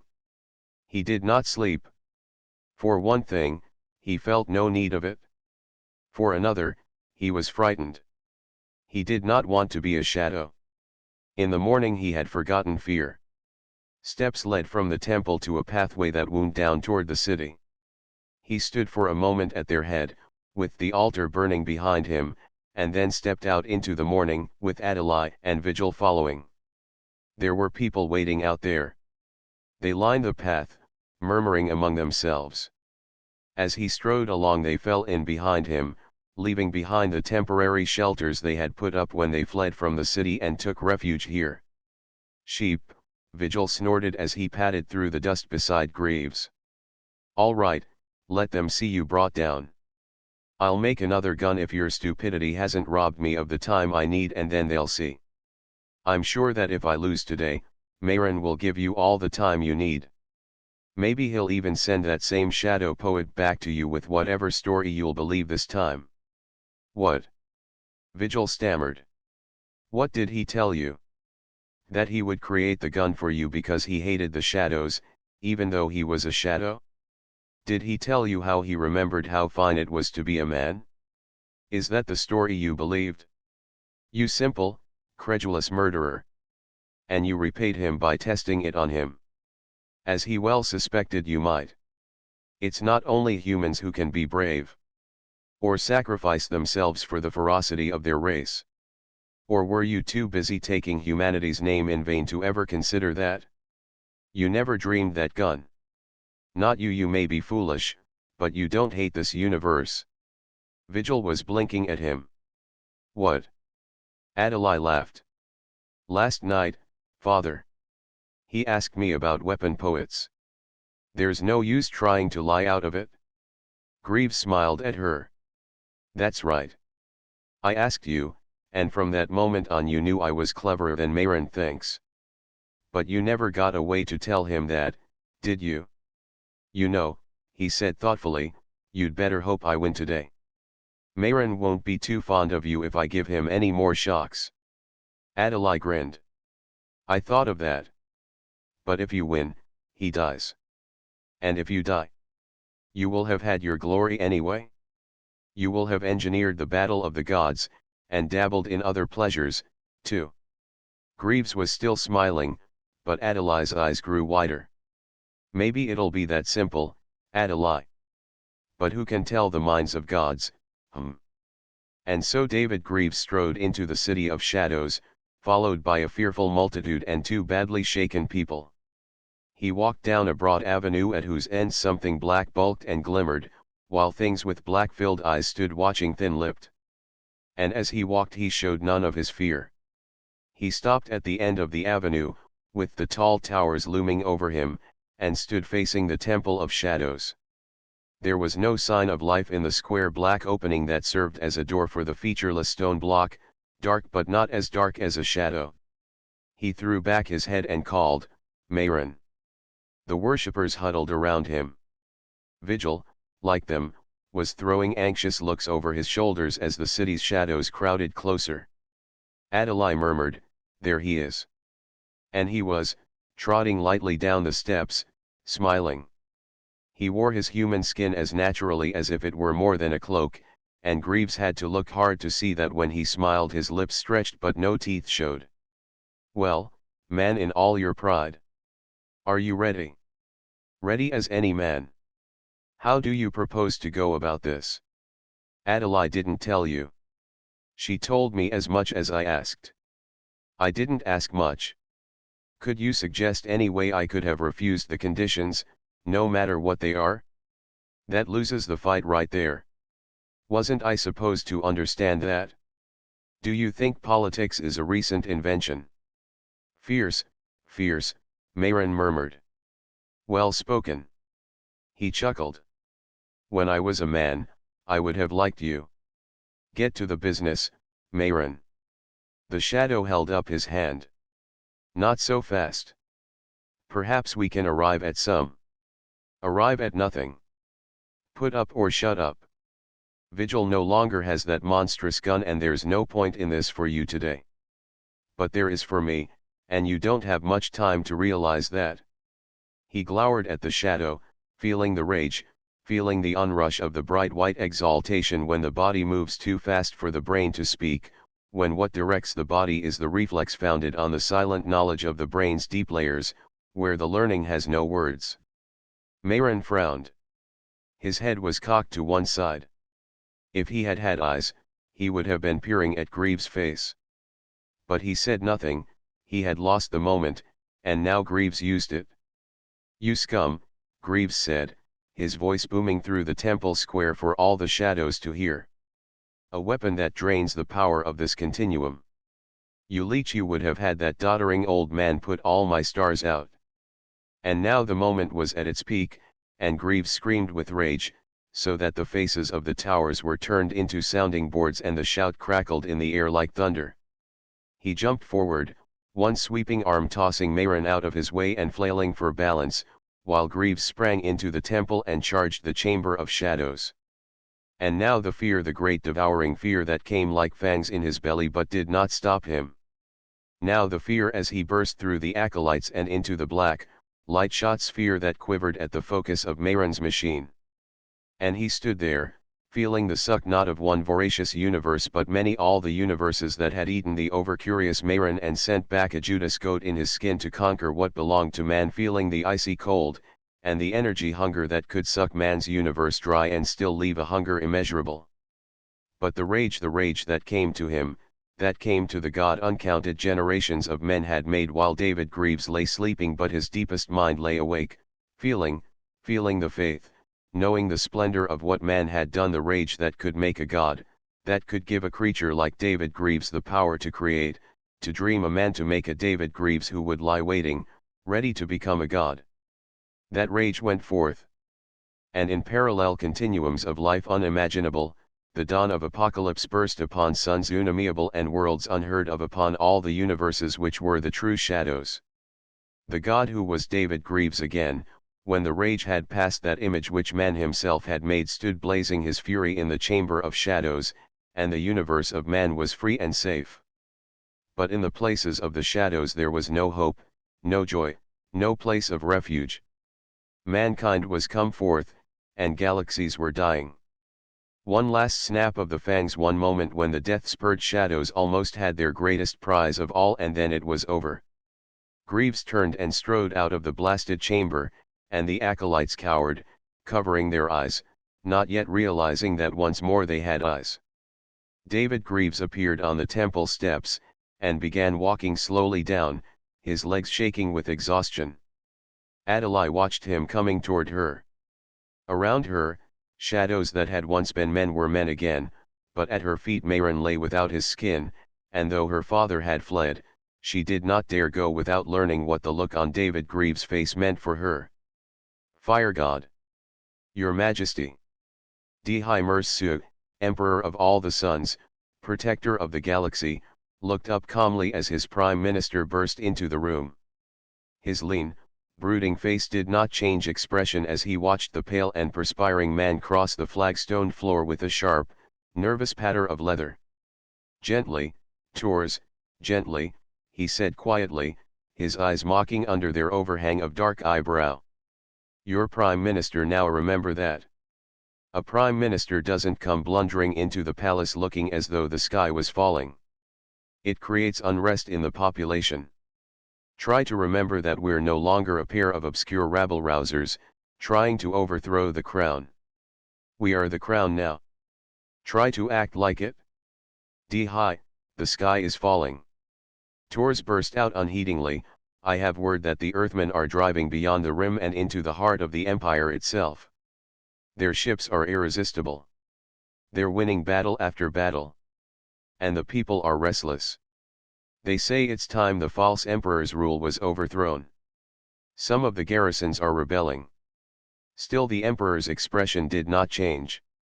So, he said calmly, the Earthmen were not bluffing when they said they'd maintain the rights of the old emperor. Yes. You said they wouldn't, Dihai. What are we going to do? I was wrong, Tors, Mersu said evenly. No matter. As for what we are going to do, why, I suppose you'd better arrange for another broadcast.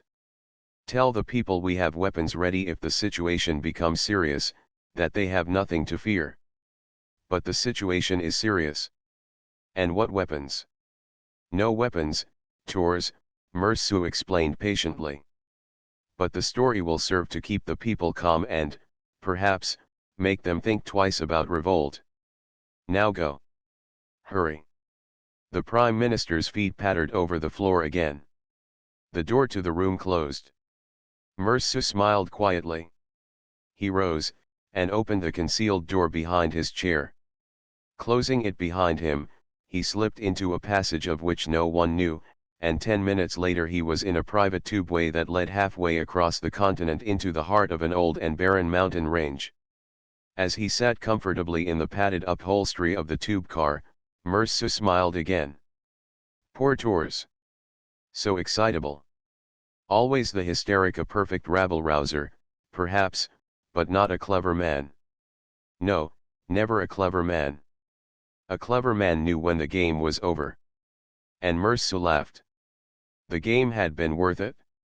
5 years ago, he had been a revolutionary, slinking through the alleys at night, always in danger and always clever. 4 years of that, and then empire. Absolute rule over the entire Greater Magellanic Cloud. Now he was once again in danger. But it was a danger he had long ago foreseen, and planned for. And the past year had been worth it. He laughed again. Poor, Adelwit Tors. Left with the empty bag in his hands. The spaceship rested like a crouching bullet in its chamber. As he slid the tubeway door shut behind him, Mersu admired the savage sleekness of its lines once again. Even more, he admired his cleverness in having it built. A clever man always has a back door. He crossed the hangar floor unhurriedly, and climbed into the ship. The control room was small, but efficient. 100 controls lay closely around the padded chair, some of them for the standard drive, others for the hyperspatial warp. The hyperspatial warp. Mersu smiled. There was his escape and more. Here were the means for his future rulership over nothing so small as the cloud. Here were entire galaxies waiting for his hand. Hyperspace. There was something to make a man think. Another universe, not beyond, but alongside his own, hidden in the complex byways of Riemannian geometry and the mathematics of Einstein. A universe where time itself ran slower, where a year of normal time encompassed centuries. A ship could twist itself into that universe and travel just below the speed of light, the limit which, in normal space, was the barrier no ship could cross.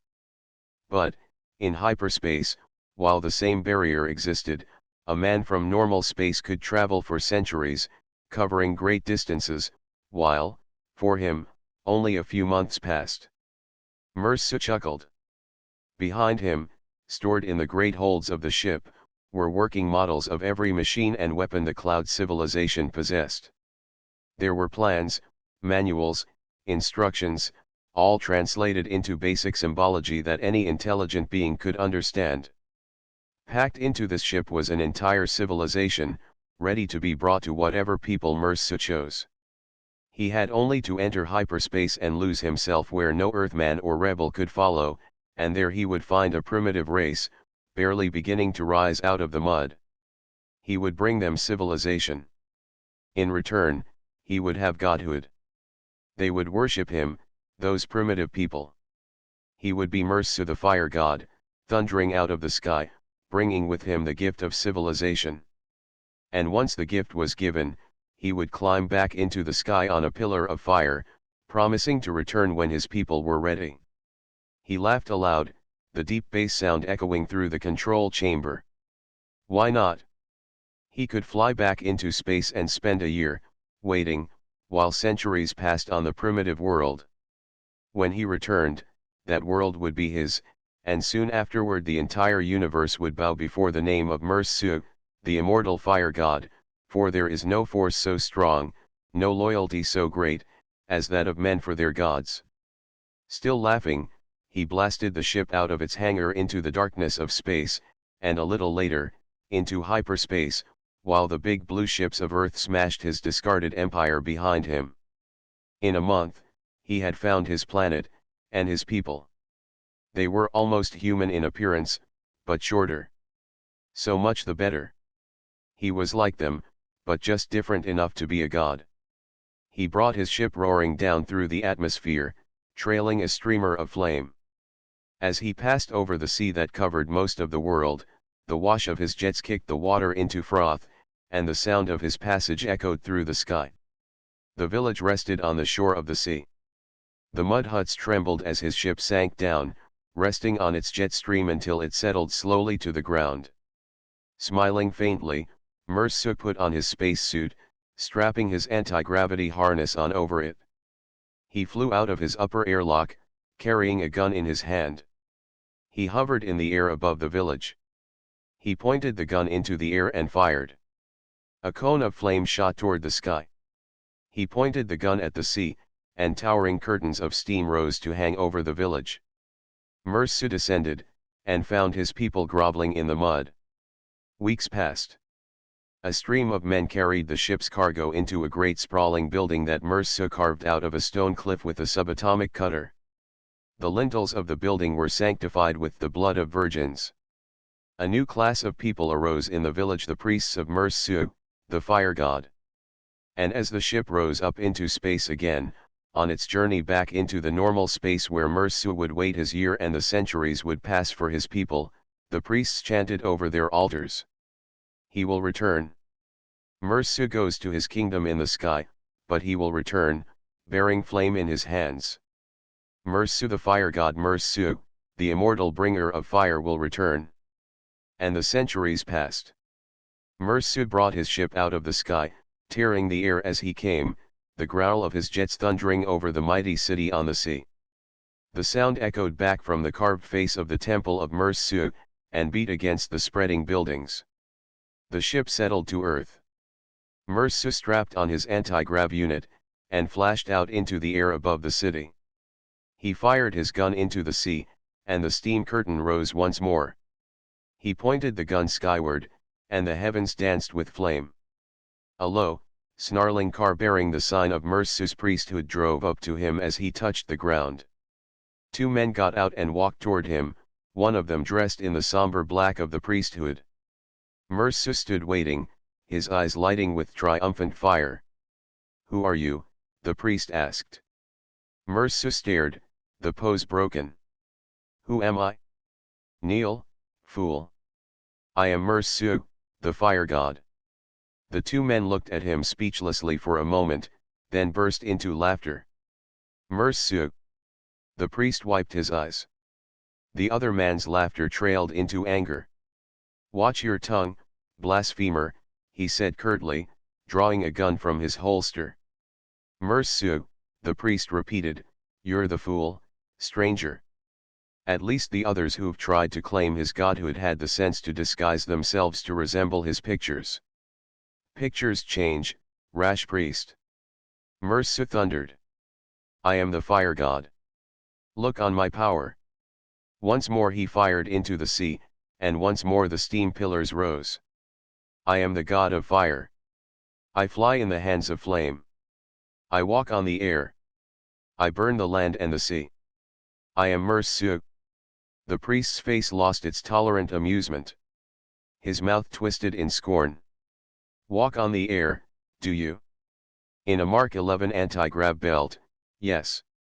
Burn sea and land, eh? With a sun gun, certainly. Fly in hands of flame? If you wish to be picturesque about it, yes, but so does every drunken fool of a spaceman. I tell you, I am Mersu." Mersu screamed. "Bow down and worship." Silence. The priest's voice was dangerous. "You will come with us to the temple. There you'll see how we worship imposters. I'll kill you." Mersu shouted, raising his gun. The priest motioned with his hand. The man with him blew Mersu's head off. "Blasphemer," the priest spat disdainfully, his voice filled with disgust.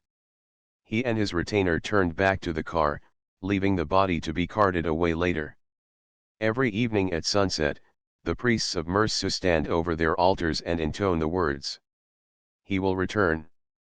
Mersu the fire god, Mersu, the immortal bringer of fire, will return." And the people of Mersu's world intone in reply, "He will return." Throughout the galaxies of hyperspace, wherever the men of Mersu's world may wander, there are other priests, and other races that respond, but the ritual is always the same. He will return. And the city waits. The planet waits, and the other planets about the other stars through all the galaxies of hyperspace wait. They always will. Imprint. This ebook is the product of many hours of hard work by volunteers for Standard eBooks, and builds on the hard work of other literature lovers made possible by the public domain.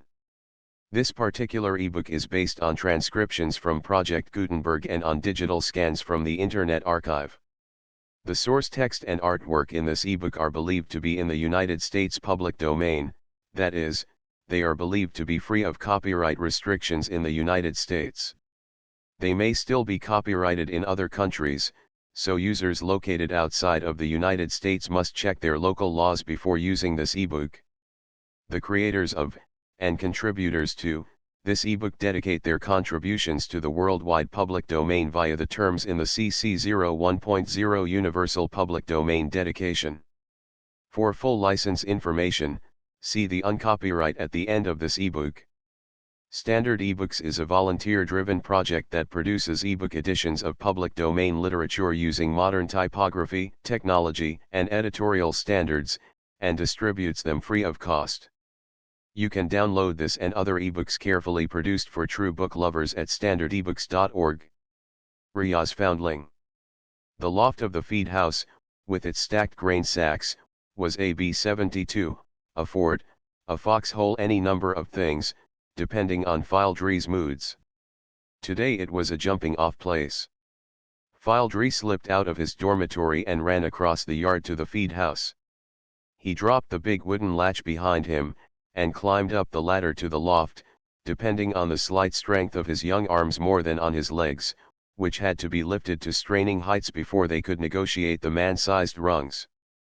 He reached the loft and stood panting, looking out over the farm through the loft door, at the light wooden fences around it, and the circling antenna of the radar tower. Usually, he spent at least a little time each day crouched behind the grain sacks and being bigger and older, firing coolly and accurately into charging companies of burly, thick-lipped UES soldiers, or going over on one wing and whistling down on a flight of TT-34s that scattered like frightened ducks before the fiery sleet of his wing rockets. But today was different. Today there was something he wanted to try. He stood up on his toes and searched. He felt the touch of Miss Cowan's mind, no different from that of anyone else, flat, unsystematic. He sighed. Perhaps, somewhere, there was someone else like himself. For a moment, the fright of loneliness invaded him, but then faded. He took a last look at the farm, then moved away from the open door, letting his mind slip into another way of thinking.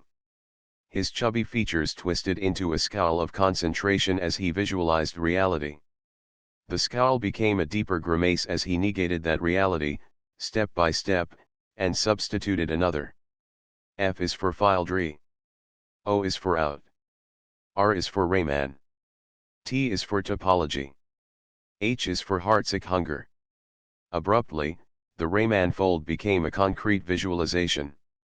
As though printed clearly in and around the air, which was simultaneously both around him and not around him, which existed/not existed in space-time, he saw the side-slip diagram.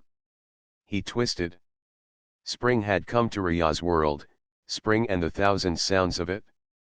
The melted snow in the mountain tops ran down in traceries of leaping water, and the spring crests raced along the creeks into the rivers.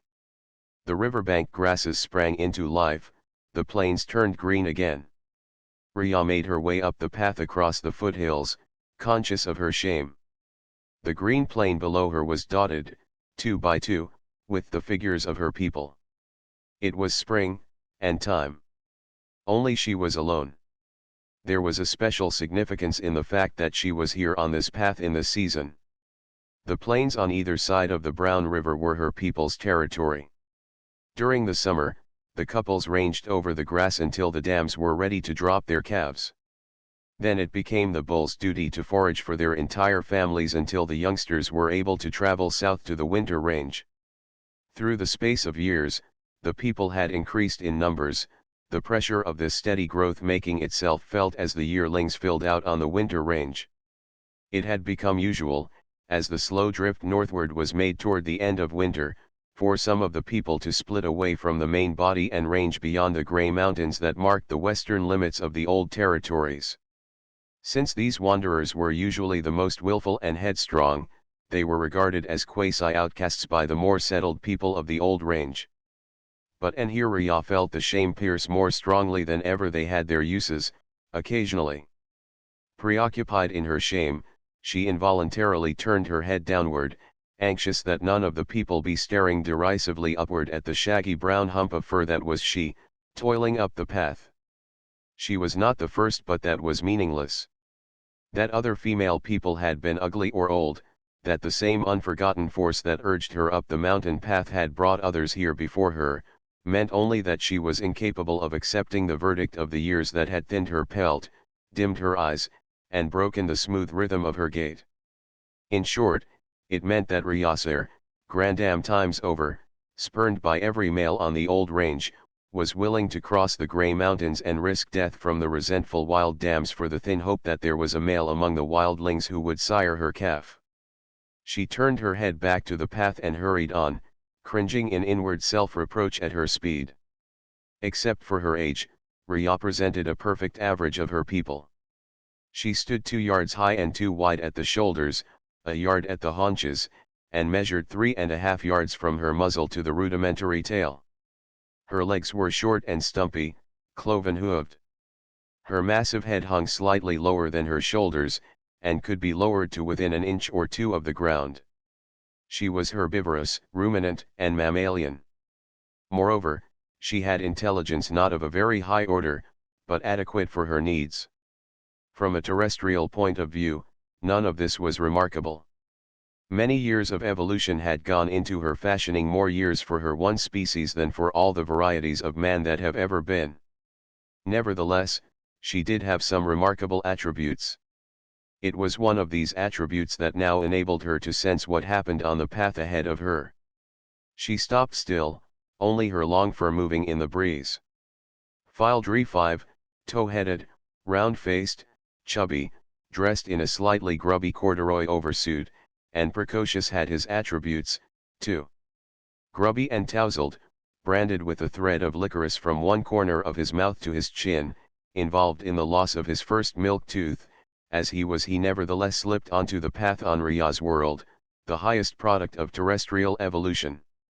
Alice followed a white rabbit down a hole. Fildree followed Rayman down into a hole that, at the same time, followed him, and emerged where? Fildree didn't know. He could have performed the calculation necessary to the task almost instantly, but he was 5. It was too much trouble. He looked up, and saw a grey slope of rock vaulting above him. He looked down, and saw it fall away toward a plain on which were scattered pairs of foraging animals. He felt a warm breeze, smelled it, saw it blow dust along the path, and saw Ria. B is for big brown beast. L is for looming large, looking lonely. B. L. Bull. No bison. Bison, bison, bison, N. The buffalo of the N-America plains. Fildree shook his head and scowled. No, not bison, either. What, then? He probed. Ria took a step forward. The sight of a living organism other than a person was completely unfamiliar to her. Nevertheless, anything that small, and undeniably covered in most areas, at least with some kind of fur, could not, logically, be anything but a strange kind of calf. But she stopped, and raised her head. If a calf, then where was the call? Fildree's probe swept past the laboring mind directly into her telepathic, instinctual centers. Voiceless, with their environment so favorable that it had never been necessary for them to develop prehensile limbs, female people had nevertheless evolved a method of childcare commensurate with their comparatively higher intelligence. Soft as tender fingers, gentle as the human hand that smooths the awry hair back from the young forehead, Ria's mental caress enfolded Fildree. Fildree recoiled. The feeling was warm, soft, sweet. Not candy in the mouth. Candy in the mouth. Familiar. Good. Tasty. Nice. The feeling was not familiar. Not good. Not tasty. Not nice. Why? M is for many motionless months. T is for tense temper tantrums. R is for rapid rolling wrench. MTR mother. Fildree's mother wanted Fildree's father. Fildree's mother wanted green grass and apple trees, tight skirts and fur jackets on Fifth Avenue, men to turn and look, a little room where nobody could see her. Fildree's mother had radiation burns. Fildree's mother was dead. He wavered, physically. Maintaining his position in this world was a process that demanded constant attention from the segment of his mind devoted to it. For a moment, even that small group of brain cells almost became involved in his reaction. It was that which snapped him back into functioning logically. MTR was mother. Mother was tall, thin, white, bipped. In heaven's name, doctor, when will this thing be over? BL was Ria. Ria was big brown beast, looming large, looking lonely. B.L equals M.T.R. Equation not meaningful, not valid. Almost resolved, only a few traces of the initial conflict remained. Fildree put the tips of his right fingers to his mouth. He dug his toe into the ground, gouged a semicircular furrow, and smoothed it over with his sole. Ria continued to look at him from where she was standing, 2 or 3 feet away.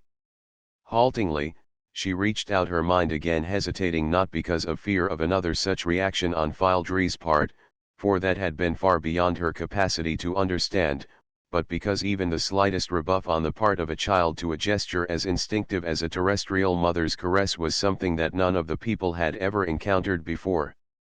While her left-behind intellectual capacity still struggled to reconcile the feel of childhood with a visual image of complete unfamiliarity, the warm mind caress went gently forth again.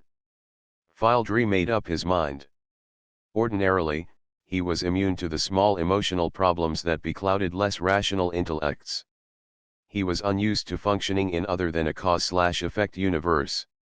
Mothers were usually those sometimes not matronly women who spent the greater part of roughly 20 years per child in conscious preoccupation with, or subconscious or conscious rejection of, their offspring.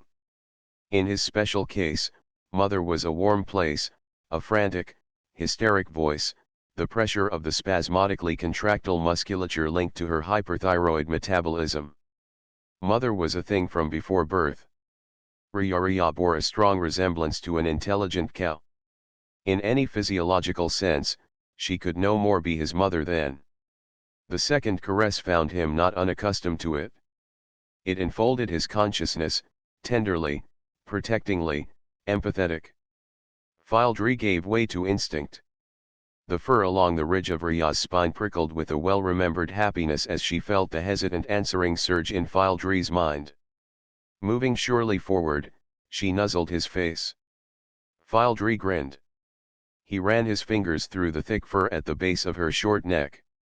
Big warm wall of brown fur. Cool, happy nose. Happy, happy, eyes. Great joy welled up in Rhea. No shameful trot across the mountains faced her now. No hesitant approach to the huddled, suspicious wildlings was before her. The danger of sharp female hoofs to be avoided, of skulking at the edge of the herd in hope of an anxious male, was a thing no longer to be half fearfully approached. With a nudge of her head, she directed Fyldry down the path to the old range while she herself turned around. She stood motionless for a sweeping scan of the plain below her. The couples were scattered over the grass, but couples only, the females as yet unfulfilled. This, too, was another joy to add to the greatest of all. So many things about her calf were incomprehensible, the only dimly felt overtones of projected symbology that accompanied Fyldry's emotional reactions, the alien structure, so many, many things. Her mind floundered vainly through the complex data. But all that was nothing. What did it matter? The time had been, and for another season, she was a dam. Fyldry walked beside her down the path, one fist wrapped in the fur of her flank, short legs windmilling. They reached the plain, and Rhea struck out across it toward the greatest concentration of people, her head proudly raised. She stopped once, and deliberately cropped a mouthful of grass with unconcern, but resumed her pace immediately thereafter. With the same unconcern, she nudged Fyldry into the center of the group of people, and, ignoring them, began teaching her calf to feed. Eat. Picture of Fyldry/calf on all fours, cropping the plain's grass. Fyldry stared at her in puzzlement. Grass was not food. He sent the data emphatically.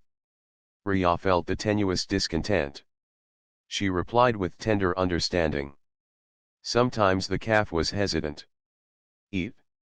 Gently, understandingly, but firmly. Repetition of picture.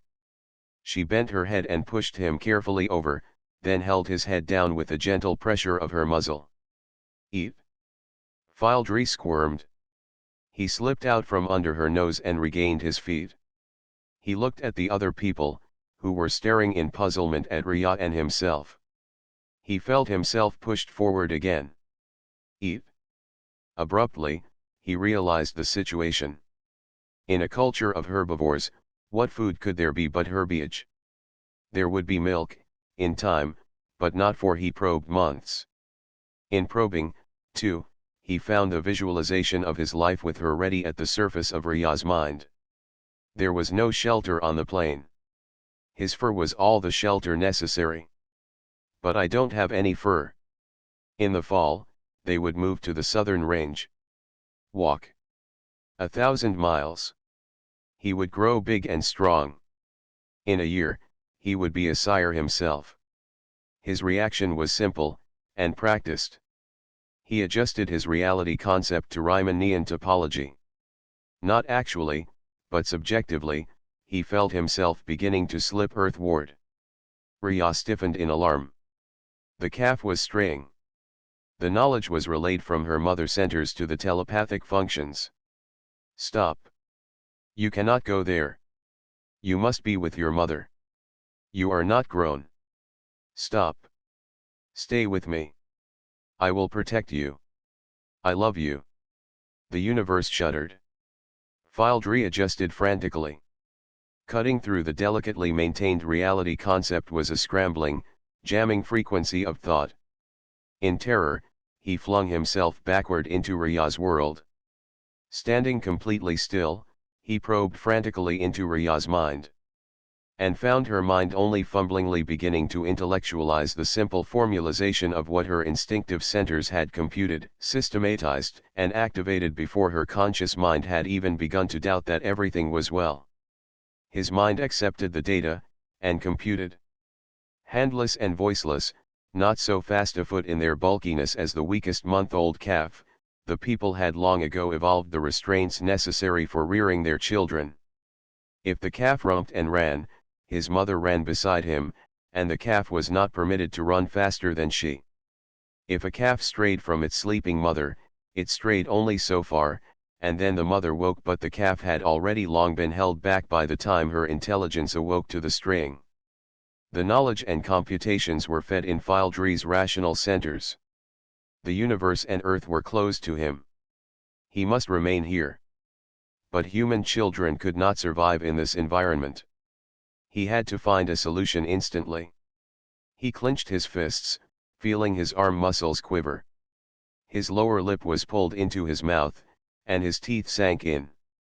The diagram, the pattern, bigger, stronger, try, this is not real, this is real, brown earth, white clouds, blue sky, try, mouthful of warm salt. F is for Fildry. O is for out. R is for Rhea. T is for topology. H is for happiness and home. Rhea shook herself. She stood in the furrows of a plowed field, her eyes vacant with bewilderment. She stared uncomprehendingly at the walls and the radar tower, the concrete shoulders of the air raid bunkers. She saw anti-aircraft quick-firers being hastily cranked around and down at her, heard Fildry's shout that saved her life, and understood none of it. But none of it mattered. Her strange calf was with her, standing beside her with his fingers locked in her fur, and she could feel the warm response in his mind as she touched him with her caress again. She saw the other little calves erupting out of the low dormitory buildings, and something within her crooned. Rhea nuzzled her foundling. She looked about her at the war orphans' relocation farm with her happy eyes. The barbarians. It was just as he saw the barbarians' squat black tankette lurch hurriedly into a nest of boulders that young Julian Jeffrey realized he had been betrayed. With the muzzle of his own cannon still hot from the shell that had jammed the barbarian's turret, he had yanked the starboard track lever to wheel into position for the finishing shot. All around him, the remnants of the barbarians' invading army were being cut to flaming ribbons by the armored vehicles of the Seaboard League. The night was shot through by billows of cannon fire, and the din of laboring engines, guns, and rent metal was a cacophonic climax to the Seaboard League's first decisive victory over the inland invaders.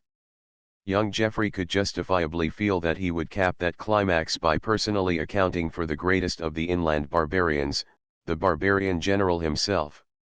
He trained his sights on the scarlet beer paw painted on the skewed turret's flank, and laid his hand on the firing lever. Out of the corner of his eye, he caught a glimpse of another tankette rushing up on his port side. He glanced at it, saw its graceful handcrafting, and knew it for one of the League's own. He could even see the ensign, the mailed heel trampling a stand of wheat, Harolda Dugald, of the neighboring fief. Geoffrey was on coldly polite terms with Dugald. He had no use for the other man's way of treating his serfs, and now he felt a prickle of indignant rage at this attempt to usurp a share of his glory. He saw Dugald's turret begin to traverse, and hastily tried to get the finishing shot into the barbarian's tankette before the other leaguesman could fire. But Dugald was not aiming for the barbarian. First he had to eliminate Geoffrey from the scene entirely. When he fired, at almost point-blank range, the world seemed to explode in Julian's eyes. Somehow, no whistling shard of metal actually hit him. But the tankette, sturdy as it was, could not hope to protect him entirely. He was thrown viciously into the air, his ribs first smashing into the side of the hatch, and then he was thrown clear, onto the rocky ground of the foothills. Agonized, stunned to semi-consciousness, he lay feebly beating at his smoldering tunic while Dugald spun viciously by him, almost crushing him under one tread. He saw Dugald's tankette plunge into the rocks after the barbarian, and then, suddenly, the battle was beyond him. Dugald, the barbarian, all the thundering might that had clashed here on the eastern seaboard of what had, long ago, been the United States of America, all of this had suddenly, as battles will, whirled off in a new direction and left Julian Geoffrey to lie hurt and unconscious in the night. He awoke to the trickle of cold water between his teeth. His lips bit into the threaded metal of a canteen top, and a huge arm supported his shoulders. Broad shoulders and a massive head loomed over him against the stars.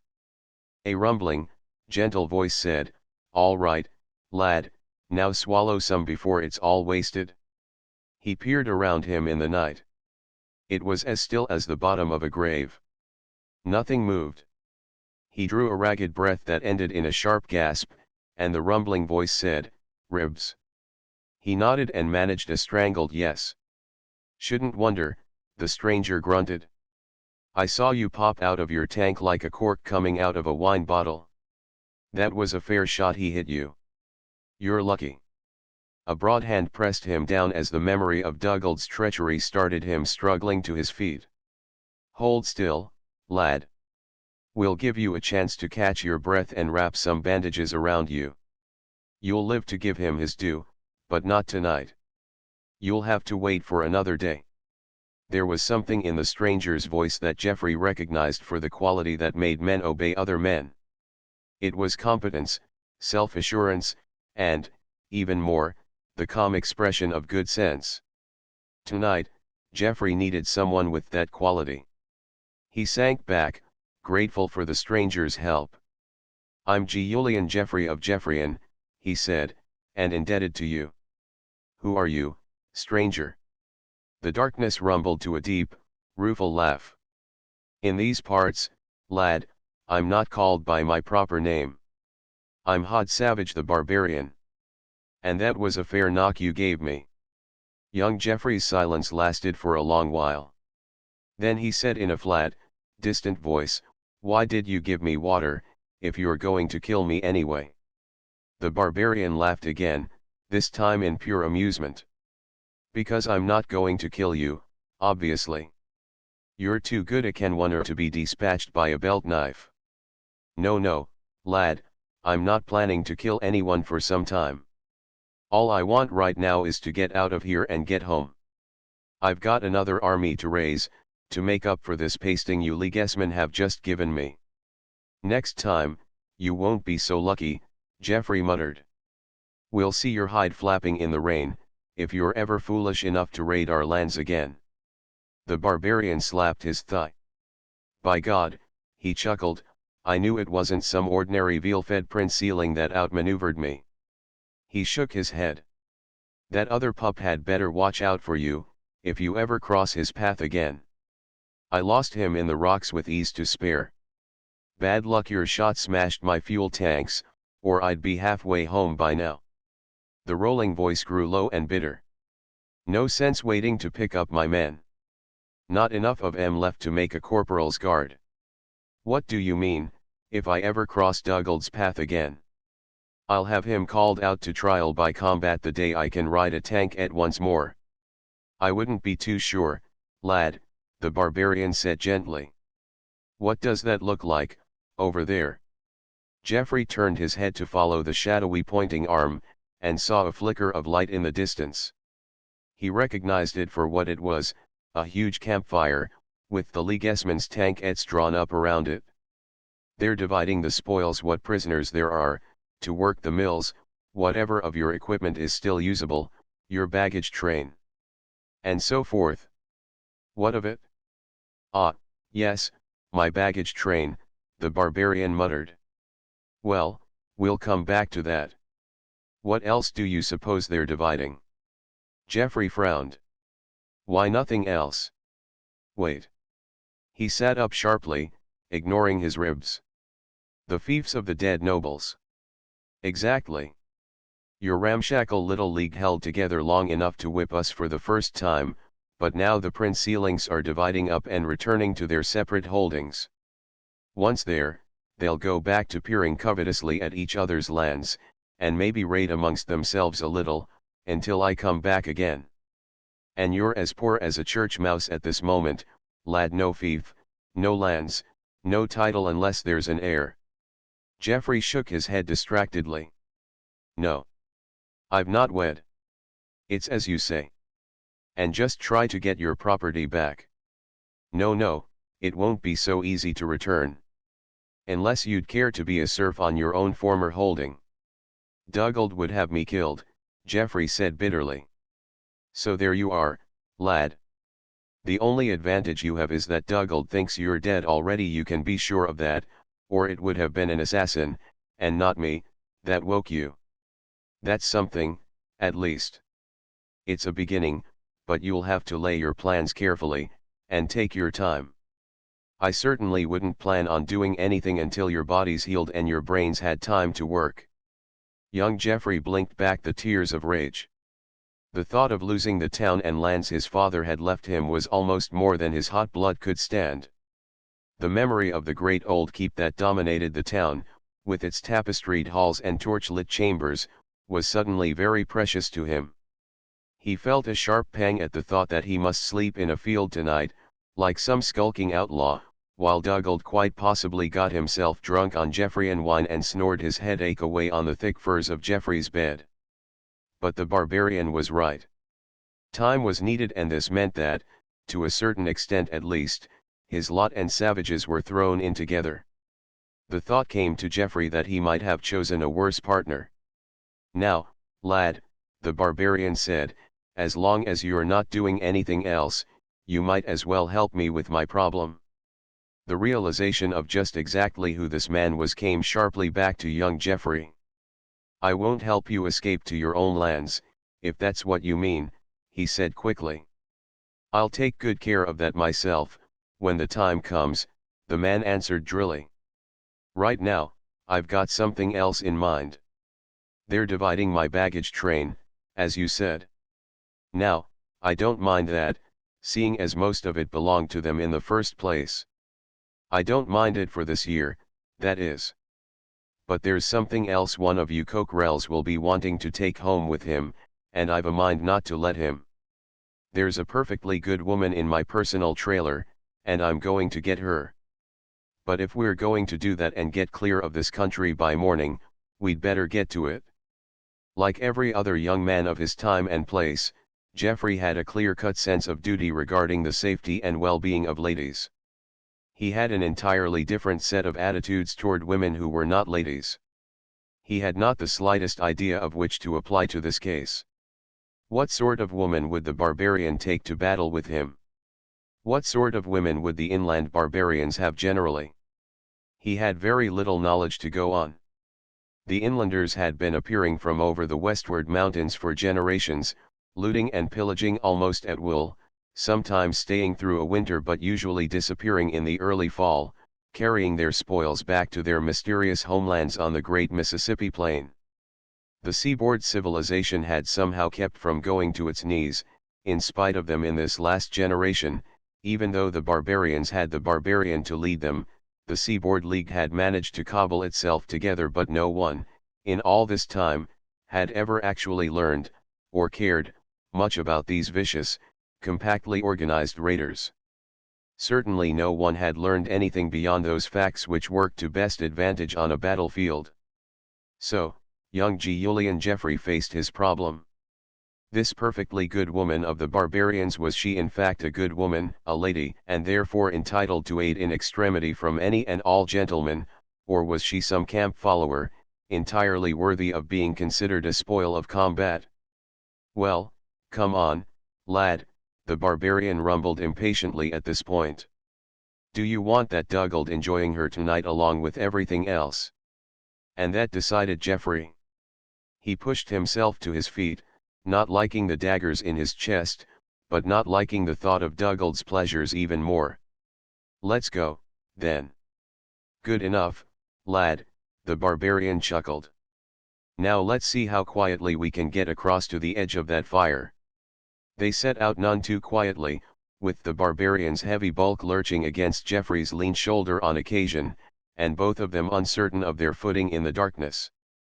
But they made it across without being noticed, just two more battle-sore figures in a field where many such might be expected, and that was what counted. The noise and confusion attendant on the dividing of the spoils was an added help. They reached the fringes of the campfire easily.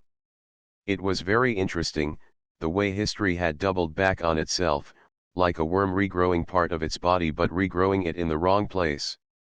At one end of the kink of the fresh, pink scar was a purulent hell of fire and smoke that no one might have expected to live through. Yet, people had, as they have a habit of doing. And at the other end of the kink, in time Julian Geoffrey's end, Harolda Dugald's time, the barbarians' day, there were keeps and moats in Erie, Pennsylvania, vassals in New Brunswick, and a great stinking warren of low, half-timbered houses on the island of Manhattan. If it had taken a few centuries longer to recover from the cauterizing sun bombs, these things might still have been. But they might have had different names, and human history might have been considered to begin only a few hundred years before. Even this had not happened. The link with the past remained. There was a narrow, cobbled path on Manhattan, with sewage oozing down the ditch in its center, which was still Fifth Avenue. It ran roughly along the same directions as Old Broadway, not because there was no one who could read the yellowed old maps, but because surveying was in its second childhood. There was a barge running between two ropes stretched across the Hudson, and this was the George Washington Bridge Ferry. So, it was only a kink in history, not a break. But Rome was not rebuilt in a day.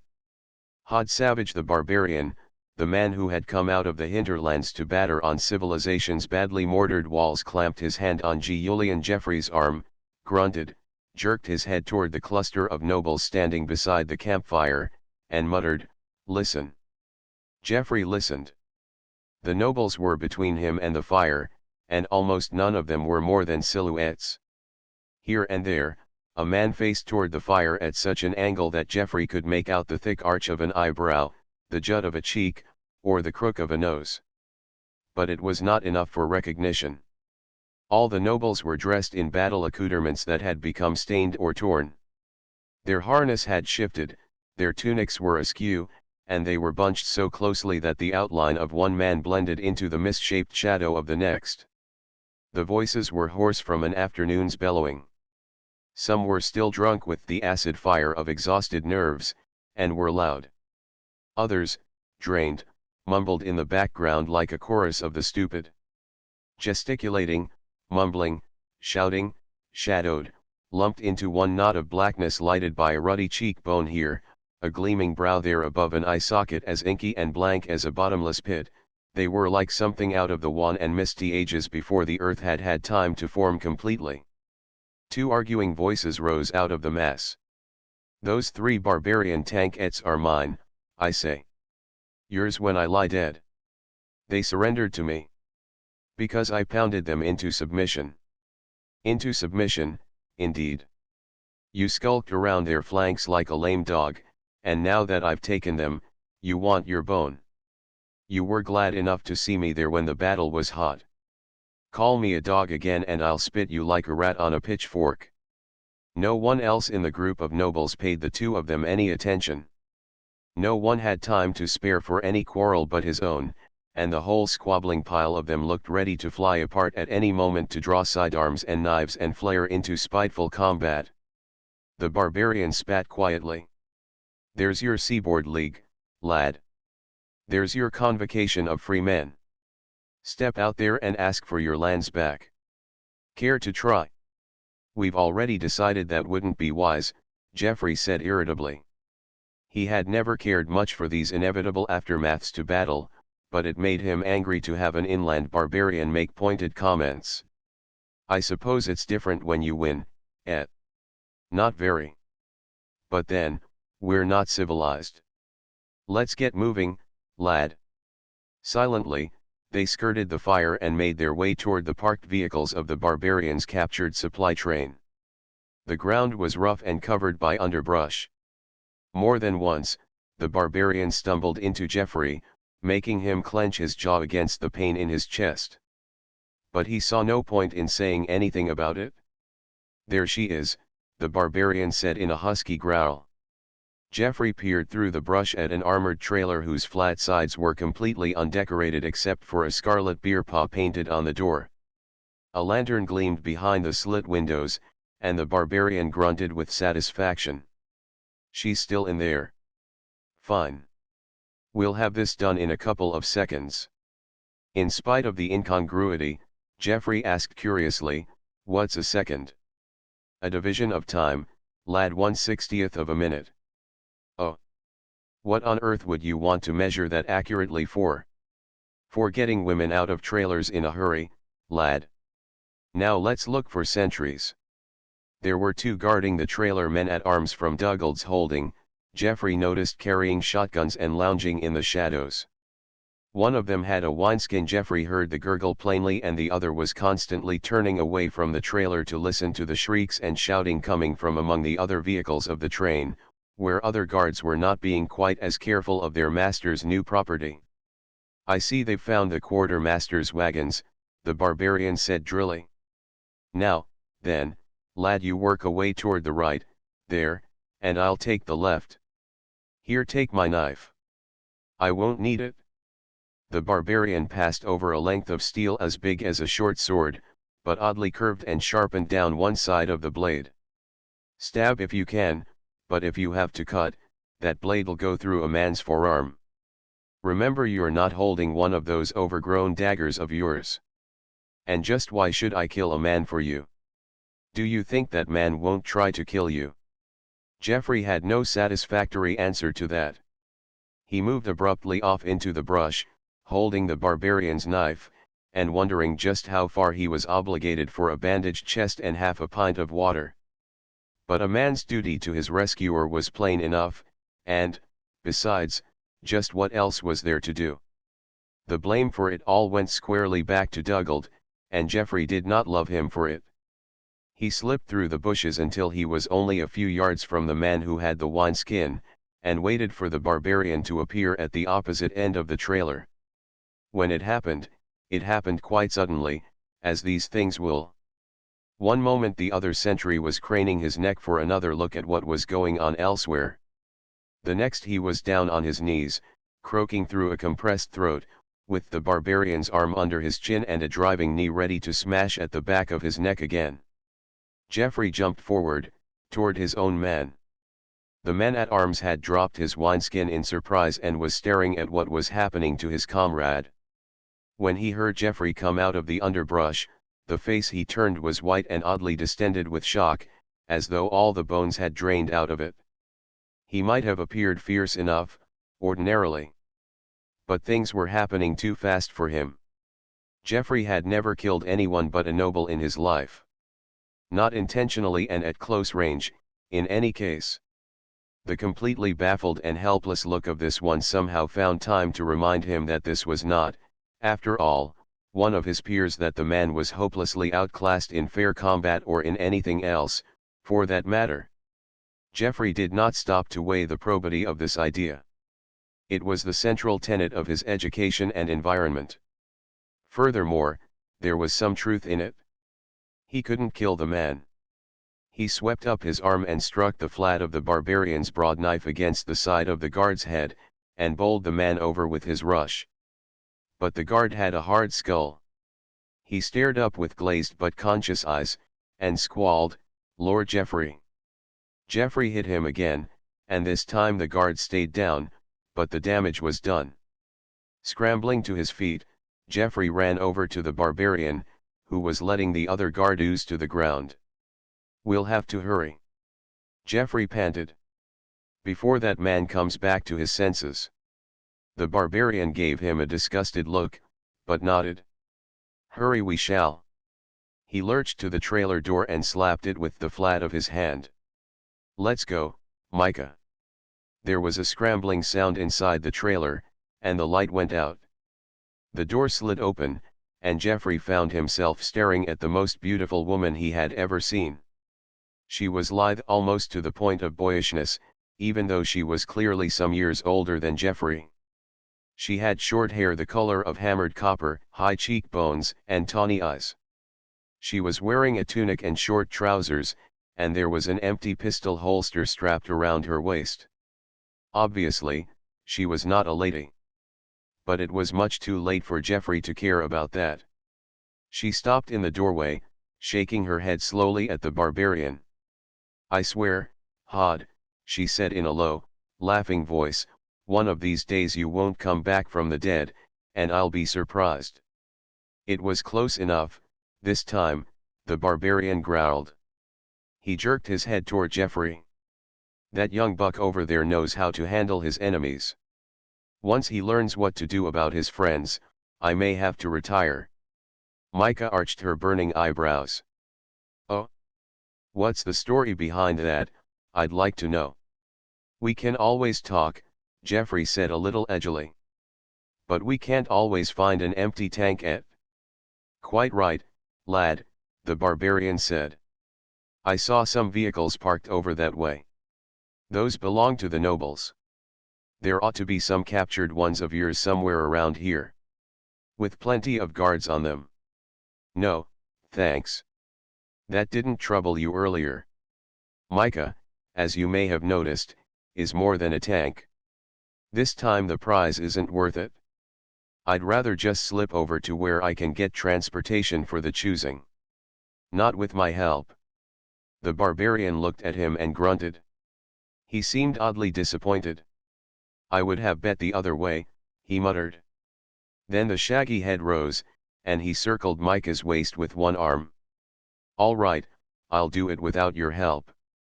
"Is Micah trained to drive a tankette and fight at the same time?" "No." "Then you'd better do it my way. You'd make a poor showing, kicking drive levers with a broken leg." Geoffrey nodded toward the barbarian's right shin. "It's been that way since before you picked me up, hasn't it?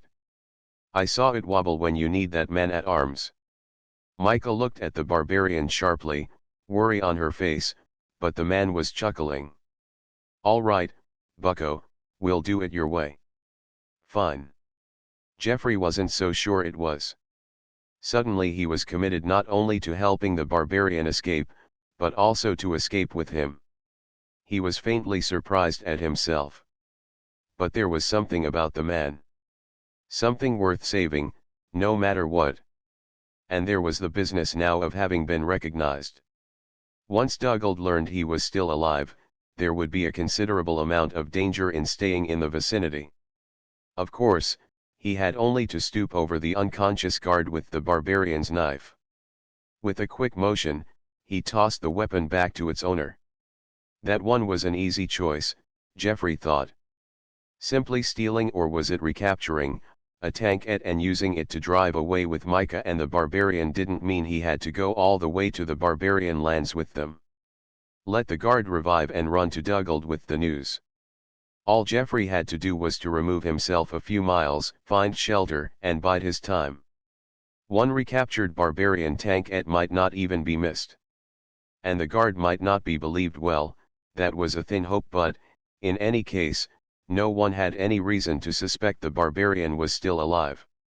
There'd be no general pursuit. Well, maybe not. There was a man-at-arms choked to death, by a stronger arm than Geoffrey's, and it was the barbarian's woman who would be missing.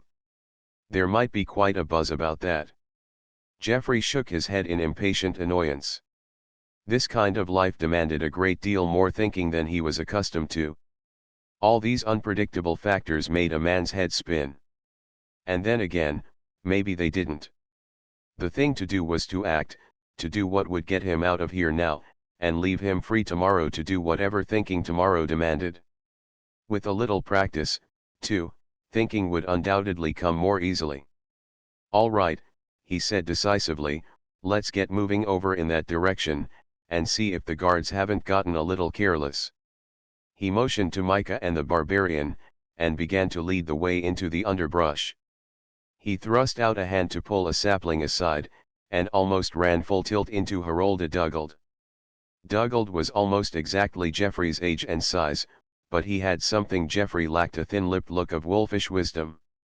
His dark eyes were habitually slitted, and his mouth oddly off-center, always poised between a mirthless grin and a snarl. His long black hair curled under at the base of his skull, and his hands were covered with heavy gold and silver rings. There was one for each finger and thumb, and all of them were set with knobby precious stones. His lips parted now, and his long white teeth showed plainly in the semi-darkness.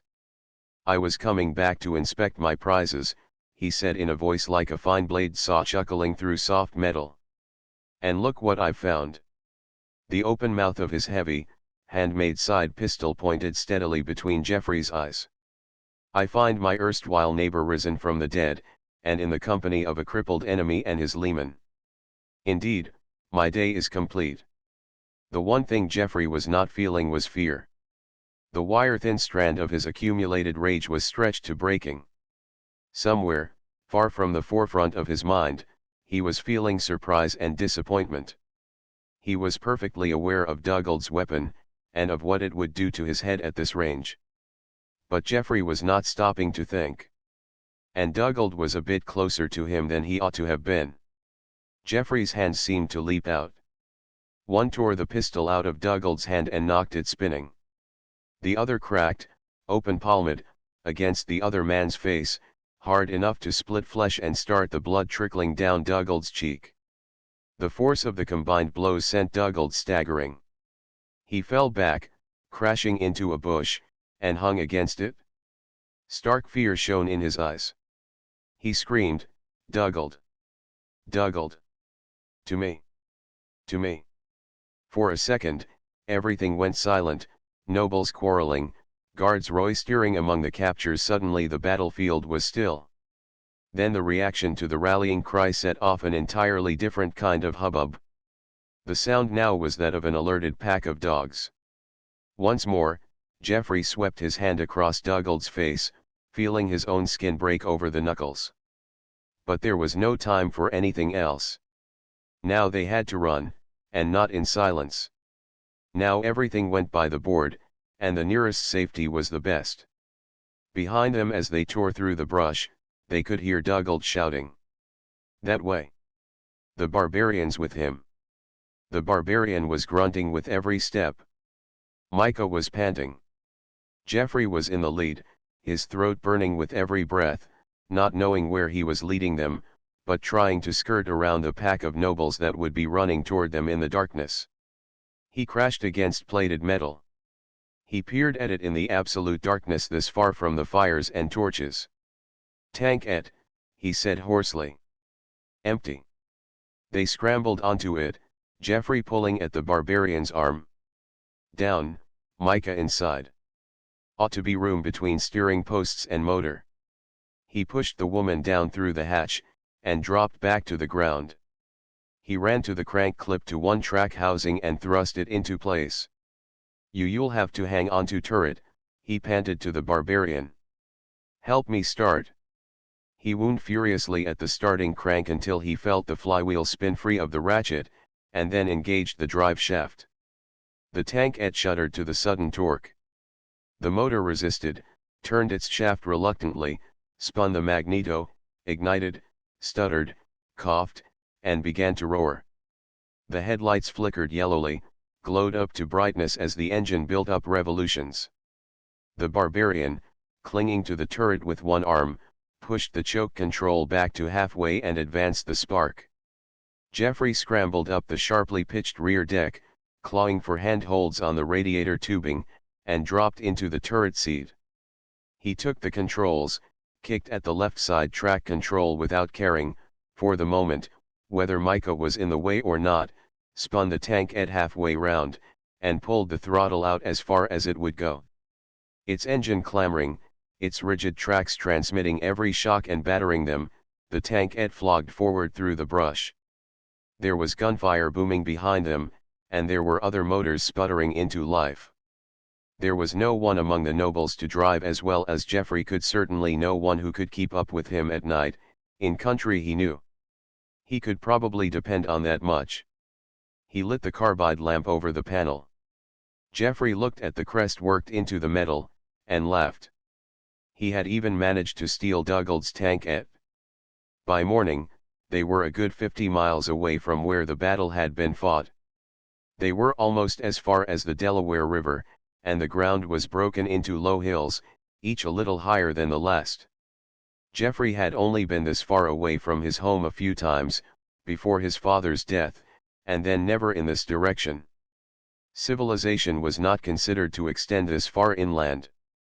When a young man went on his travels, preparatory for the day when he inherited his father's holdings and settled down to maintain them, he went along the coast, perhaps as far as Philadelphia or Hartford. Jeffrey had always had a lively interest in strange surroundings. He had regretted the day his journeyings came to an end, not that he hadn't regretted his father's passing even more. Now, as dawn came up behind them, he could not help turning his head from side to side and looking at the strangely humped land, seeing for the first time a horizon which was not flat. He found himself intrigued by the thought that he had no way of knowing what lay beyond the next hill that he would have to travel, and keep traveling, to satisfy a perpetually renewed curiosity. All this occupied one part of his mind. Simultaneously, he wondered how much farther they'd travel in this vehicle.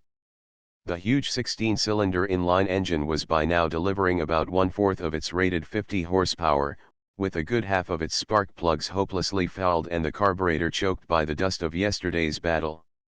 They were very low on shot and powder charges for the 2-pounder turret cannon, as well.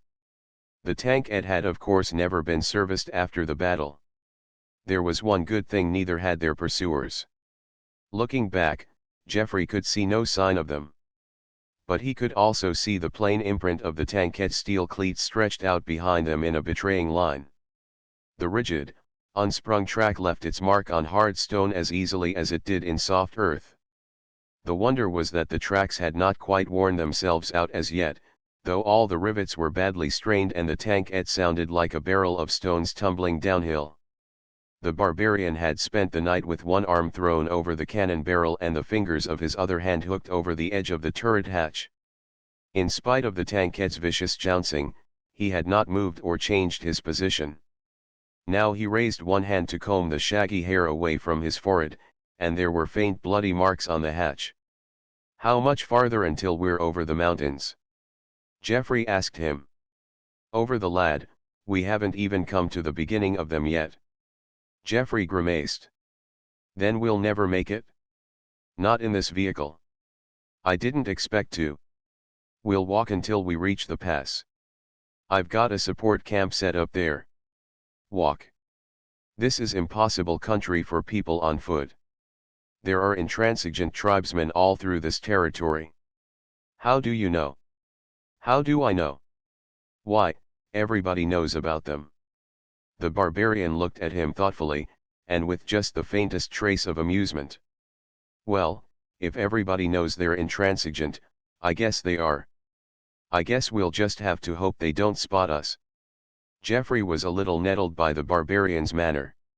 It wasn't, after all, as if anybody claimed there were dragons or monsters or any other such oceanic thing living here. This was good, solid fact. People had actually come up here, tried to bring civilization to the tribes, and failed completely. They were, by all reports, hairy, dirty people equipped with accurate rifles. No one had bothered to press the issue, because obviously it was hardly worth it. Jeffrey had expected to have trouble with them, but he had expected to meet it in an armored vehicle. But now that the mountains had turned out to be so far away, the situation might grow quite serious. And the barbarian didn't seem to care very much. "Well, now, lad," he was saying, "if the tribesmen re that bad, maybe your friends the nobles won't dare follow us up here." "They'll follow us," Geoffrey answered flatly. I slapped Dougald's face. "Oh. Oh, I didn't understand that. Code of honor, that sort of thing. All the civilized appurtenances. It's hardly funny." "No, I suppose not. I don't suppose it occurred to you to kill him on the spot. Kill a noble in hot blood. Sorry. Code of honor again. Forget I mentioned it?" Geoffrey rankled under the barbarian's barely concealed amusement. To avoid any more of this kind of thing, he pointedly turned and looked at the terrain behind them, something he ought to have done a little earlier. 3 tankettes were in sight, only a few miles behind them, laboring down the slope of a hill. And at that moment, as though Revet iron had a dramatic sense of its own, their tankette coughed, spun lazily on one track as the crankshaft paused with the cam squarely between positions, and burned up the last drops of oil and alcohol in its fuel tank. Geoffrey and Micah crouched down in a brushy hollow. The barbarian had crawled up to the lip of the depression, and was peering through a clump of weeds at the oncoming trio. "That seems to be all of them," he said with a turn of his head. "It's possible they kept their speed down and nursed themselves along to save fuel. They might even have a fuel wagon coming up behind them. That's the way I'd do it. It would mean these 3 are all we can expect for a few hours, anyway, but that they'll be heavily reinforced sometime later." "That will hardly matter," Geoffrey muttered. Micah had found Dougald's personal rifle inside the tankette. Geoffrey was rolling cartridges quickly and expertly, using torn-up charges from the turret cannon. He had made the choice between a round or 2 for the now immobile heavy weapon and a plentiful supply for the rifle, and would have been greatly surprised at anyone's choosing differently. The barbarian had not even questioned it, and Micah was skillfully casting bullets with the help of the hissing alcohol stove and the bullet mold included in the rifle kit. There was plenty of finely ground priming powder, and even though Geoffrey was neither weighing the charges of cannon powder nor measuring the diameter of the cartridges he was rolling, no young noble of any pretensions whatsoever could not have done the same. The rub lay in the fact that none of this was liable to do them much good. If they were to flee through the woods, there would certainly be time for only a shot or 2 when the tribesmen found them. If the rifle was to be used against the 3 nobles, then it was necessary, in all decency, to wait until the nobles had stopped, climbed out of their tankettes, equipped themselves equally, and a mutual ground of battle had been agreed upon. In that case, 3 against 1 would make short work of it. The better chance lay with the woods and the tribesmen. It was the better chance, but Geoffrey did not relish it. He scowled as he dropped a primer charge down the rifle's barrel, followed it with a cartridge, took a cooled bullet from Micah, and tamped it down with the ramrod until it was firmly gripped by the collar on the cartridge. He took a square of clean flannel from its compartment in the butt and carefully wiped the lenses of the telescopic sight. "Can I stop now?" Micah asked. Geoffrey looked at her sharply. It had never occurred to him that the woman might simply be humoring him, and yet that was the tone her voice had taken. Truth to tell, he had simply handed her the stove, pig lead, and mold, and told her to go to work. He looked at her now, remembering that he'd been hurried and possibly brusque. It ought not to matter, though it did, since she was hardly a lady entitled to courtesy. She hardly looked like anything, after hours crouched inside the tankette. Her copper hair was smeared with grease, disarranged, and even singed where she had presumably leaned against a hot fitting. Her clothes were indescribably dirty and limp with perspiration. She was quite pale, and seemed to be fighting nausea, hardly surprising, with the exhaust fumes that must have been present in the compartment. Nevertheless, her hair glinted where the sun struck it, and her litheness was only accented by the wrinkled clothing. Over-accented, Geoffrey thought to himself as he looked at the length of limb revealed by her short trousers. He flushed. Of course. Thank you. He looked at the pile of finished bullets. There were enough of them to stand off an army, provided only the army did not shift about behind rocks and trees as the tribesmen did, or was not equally armed, as the nobles would be. Yet, a man had to try to the end. You don't expect this to do much good, he said to the woman. Micah grinned at him. Do you? No, frankly. But why did you help me? To keep you busy. I see. He didn't. He scooped the bullets up, put them in one pocket, and dropped the cartridges in another. He stood up. There wasn't any point in letting you get nervous, Micah explained. You can be quite a deadly boy in action, if what I've seen and heard about you is any indication. I didn't want you killing any of our friends. She was smiling at him without any malice whatsoever, rather, with a definite degree of fondness. Jeffrey did not even feel resentful at this business of being casually managed, as though he were liable to do something foolish. But he scrambled up to a place beside the barbarian in a burst of tense movement, and looked out toward the approaching tankettes. What Micah had just said to him, and the cryptic smile on the barbarian's face, and a thought of Jeffrey's own, had all fitted themselves together in his mind. There was no reason, really, to believe that barbarians would be hostile to barbarians, and certainly the inland raiders could not have returned year after year without some means of handling the mountain tribes. Friendship, or at least an alliance, would be the easiest way. And out on the slope of the nearest hill, bearded men in homespun clothing were rolling boulders down on the advancing tankettes. The slope of the hill was quite steep, and the boulders were massive. They tumbled and bounded with a speed that must have seemed terrifying from below.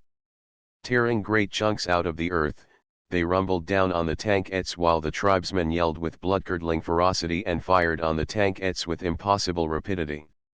With respectable marksmanship, too. The nobles were swerving their vehicles frantically from side to side, trying to avoid the boulders, but their ability to do so was being destroyed by bullets that ricocheted viciously off the canted forepeak plating. All three of them were blundering about like cattle attacked by stinging insects.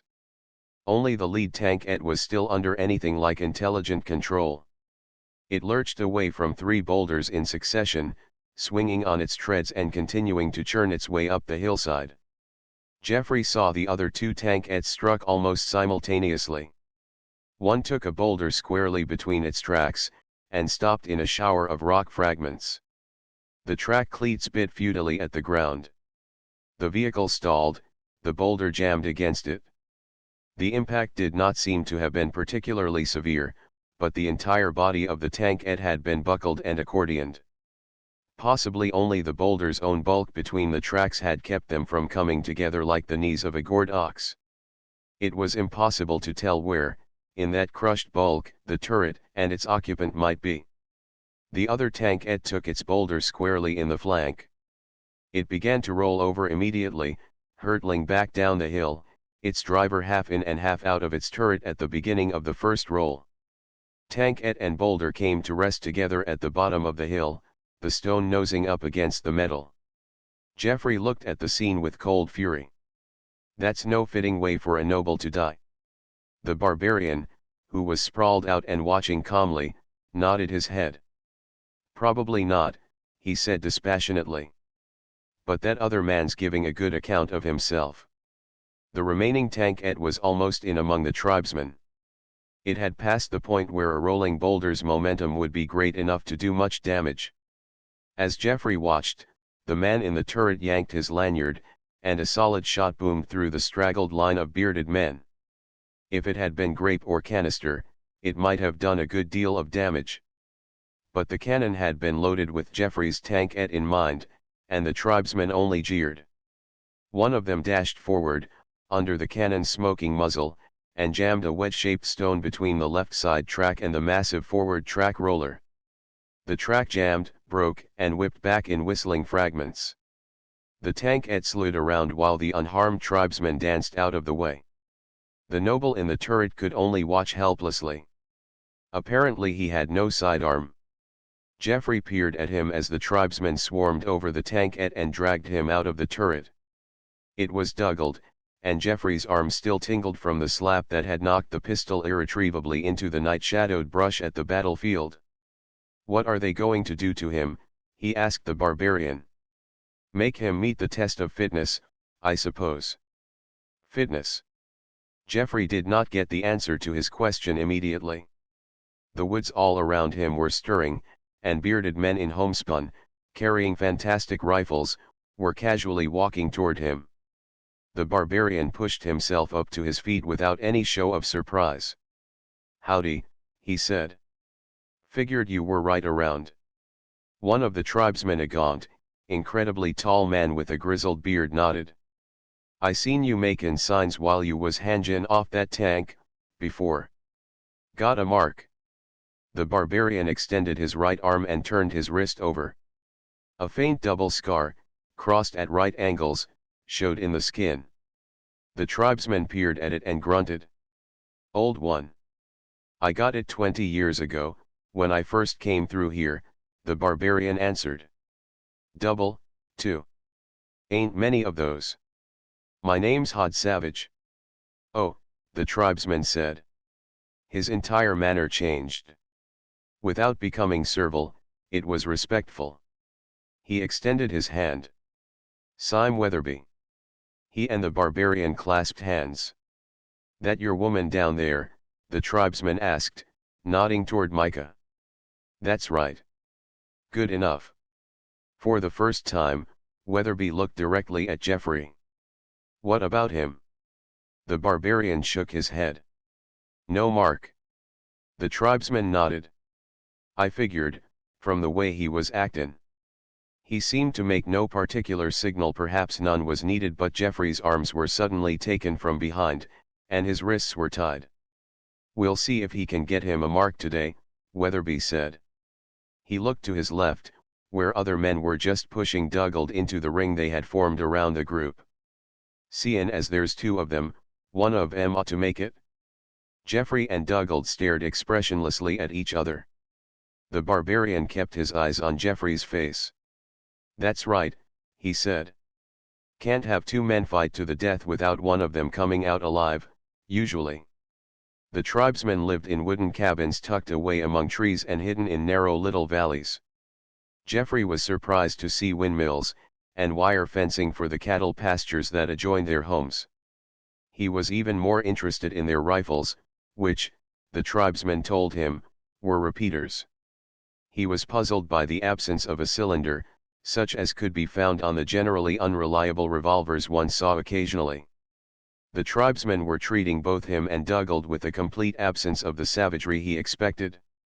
They were being perfectly matter-of-fact. If his hands had not been tied, Jeffrey might not have been a prisoner at all. This puzzled him as well. A prisoner, after all, could not expect to be treated very well. True, he and Dugald were nobles, but this could not possibly mean anything to persons as uncivilized as mountain tribesmen. Yet somehow, the only thing that was done was that all of them, the tribesman, the barbarian, Micah, Dugald, and he made their way to Weatherby's home. A number of the tribesmen continued on their way from there, going to their own homes to bring their families to watch the test. The remainder stayed behind to post guard. Dugald was put in one room, and Jeffrey in another. The barbarian and Micah went off somewhere with Weatherby, presumably to have breakfast. Jeffrey could smell food cooking, somewhere toward the back of the house. The smell sat intolerably on his empty stomach. He sat for perhaps a half-hour in the room, which was almost bare of furniture. There was a straight-backed chair, in which he sat, a narrow bed, and a bureau. Even though his hands were still tied behind his back, he did his best to search the room for something to help him, though he had no idea of what he would do next after he managed to escape from the room itself. The problem did not arise, because the room had been stripped of anything with a sharp edge on which to cut his lashings, and of anything else he might put to use. These people had obviously held prisoners here before. He sat back down in his chair, and stared at the wall. Eventually, someone opened the door.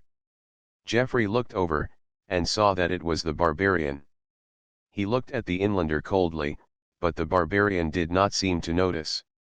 He sat down on the edge of the bed. On top of everything else, he began without preamble, I've just finished a hearty breakfast. That ought to really make you mad at me. I'm not concerned with you, or your meals, Jeffrey pointed out. The barbarian's eyes twinkled. It doesn't bother you, my getting your help and then not protecting you from these intransigent tribesmen? Hardly. I'd be a fool to expect it. Would you, now? Look, bucko, these people live a hard way of life. Living on a mountain is a good way not to live comfortably. But it's a good way of living your own way, if you can stand the gaff. These people can. Every one of them. They've got their marks to prove it. Every last one of them has fought it out face to face with another man, and proved his fitness to take up space in this territory. See, it's a social code. And they'll extend it to cover any stranger who doesn't get killed on his way here. If you can get your mark, you're welcome here for the rest of your life. They keep their clan stock fresh and vigorous that way. And it all has the virtue of being a uniform, just, rigid code that covers every man in the group. These barbarian cultures aren't ever happy without a good code to their name, you know. Yours seems to lack one. The barbarian chuckled. Oh, no. We've got one, all right, or you'd never have had me to worry you. Nothing we like better than a good, talented enemy. You know, these people here in the mountains used to be our favorite enemies. But so many of us wound up getting our marks, it just got to be futile. Once you're in, you know, you're a full-fledged clan member. That sort of divided our loyalties. The problem just seemed to solve itself, though. We understand them, they understand us, we trade back and forth, hell, it's all one family. Jeffrey frowned. You mean they got those rifles from you? Sure. We're full of ingenuity for barbarians, that is. Not in the same class with you seaboard nobles, of course, but we poke along. The barbarian stood up, and his expression turned serious. Look, son, you remember that knife of mine you borrowed for a while? I'll have to lend it to you again, in about 20 minutes. Your friend Dougald's going to have one just like it, and your left arms are going to be tied together at the wrists. I hope you remember what I happened to tell you about how to use it, because under the rules of the code, I'm not allowed to instruct you. And Jeffrey was left alone. There was a hard-packed area of dirt in front of Weatherby's home, and now its edges were crowded with tribesmen, many of whom had brought their women and children. Weatherby, together with a spare, capable-looking woman, and with the barbarian and Micah, sat on his porch. One of the tribesmen was wrapping Jeffrey's and Dougald's forearms together. Jeffrey watched him with complete detachment. He stole a glance over toward Weatherby's porch, and it seemed to him that Micah was tense and anxious. He couldn't be sure. The fingers of his right hand gripped the haft of the barbarian's knife. He held it with his thumb along the blade, knowing that if he drew his arm up, to stab downward, or back, to slash, Dougald would have a perfect opening. It was his thought, remembering that razor-keen blade, that he ought to be able to do plenty of damage with a simple underhand twist of his arm. He did not look down to see how Dougald was holding the knife he'd been given. That would have been unfair. The crowd of watching tribesmen was completely silent. This was a serious business with them, Jeffrey reflected. The tribesmen tying their wrists had finished the job. He stepped back. Any time after I say go, you boys set to it. Anything goes and dead man loses. If you don't fight, we kill you both. For the first time since their capture, Jeffrey looked squarely into Dougald's slit eyes. I'm sorry we have to do this to each other in this way, Dougald, he said. Go, the tribesmen shouted, and jumped back. Dougald spat at Jeffrey's face. Jeffrey twitched his head involuntarily, realized what he'd done, and threw himself off his feet, pulling Dougald with him and just escaping the downward arc of Dougald's plunging knife. The momentum of Dougald's swing, combined with Jeffrey's weight, pulled him completely over Jeffrey's shoulder. The two of them jerked abruptly flat on the ground, their shoulders wrenched, sprawled out facing each other and tied together like two cats on a string. The crowd shouted. Jeffrey had landed full on his ribs, and for a moment he saw nothing but a red mist. Then his eyes cleared and he was staring into Dougald's face. Dougald snarled at him, and pawed out with his knife, at the advantage now because he could stab downward. Jeffrey rolled, and Dougald perforce rolled with him. The stab missed again, and Jeffrey, on his back, jabbed blindly over his head and reached nothing. Then they were on their stomachs again. Dougald was panting, his face running wet. The long black hair was full of dust, and his face was smeared. If ever Jeffrey had seen a man in an animal state, that was what Dougald resembled. Jeffrey thought wildly, is this what a noble is? I'll kill you. Dougald bayed at him, and Jeffrey's hackles rose. This is not a man, he thought. This is nothing that deserves to live. Dougald's arm snapped back, knife poised, and drove downward again. Jeffrey suddenly coiled his back muscles and heaved on his left arm, yanking himself up against Dougald's chest. He snapped his hips sideward, and Dougald's knife missed him completely for the third and fatal time. The barbarian's knife slipped upward into Dougald's rib cage, and suddenly Jeffrey was drenched with blood. Dougald's teeth bit into his neck, but the other man's jaws were already slackening. Jeffrey let himself slump, and hoped they would cut this carrion away from him as soon as possible. He heard the crowd yelping, and felt the barbarian plucking the knife out of his hand. His arm was freed, and he rolled away. By God, I knew you had the stuff, the barbarian was booming. I knew they had to start breeding men out on the coast sooner or later. Here, give me your other wrist. The blade burned his skin twice each way, once for victory and once for special aptitude, and then Micah pressed a cloth to the wound. She was shaking her head. I've never seen it done better. You're a natural-born fighter, lad. I've got one of my sisters all picked out for you. Jeffrey smiled up at the barbarian, a little ruefully. It seems you and I'll be going back to the coast together, next year. Had it in mind all along, lad, the barbarian said. If I can't lick em, I'll be damned if I won't make em join me. It's an effective system, Jeffrey said. That it is, lad. That it is. And now, if you'll climb up to your feet, let's go get you some breakfast. The rag and bone men. The other one, Charpentier, he called himself, he and I were going back up the hill to the foundation, carrying our bags, when I happened to remark I didn't think the felt was sane anymore. I call myself Moorer. Charpentier said nothing for a moment. We kept walking, up the gravel path between the unimaginatively clipped hedges. But he was frowning a little, and after a while he said in an absent way, now, how would one determine that?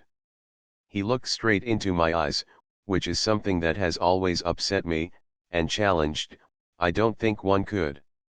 I felt the shock of inadequacy. Words come out of me, perfectly accurate words, I know, but I never know how, and sometimes when asked I forget. Now I must be very lucid, I must be his kind of man, I thought, and picked my way among my words. These things he's had us get, I said, putting the burlap bag down and stopping so as to hold Charpentier in one place. He wants to build something unearthly, Charpentier said, annoyed because I was playing his kind of trick on him, and so baldly. What standards do you propose to judge by? But I was right and he was wrong.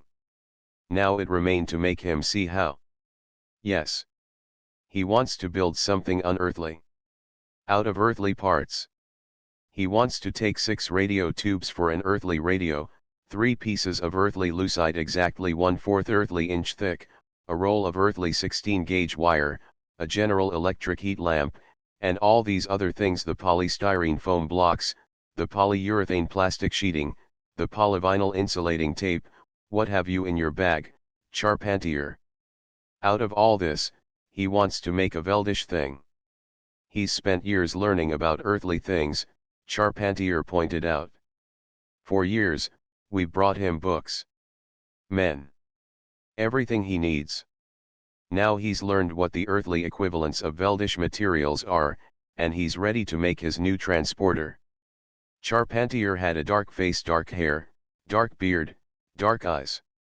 When his dark brows drew together, it was easy to see that his best expression was dark scorn. I think he's desperate, I said. I think he's learned all he can. He's learned what the nearest earthly equivalents to Veldish things are. And he's learned that all Earth can give him nothing closer. I don't see how he could do better. Even he. You cannot make apples of cabbages. But he wants to get home, you know, he wants so much to leave here and get home, and now he's desperate, and is going to try making a new transporter out of materials nothing like those in the one that broke and marooned him here. And it won't function. Charpentier asked. There is that risk. But why shouldn't he try? What's insane in that? I fear it might work. I fear it might work in ways a transporter should not. And I shivered, for if I say something I feel it, and I do not feel anything I don't believe is right. I have been wrong, but not often, or perhaps I forget. Charpentier smiled. How should a felt transporter work? That's not the point. I cried at Charpentier's obstinacy in being Charpentier. I don't have to know.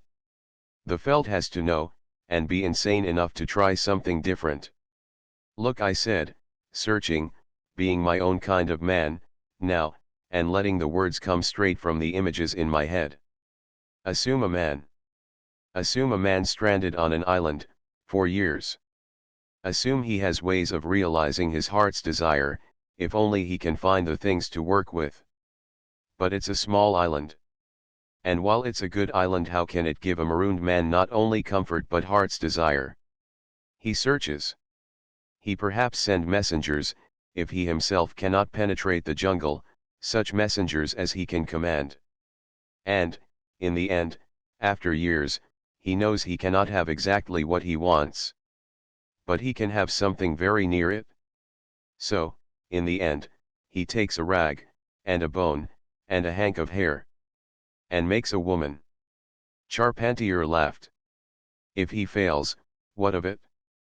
But if he succeeds, Charpentier. If he succeeds. Couldn't he see? What sort of woman?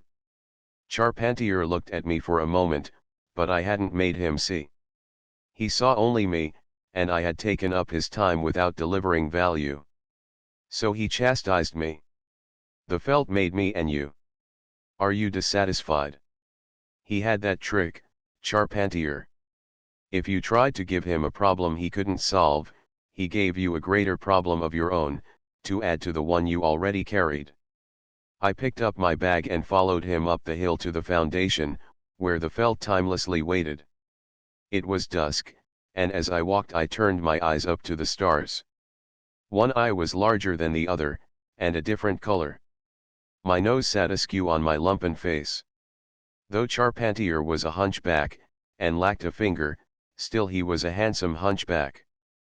But I, whom the felt had made second, with Charpentier's example, was merely whole.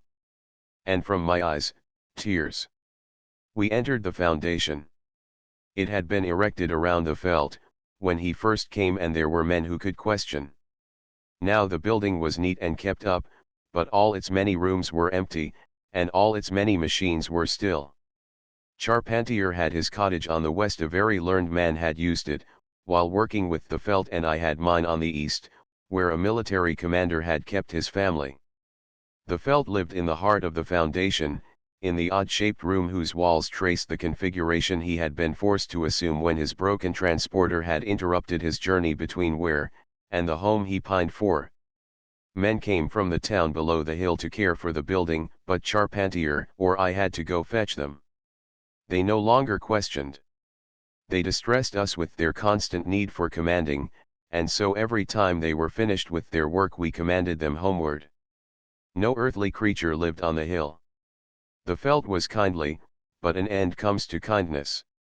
The time came when the questioning of men would have led them, if answered, irrevocably into Veldish ways.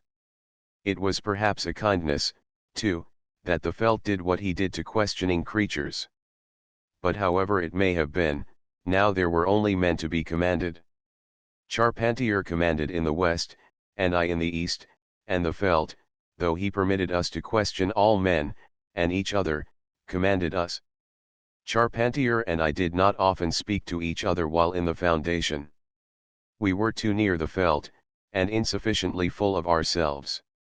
But as we rode down the elevator, with its noise of metal sliding all alone in the world, Charpentier looked at me. And I knew what he looked.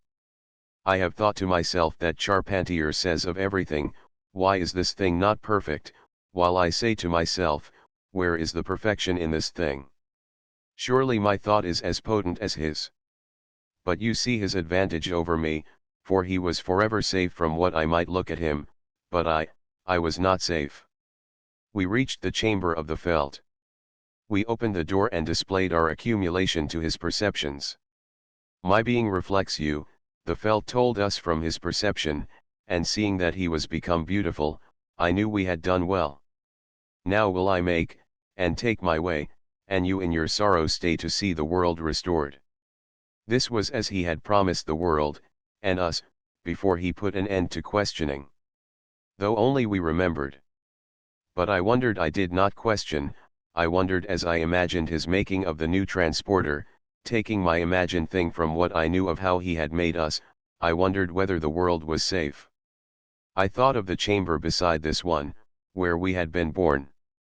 I had often been there, only to look. There is the tank, the Rochester, Minnesota, Biophysical Equipment Co-Tank. And there is the Velikaya Socialisticheski Russia Coagulator, and the IBM 704, and the Braun, Bovary Heater. There stand the cabinets, with their Torsen, held arched metal refrigeration units. And the cabinets stand full of flasks and ampoules, and there is the autoclave full of Becton Dickinson Yale syringes, and dangling from the wall are the Waldos the Veld used to manipulate all these things. And of all these earthly things, the Veld made men not entirely earthly, for the Veld is a Veld.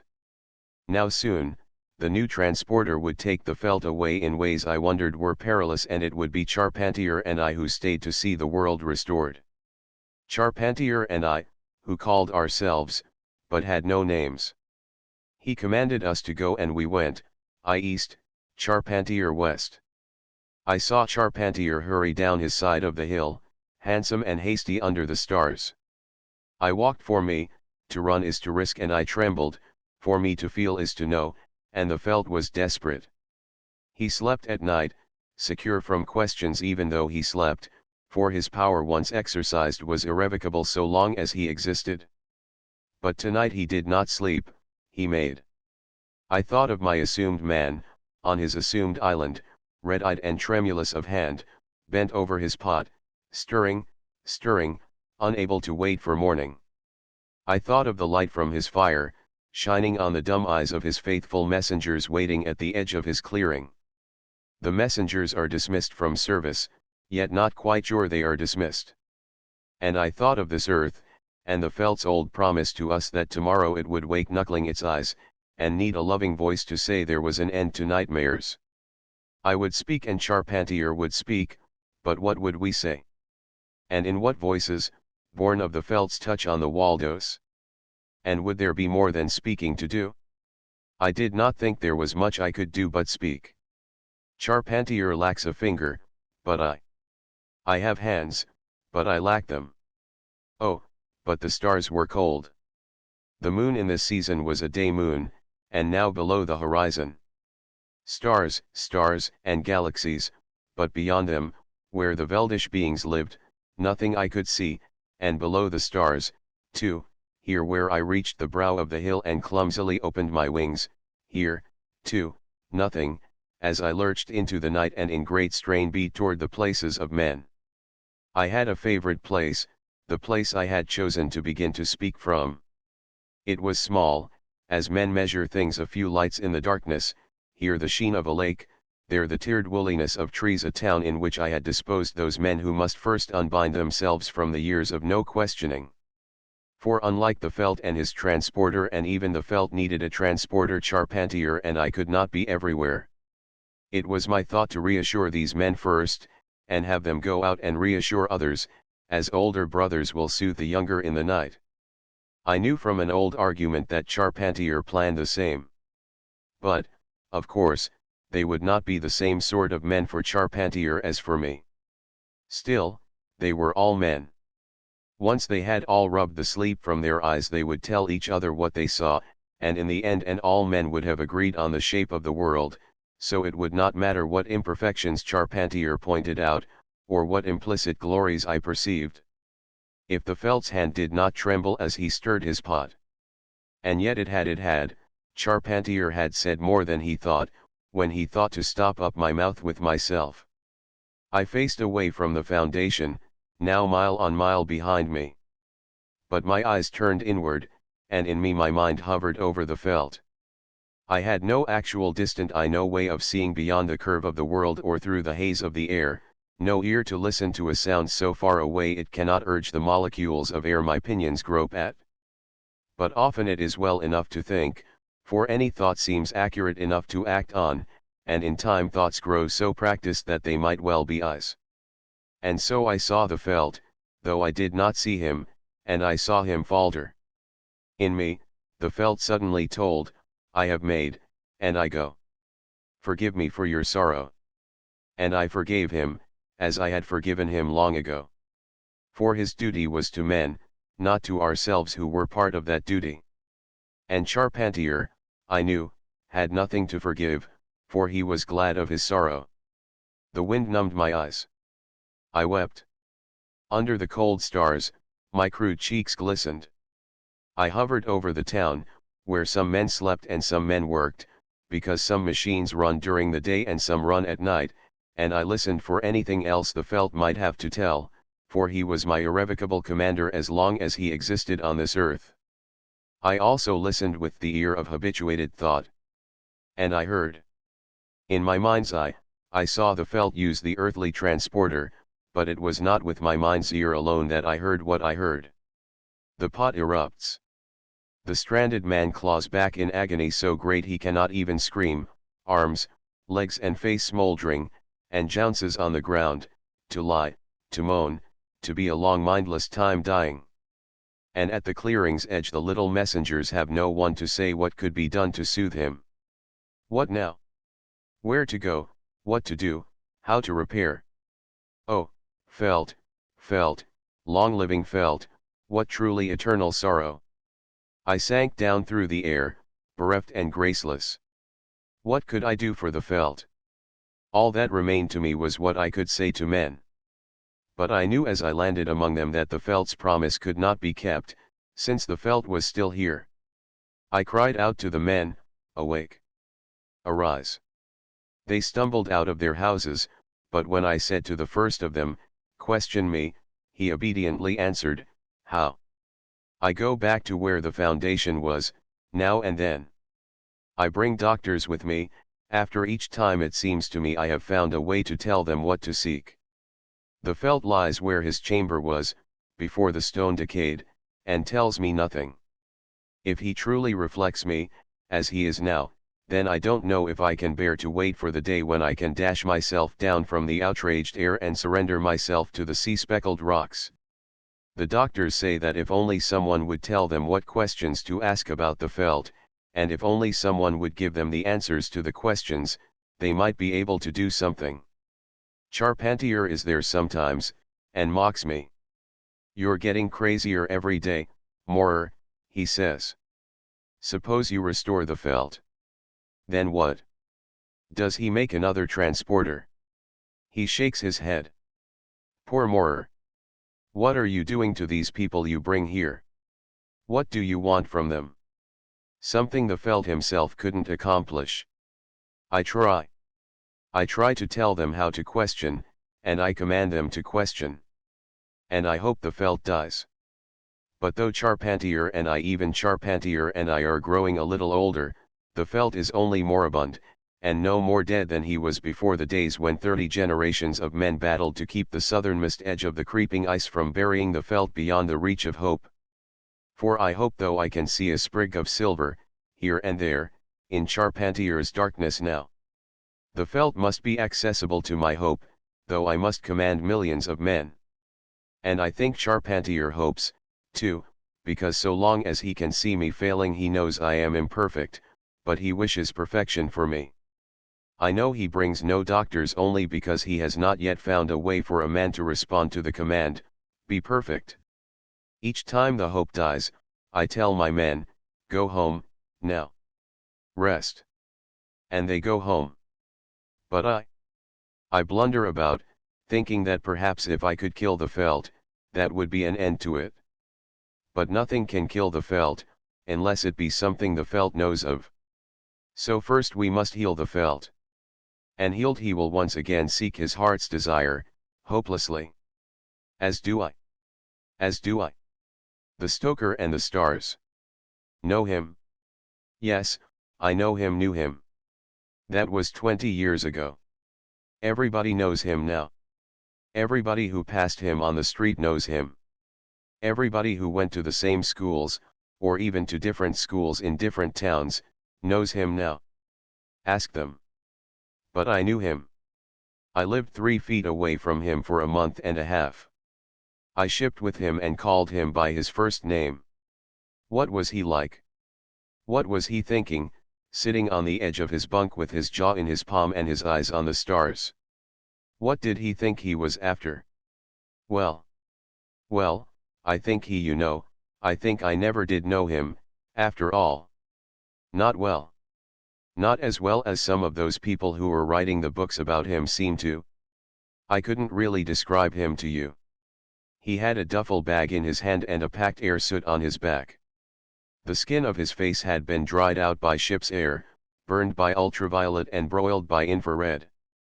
The pupils of his eyes had little cloudy specks in them where the cosmic rays had shot through them. But his eyes were steady and his body was hard. What did he look like? He looked like a man. It was after the war, and we were beaten. There used to be a school of thought among us that deplored our combativeness, before we had ever met any people from off-Earth, even, you could hear people saying we were toughest, cruelest life form in the universe, unfit to mingle with the gentler, wiser races in the stars, and a sure bet to steal their galaxy and corrupt it forever. Where these people got their information, I don't know. We were beaten. We moved out beyond Centaurus and Sirius, and then we met the Jeks, the Nosurwey, the Lud.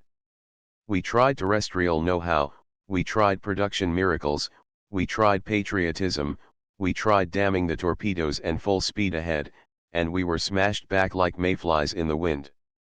We died in droves, and we retreated from the guttering fires of a dozen planets, we dug in, we fought through the last ditch, and we were dying on Earth itself before Baker mutinied, shot Cope, and surrendered the remainder of the human race to the wiser, gentler races in the stars. That way, we lived.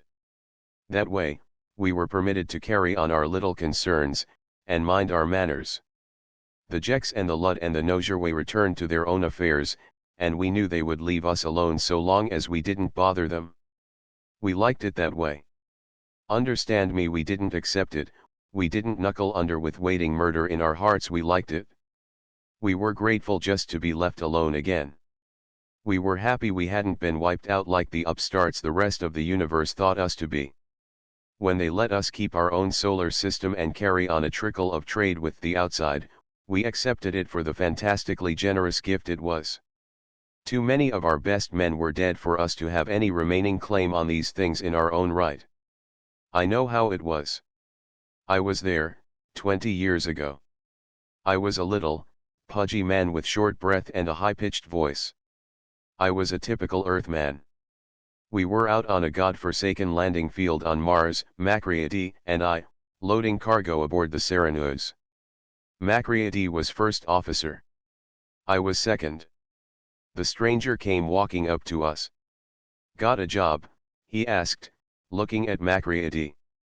Mac looked him over. He saw the same things I'd seen. He shook his head. Not for you.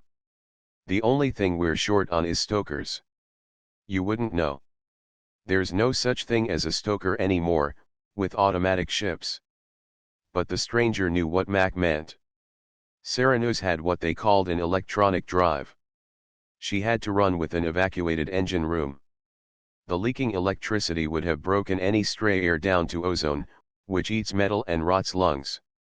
So the engine room had the air pumped out of her, and the stokers who tended the dials and set the cathode attitudes had to wear suits, smelling themselves for 12 hours at a time and standing a good chance of cooking where they sat when the drive arced. Serenos was an ugly old tub. At that, we were the better of the two interstellar freighters the human race had left. You're bound over the border, aren't you? Macready nodded. That's right. But I'll stoke. Macready looked over toward me and frowned. I shrugged my shoulders helplessly. I was a little afraid of the stranger, too. The trouble was the look of him. It was the look you saw in the bars back on Earth, where the veterans of the war sat and stared down into their glasses, waiting for night to fall so they could go out into the alleys and have drunken fights among themselves.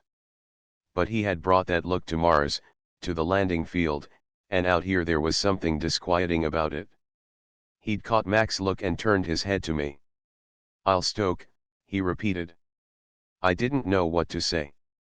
Macready and almost all of the men in the merchant marine hadn't served in the combat arms. We had freighted supplies, and we had seen ships dying on the runs. We'd had our own brushes with commerce raiders, and we'd known enough men who joined the combat forces. But very few of the men came back, and the war this man had fought hadn't been the same as ours. He'd commanded a fighting ship, somewhere, and come to grips with things we simply didn't know about. The mark was on him, but not on us. I couldn't meet his eyes. Okay by me, I mumbled at last. I saw Macready's mouth turn down at the corners.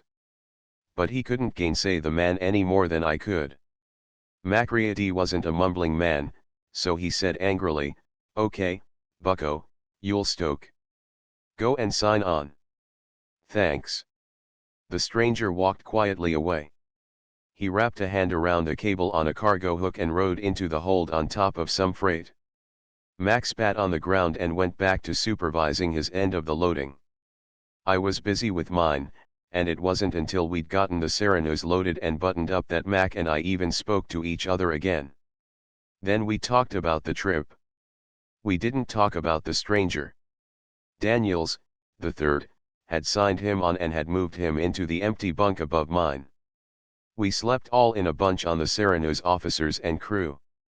Even so, we had to sleep in shifts, with the ship's designers giving 90% of her space to cargo, and 8% to power and control. That left very little for the people, who were crammed in any way they could be. I said empty bunk. What I meant was, empty during my sleep shift. That meant he and I'd be sharing work shifts, me up in the control blister, parked in a soft chair, and him down in the engine room, broiling in a suit for 12 hours. But I ate with him, used the head with him. You can call that rubbing elbows with greatness, if you want to. He was a very quiet man. Quiet in the way he moved and talked. When we were both climbing into our bunks, that first night, I introduced myself and he introduced himself. Then he heaved himself into his bunk, rolled over on his side, fixed his straps, and fell asleep. He was always friendly toward me, but he must have been very tired that first night. I often wondered what kind of a life he'd lived after the war, what he'd done that made him different from the men who simply grew older in the bars. I wonder, now, if he really did do anything different. In an odd way, I like to think that one day, in a bar, on a day that seemed like all the rest to him when it began, he suddenly looked up with some new thought, put down his glass, and walked straight to the Earth, Mars shuttle field. He might have come from any town on Earth. Don't believe the historians too much. Don't pay too much attention to the Chamber of Commerce plagues. When a man's name becomes public property, strange things happen to the facts. It was Macready who first found out what he'd done during the war. I've got to explain about Macready. He takes his opinions fast and strong. He's a good man or was, I haven't seen him for a long while, but he liked things simple. Macready said the duffel bag broke loose and floated into the middle of the bunk room during acceleration. He opened it to see whose it was. When he found out, he closed it up and strapped it back in its place at the foot of the stoker's bunk. Macready was my relief on the bridge. When he came up, he didn't relieve me right away. He stood next to my chair and looked out through the ports. "Captain, leave any special instructions in the order book?" he asked. "Just the usual. Keep a tight watch and proceed cautiously." "That new stoker," Mac said. "Yeah. I knew there was something wrong with him. He's got an old Marine uniform in his duffel." I didn't say anything. Mac glanced over at me. "Well, I don't know."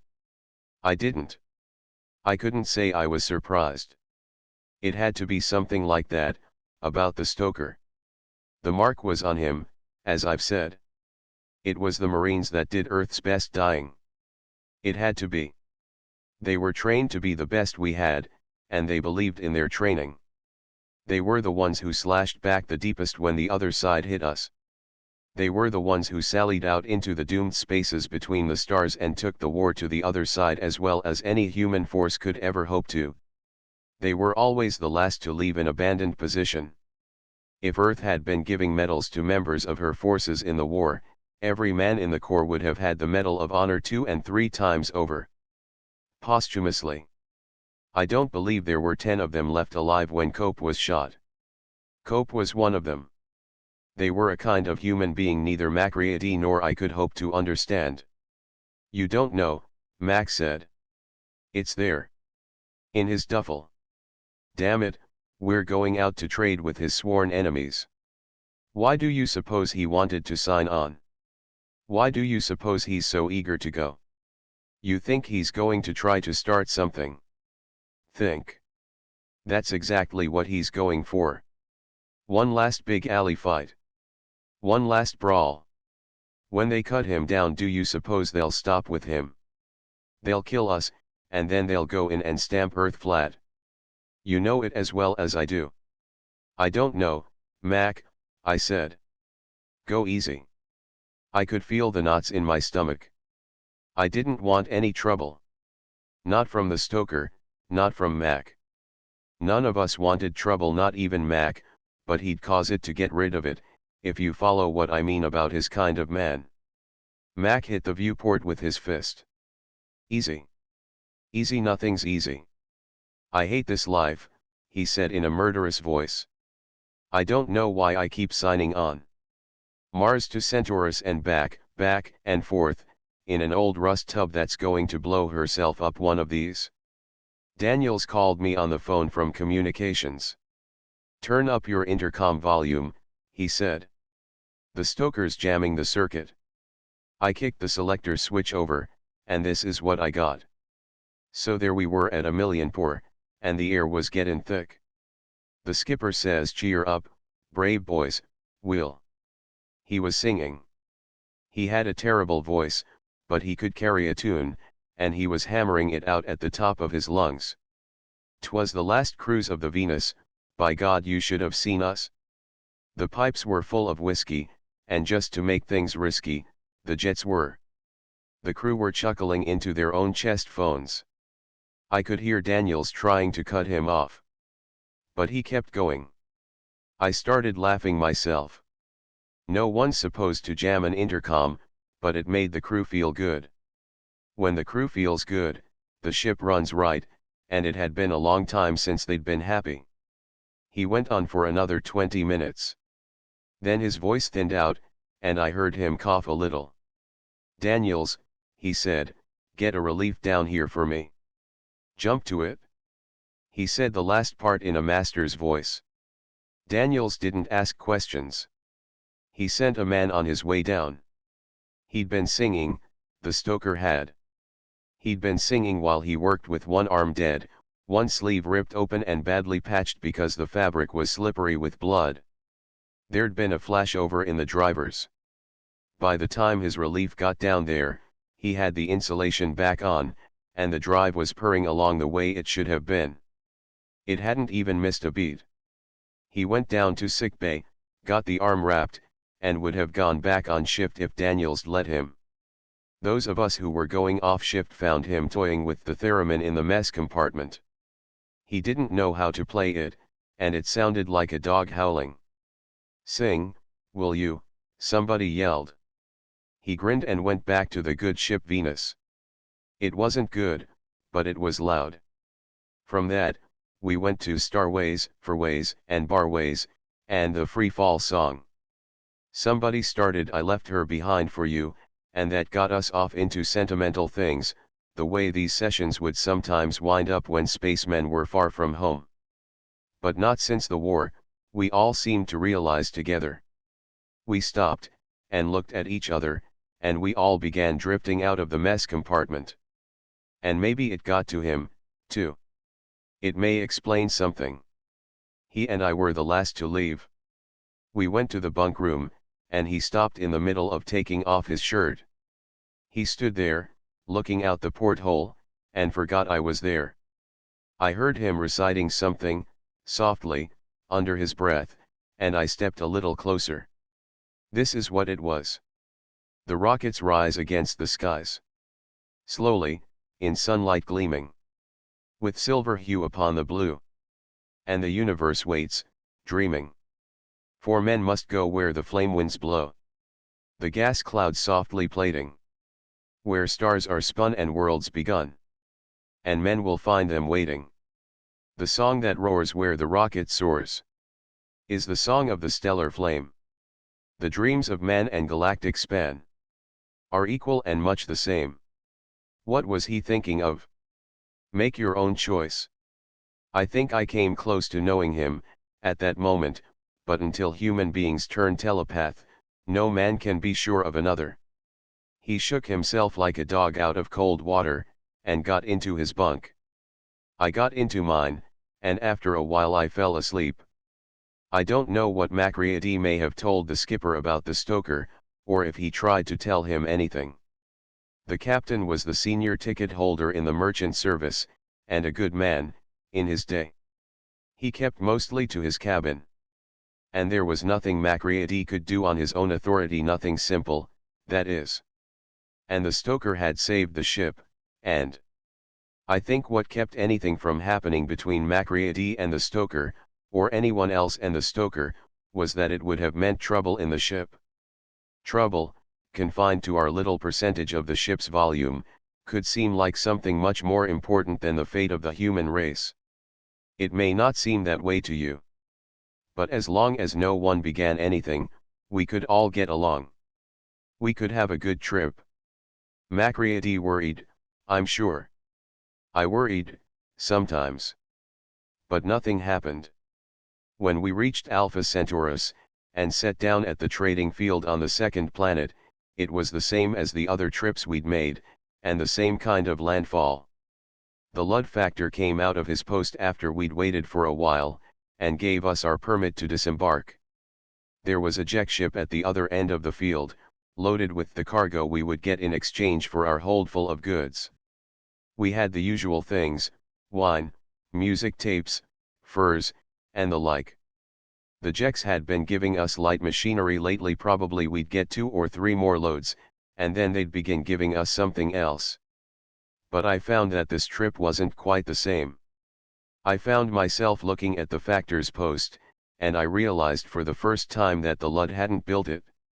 It was a leftover from the old colonial human government. And the city on the horizon men had built it, the touch of our architecture was on every building. I wondered why it had never occurred to me that this was so. It made the landfall different from all the others, somehow. It gave a new face to the entire planet. Mac and I and some of the other crewmen went down on the field to handle the unloading. Jeks on self-propelled cargo lifts jockeyed among us, scooping up the loads as we unhooked the slings, bringing cases of machinery from their own ship. They sat atop their vehicles, lean and aloof, dashing in, whirling, shooting across the field to their ship and back like wild horsemen on the plains of Earth, paying us no notice. We were almost through when Mac suddenly grabbed my arm. "Look." The stoker was coming down on one of the cargo slings. He stood upright, his booted feet planted wide, one arm curled up over his head and around the hoist cable. He was in his dusty brown marine uniform, the scarlet collar tabs bright as blood at his throat, his major's insignia glittering at his shoulders, the battle stripes on his sleeves. The Jeks stopped their lifts. They knew that uniform. They sat up in their saddles and watched him come down. When the sling touched the ground, he jumped off quietly and walked toward the nearest Jek. They all followed him with their eyes. "We've got to stop him," Mac said, and both of us started toward him. His hands were both in plain sight, one holding his duffel bag, which was swelled out with the bulk of his airsuit. He wasn't carrying a weapon of any kind. He was walking casually, taking his time. Mac and I had almost reached him when a Jek with insignia on his coveralls suddenly jumped down from his lift and came forward to meet him. It was an odd thing to see the stoker, and the Jek, who did not stand as tall. Macready and I stepped back. The Jek was coal black, his scales glittering in the cold sunlight, his hatchet face inscrutable. He stopped when the stoker was a few paces away. The stoker stopped, too. All the Jeks were watching him and paying no attention to anything else.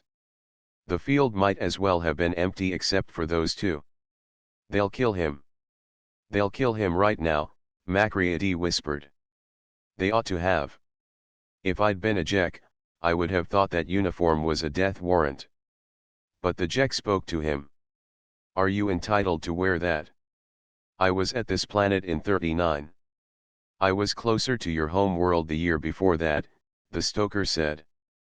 "I was captain of a destroyer. If I'd had a cruiser's range, I would have reached it." He looked at the Jek. "Where were you?" "I was here when you were. I want to speak to your ship's captain." "All right. I'll drive you over." The stoker nodded, and they walked over to his vehicle together. They drove away, toward the Jek ship. "All right, let's get back to work," another Jek said to Macready and myself, and we went back to unloading cargo. The stoker came back to our ship that night, without his duffel bag. He found me and said, "I'm signing off the ship. Going with the Jeks." Macready was with me. He said loudly, "What do you mean, you're going with the Jeks?" "I signed on their ship," the stoker said. "Stoking? They've got a micronuclear drive. It's been a while since I worked with one, but I think I'll make out all right, even with the screwball way they've got it set up." "Huh." The stoker shrugged. "Ships are ships, and physics is physics, no matter where you go. I'll make out. What kind of a deal did you make with them? What do you think you're up to?" The stoker shook his head. "No deal. I signed on as a crewman. I'll do a crewman's work for a crewman's wages. I thought I'd wander around a while. It ought to be interesting," he said. "On a Jek ship? Anybody's ship. When I get to their home world, I'll probably ship out with some people from farther on. Why not? It's honest work." Macready had no answer to that. But I said, "What?" He looked at me as if he couldn't understand what might be bothering me, but I think perhaps he could. "Nothing," I said, and that was that, except Macready was always a sour man from that time up to as long as I knew him afterwards. We took off in the morning. The stoker had already left on the Jek ship, and it turned out he'd trained an apprentice boy to take his place. It was strange how things became different for us, little by little after that. It was never anything you could put your finger on, but the Jeks began taking more goods, and giving us things we needed when we told them we wanted them. After a while, Serenus was going a little deeper into Jek territory, and when she wore out, the two replacements let us trade with the Lud, too. Then it was the Nosurwey, and other people beyond them, and things just got better for us, somehow. We heard about our stoker, occasionally. He shipped with the Lud, and the Nosurwey, and some people beyond them, getting along, going to all kinds of places. Pay no attention to the precise red lines you see on the star maps, nobody knows exactly what path he wandered from people to people. Nobody could. He just kept signing on with whatever ship was going deeper into the galaxy, going farther and farther. He messed with green shipmates and blue ones. 1 and 2 and 3 heads, tails, 6 legs. After all, ships are ships and they've all got to have something to push them along. If a man knows his business, why not? A man can live on all kinds of food, if he wants to get used to it. And any non-toxic atmosphere will do, as long as there's enough oxygen in it. I don't know what he did, to make things so much better for us. I don't know if he did anything, but stoke their ships and, I suppose, fix them when they were in trouble. I wonder if he sang dirty songs in that bad voice of his, to people who couldn't possibly understand what the songs were about. All I know is, for some reason those people slowly began treating us with respect. We changed, too. I think I'm not the same man I was. I think not altogether the same. I'm a captain now, with master's papers, and you won't find me in my cabin very often. There's a kind of joy in standing on a bridge, looking out at the stars you're moving toward. I wonder if it might have kept my old captain out of that place he died in, finally, if he'd tried it. So, I don't know. The older I get, the less I know. The thing people remember the stoker for, the thing that makes him famous, and, I think, annoys him, I'm fairly sure is only incidental to what he really did. If he did anything. If he meant to. I wish I could be sure of the exact answer he found in the bottom of that last glass at the bar before he worked his passage to Mars and the Serenus, and began it all. So, I can't say what he ought to be famous for. But I suppose it's enough to know for sure that he was the first living being ever to travel all the way around the galaxy. Short fiction. By Algis Budrys. Uncopyright. May you do good and not evil. May you find forgiveness for yourself and forgive others. May you share freely, never taking more than you give. Copyright pages exist to tell you that you can't do something. Unlike them, this uncopyright page exists to tell you that the writing and artwork in this ebook are believed to be in the United States public domain, that is, they are believed to be free of copyright restrictions in the United States. The United States public domain represents our collective cultural heritage, and items in it are free for anyone in the United States to do almost anything at all with, without having to get permission. Copyright laws are different all over the world, and the source text or artwork in this ebook may still be copyrighted in other countries. If you're not located in the United States, you must check your local laws before using this ebook. Standard ebooks makes no representations regarding the copyright status of the source text or artwork in this ebook in any country other than the United States. Non-authorship activities performed on items that are in the public domain, so-called sweat of the brow work, don't create a new copyright. That means that nobody can claim a new copyright on an item that is in the public domain for, among other things, work like digitization, markup, or typography. Regardless, the contributors to this ebook release their contributions under the terms in the CC 01.0 Universal Public Domain Dedication, thus dedicating to the worldwide public domain all of the work they've done on this ebook, including but not limited to metadata, the title page, imprint, colophon, this uncopyright, and any changes or enhancements to, or markup on, the original text and artwork. This dedication doesn't change the copyright status of the source text or artwork. We make this dedication in the interest of enriching our global cultural heritage, to promote free and libre culture around the world, and to give back to the unrestricted culture that has given all of us so much. Wall of crystal, eye of night. Soft as the voice of a morning dove, the telephone sounded at Rufus Solinar's desk. Solinar himself was standing 50 paces away, his leonine head cocked, his hands flat in his hip pockets, watching the night world through the crystal wall that faced out over Manhattan Island. The window was so high that some of what he saw was dimmed by low clouds hovering over the rivers. Above him were stars, below him the city was traced out in light and brimming with light.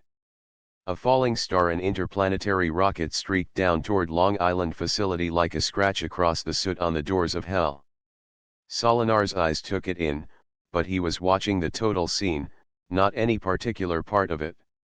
His eyes were shining. When he heard the telephone, he raised his left hand to his lips. Yes. The hand glittered with Yodela gem rings. The effect was that of an attempt at the sort of copper binding that was once used to reinforce the ribbing of wooden warships. His personal receptionist's voice moved from the air near his desk to the air near his ear. Seated at the monitor board in her office, wherever in this building her office was, the receptionist told him. Mr. Ehrman says he has an appointment. No. Solinar dropped his hand and returned to his panorama. When he had been 20 years younger, managing the modest optical factory that had provided the support of 3 generations of Solinars, he had very much wanted to be able to stand in a place like this, and feel as he imagined men felt in such circumstances.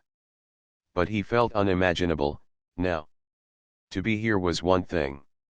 To have almost lost the right, and regained it at the last moment, was another. Now he knew that not only could he be here today, but that tomorrow, and tomorrow, he could still be here.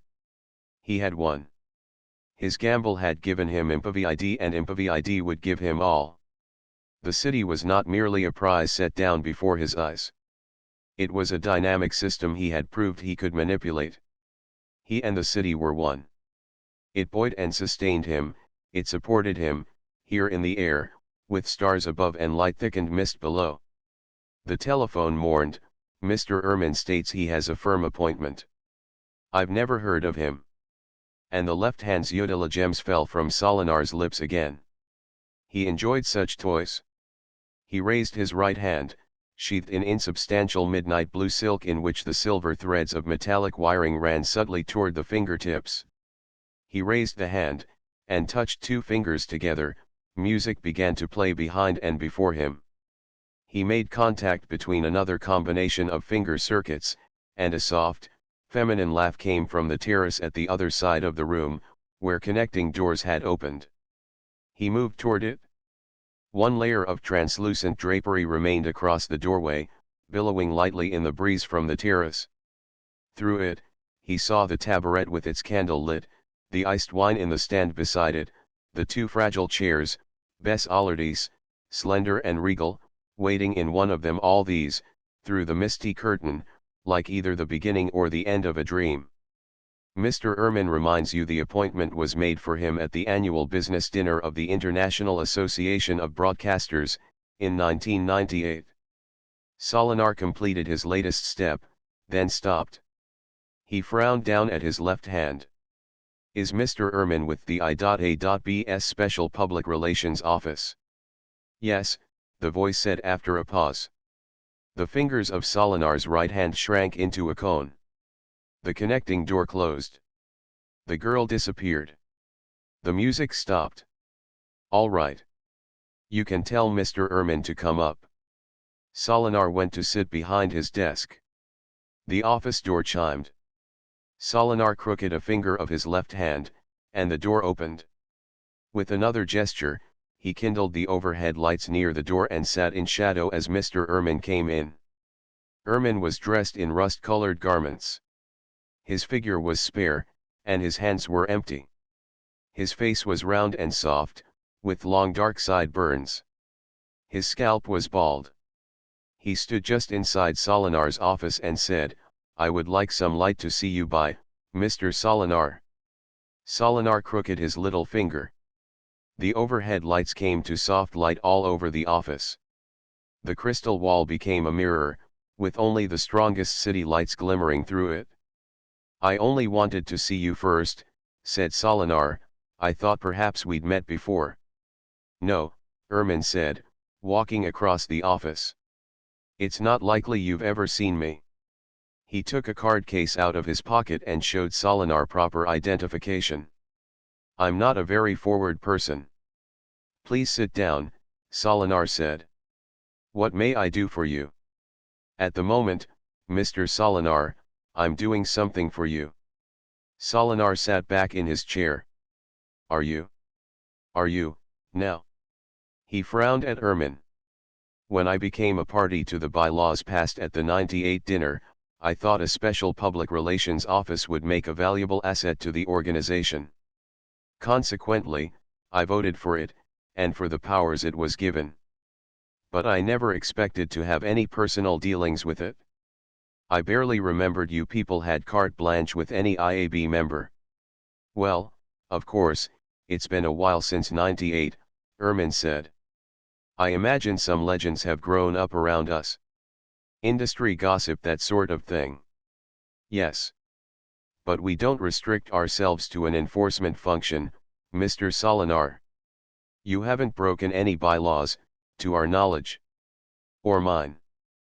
But nobody feels 100% secure. Not under these circumstances. Nor did Solinar yet relax his face into its magnificent smile. I'm sure you've found that out. I have a somewhat less ambitious older brother who's with the Federal Bureau of Investigation. When I embarked on my own career, he told me I could expect everyone in the world to react like a criminal. Yes, Ermin said, paying no attention to Solinar's involuntary blink. It's one of the complicating factors in a profession like my brother's, or mine. But I'm here to advise you, Mr. Solinar. Only that. In what matter, Mr. Ermin? Well, your corporation recently came into control of the patents for a new video system. I understand that this in effect makes your corporation the licensor for an extremely valuable sales and entertainment medium. Fantastically valuable. Impovid, Solinar agreed. Various subliminal stimuli are broadcast with and keyed to the overt subject matter. The home receiving unit contains feedback sensors which determine the viewer's reaction to these stimuli, and intensify some while playing down others in order to create complete emotional rapport between the viewer and the subject matter. Impovid, in other words, is a system for orchestrating the viewer's emotions. The home unit is self-contained, semi-portable, and not significantly bulkier than the standard TV receiver. Impovid is compatible with standard TV receivers except, of course, that the subject matter seems thin and vaguely unsatisfactory on a standard receiver. So the consumer shortly purchases an EV unit. It pleased Solinar to spell out the nature of his prize. At a very reasonable price. Quite so, Mr. Solinar. But you had several difficulties in finding potential licensees for the system, among the networks. Solinar's lips pinched out. Mr. Ermin raised one finger. First, there was the matter of acquiring the patents from the original inventor, who was also approached by Courtright Burr. Yes, he was, Solinar said in a completely new voice. Competition between Mr. Burr and yourself is long-standing and intense. Quite intense, Solinar said, looking directly ahead of him at the one blank wall of the office. Burr's offices were several blocks downtown, in that direction. Well, I have no wish to enlarge on that point, Mr. Burr being an IAB member in standing as good as yours, Mr. Solinar. There was, in any case, a further difficulty in licensing EV, due to the very heavy cost involved in equipping broadcasting stations and network relay equipment for this sort of transmission. Yes, there was. Ultimately, however, you succeeded.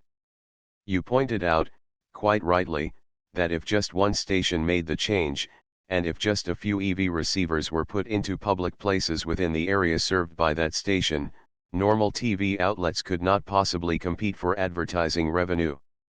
Yes. And so your last difficulties were resolved a few days ago, when your Impovid Unlimited, when Impovid, a subsidiary of the Solinar Corporation, became a major stockholder in the Transworld TV network. I don't understand, Mr. Ermin, Solinar said. Why are you recounting this? Are you trying to demonstrate the power of your knowledge? All these transactions are already matters of record in the IAB confidential files, in accordance with the bylaws. Ermin held up another finger. You're forgetting I'm only here to advise you. I have two things to say. They are: these transactions are on file with the IAB because they involve a great number of IAB members, and an increasingly large amount of capital. Also, Transworld's exclusivity, under the IAB bylaws, will hold good only until 33% market saturation has been reached. If EV is as good as it looks, that will be quite soon. After that, under the bylaws, Transworld will be restrained from making effective defenses against patent infringement by competitors. Then all of the I.A.B's membership and much of their capital will be involved with EV. Much of that capital is already in anticipatory motion. So a highly complex structure now ultimately depends on the integrity of the Solinar Corporation. If Solinar stock falls in value, not just you but many IAB members will be greatly embarrassed. Which is another way of saying EV must succeed. I know all that. What of it? There's no risk. I've had every related patent on Earth checked. There will be no catastrophic obsolescence of the EV system. Ermin said, there are engineers on Mars. Martian engineers. They're a dying race, but no one knows what they can still do. Solinar raised his massive head. Ermin said, late this evening, my office learned that Kurt Reitber has been in close consultation with the Martians for several weeks. They have made some sort of machine for him. He was on the flight that landed at the facility a few moments ago. Solinar's fists clenched. The lights crashed off and on, and the room wailed. From the terrace came a startled cry, and a sound of smashed glass. Mr. Ermin nodded, excused himself and left. A few moments later, Mr. Ermin stepped out at the pedestrian level of the Solinar building. He strolled through the landscaped garden, and across the frothing brook toward the central walkway down the avenue. He paused at a hedge to pluck a blossom and inhale its odor. He walked away, holding it in his naked fingers. 2. Drifting slowly on the thread of his spinneret, Rufus Solinar came gliding down the wind above Kurt Reitber's building. The building, like a spider, touched the ground at only the points of its legs. It held its wide, low bulk spread like a parasol over several downtown blocks. Solinar, manipulating the helium-filled plastic drifter far above him, steered himself with jets of compressed gas from plastic bottles in the drifter's structure. Only Solinar himself, in all this system, was not effectively transparent to the municipal anti-plane radar. And he himself was wrapped in long, fluttering streamers of dull black, metallic sheeting. To the eye, he was amorphous and non-reflective. To electronic sensors, he was a drift of static much like a sheet of foil picked by the wind from some careless trash heap. To all of the senses of all interested parties he was hardly there at all and, thus, in an excellent position for murder. He fluttered against Burr's window. There was the man, crouched over his desk. What was that in his hands? A pomander. Solinar clipped his harness to the edges of the cornice. Swayed out against it, his sponge-soled boots pressed to the glass, he touched his left hand to the window and described a circle. He pushed, there was a thud on the carpeting in Burr's office, and now there was no barrier to Solinar. Doubling his knees against his chest, he catapulted forward, the riot pistol in his right hand. He stumbled and fell to his knees, but the gun was up. Burr jolted up behind his desk. The little sphere of orange-gold metal, streaked with darker bronze, its surface vermicular with incrustations, was still in his hands. Him! Burr cried out as Solinar fired. Gasping, Solinar watched the charge strike Burr. It threw his torso backward faster than his limbs and head could follow without dangling. The choked-down pistol was nearly silent. Burr crashed backward to end, transfixed, against the wall. Pale and sick, Solinar moved to take the golden ball. He wondered where Shakespeare could have seen an example such as this, to know an old man could have so much blood in him. Burr held the prize out to him. Staring with eyes distended by hydrostatic pressure, his clothing rattled and his torso grinding its broken bones, Burr stalked away from the wall and moved as if to embrace Solinar. It was queer, but he was not dead. Shuddering, Solinar fired again. Again Burr was thrown back. The ball spun from his splayed fingers as he once more marked the wall with his body. Pomander, orange, whatever it looked valuable. Solinar ran after the rolling ball. And Burr moved to intercept him, nearly faceless, hunched under a great invisible weight that slowly yielded as his back groaned. Solinar took a single backward step. Burr took a step toward him. The golden ball lay in a far corner. Solinar raised the pistol despairingly and fired again. Burr tripped backward on tiptoe, his arms like windmills, and fell atop the prize. Tears ran down Solinar's cheeks.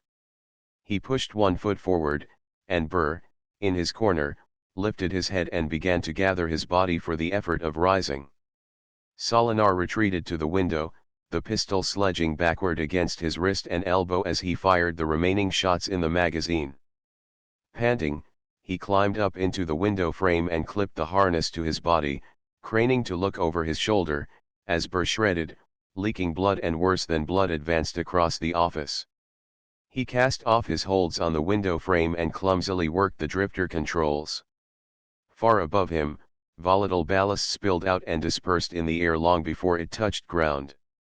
Solinar rose, sobbing. And Burr stood in the window, his shattered hands on the edges of the cut circle, raising his distended eyes steadily to watch Solinar in flight across the enigmatic sky. Where he landed, on the roof of a building in his possession, Solinar had a disposal unit for his gun and his other trappings. He deferred for a time the question of why Burr had failed at once to die. Empty-handed, he returned uptown. He entered his office, called and told his attorneys the exact times of departure and return and knew the question of dealing with municipal authorities was thereby resolved. That was simple enough, with no witnesses to complicate the matter. He began to wish he hadn't been so irresolute as to leave Burr without the thing he was after. Surely, if the pistol hadn't killed the man, an old man, with thin limbs and spotted skin, he could have wrestled that thin-limbed, bloody old man aside, that spotted old man, and dragged himself and his prize back to the window, for all that the old man would have clung to him, and clutched at his legs, and fumbled for a handhold on his somber disguise of wrappings, that broken, immortal old man. Solinar raised his hand. The great window to the city grew opaque. Bess Allardyce knocked softly on the door from the terrace. He would have thought she'd returned to her own apartments many hours ago. Tortuously pleased, he opened the door and smiled at her, feeling the dried tears crack on the skin of his cheeks. He took her proffered hands. "You waited for me," he sighed. "A long time for anyone as beautiful as you to wait." She smiled back at him. "Let's go out and look at the stars. Isn't it chilly? I made spiced hot cider for us. We can sip it and think." He let her draw him out onto the terrace. He leaned on the parapet, his arm around her pulsing waist, his cape drawn around both their shoulders. "Bess, I won't ask if you'd stay with me no matter what the circumstances. But it might be a time will come when I couldn't bear to live in the city." "What about that?" "I don't know," she answered honestly. And Courtright Burr put his hand up over the edge of the parapet, between them. Solinar stared down at the straining knuckles, holding the entire weight of the man dangling against the sheer face of the building. There was a sliding, rustling noise, and the other hand came up, searched blindly for a hold and found it, hooked over the stone. The fingers tensed and rose, their tips flattening at the pressure as Burr tried to pull his head and shoulders up to the level of the parapet. Bess breathed, "Oh, look at them. He must have torn them terribly climbing up."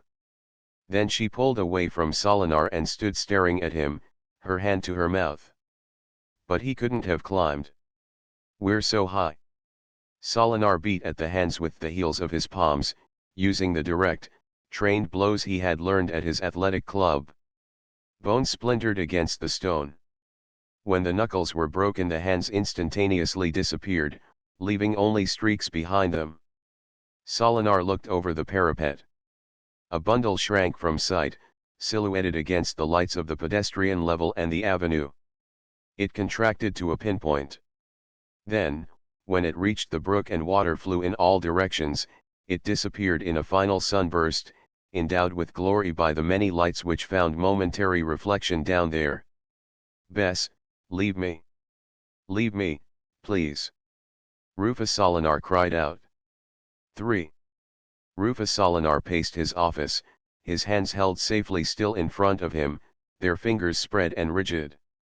The telephone sounded, and his secretary said to him, "Mr. Solinar, you are 10 minutes from being late at the TTV Executives Ball.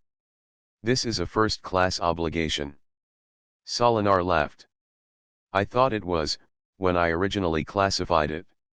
"Are you now planning to renege, Mr. Solinar?" the secretary inquired politely. Certainly, Solinar thought. He could as easily renege on the ball as a king could on his coronation. "Brr, you scum, what have you done to me?" he asked the air, and the telephone said, "Beg pardon." "Tell my valet," Solinar said. "I'm going." He dismissed the phone. His hands cupped in front of his chest. A firm grip on emptiness might be stronger than any prize in a broken hand. Carrying in his chest something he refused to admit was terror, Solinar made ready for the ball. But only a few moments after the first dance set had ended, Malcolm Levier of the local TTV station executive staff looked over Solinar's shoulder and remarked, "Oh, there's Court Burr, dressed like a gallows bird." Solinar, glittering in the costume of the Medici, did not turn his head. "Is he? What would he want here?" Levier's eyebrows arched. "He holds a little stock. He has entree. But he's late." Levier's lips quirked. "It must have taken him some time to get that makeup on. Not in good taste, is it? Look for yourself." "Oh, I'll do better than that," Solinar said. "I'll go and talk to him a while." "Excuse me, Levier." And only then did he turn around, already started on his first pace toward the man. But Courtright Burr was only a pasteboard imitation of himself as Solinar had come to know him.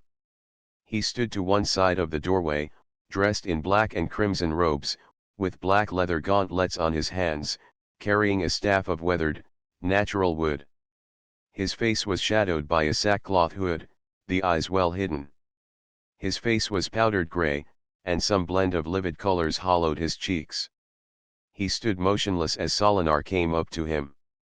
As he had crossed the floor, each step regular, the eyes of bystanders had followed Solinar, until, anticipating his course, they found Burr waiting.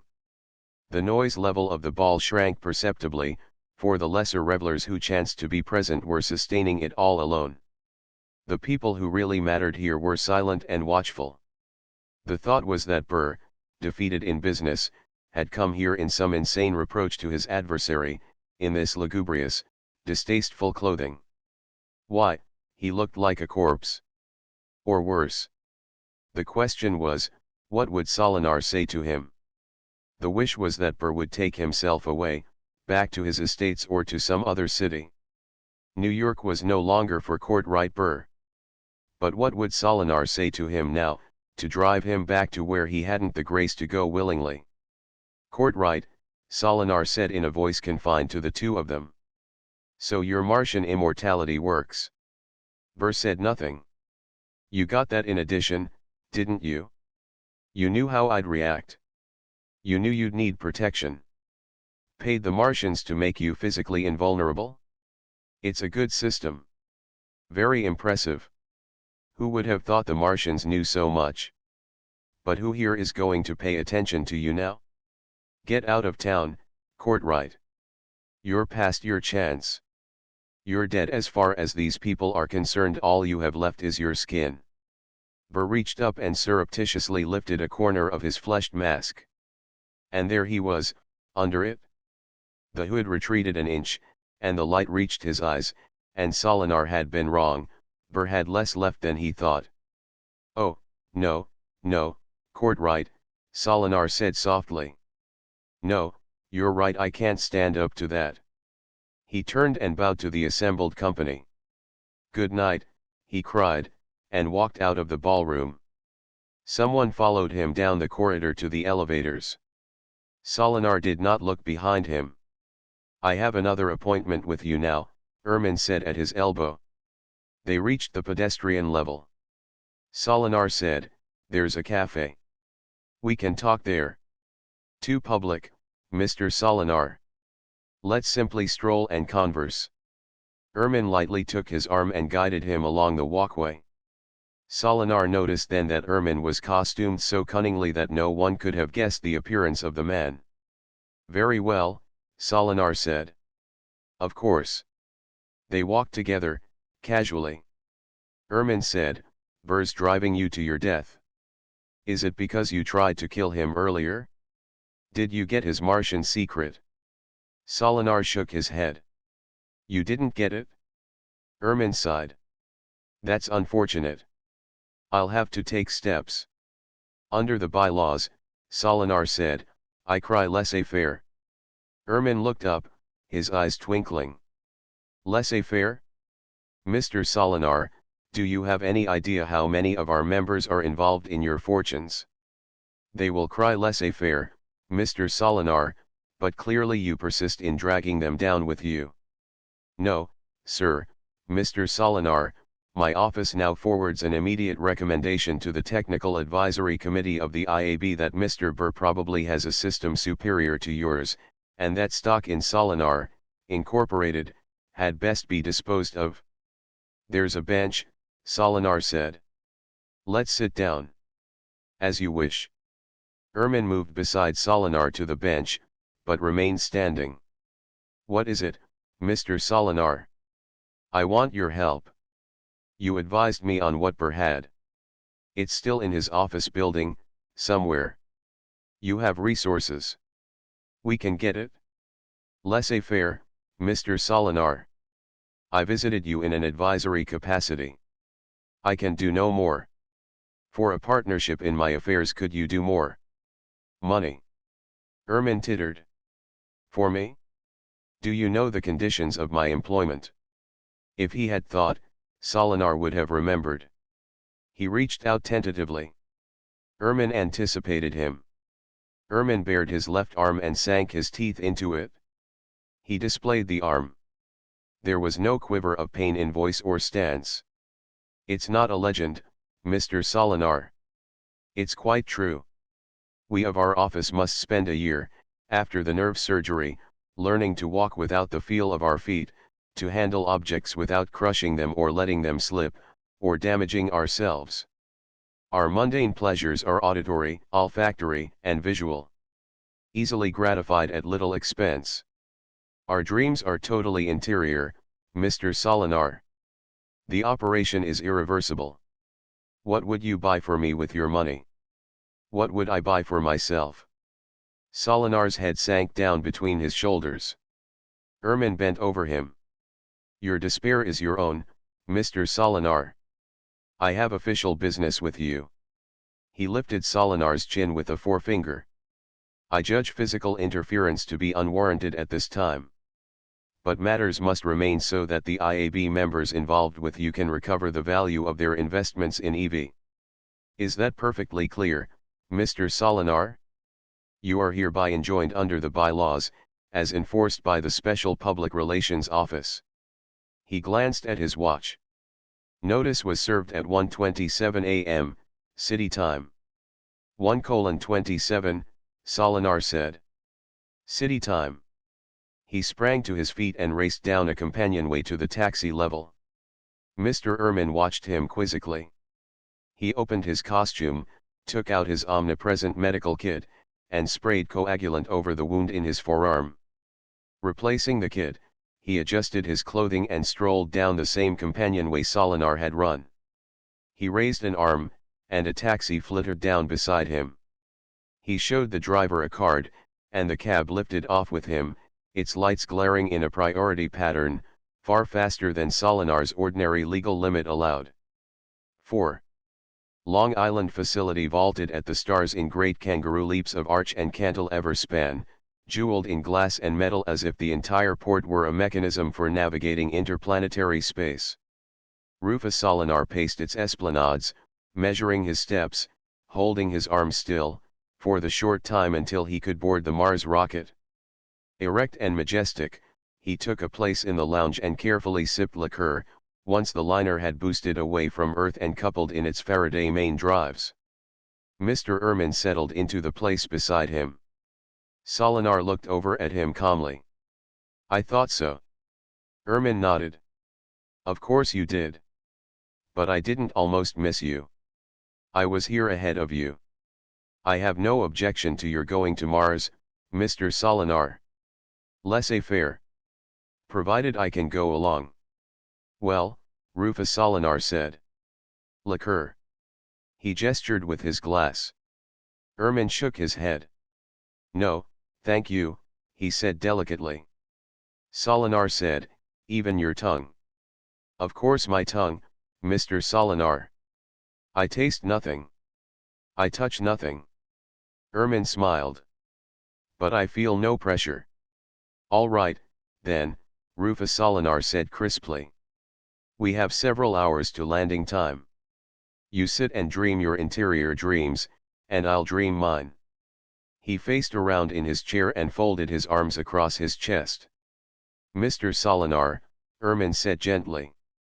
"Yes. I am once again with you by appointment as provided under the bylaws." "State your business, Mr. Ehrman." "You are not permitted to lie in an unknown grave, Mr. Solinar. Insurance policies on your life have been taken out at a high premium rate. The IAB members concerned cannot wait the statutory 7 years to have you declared dead.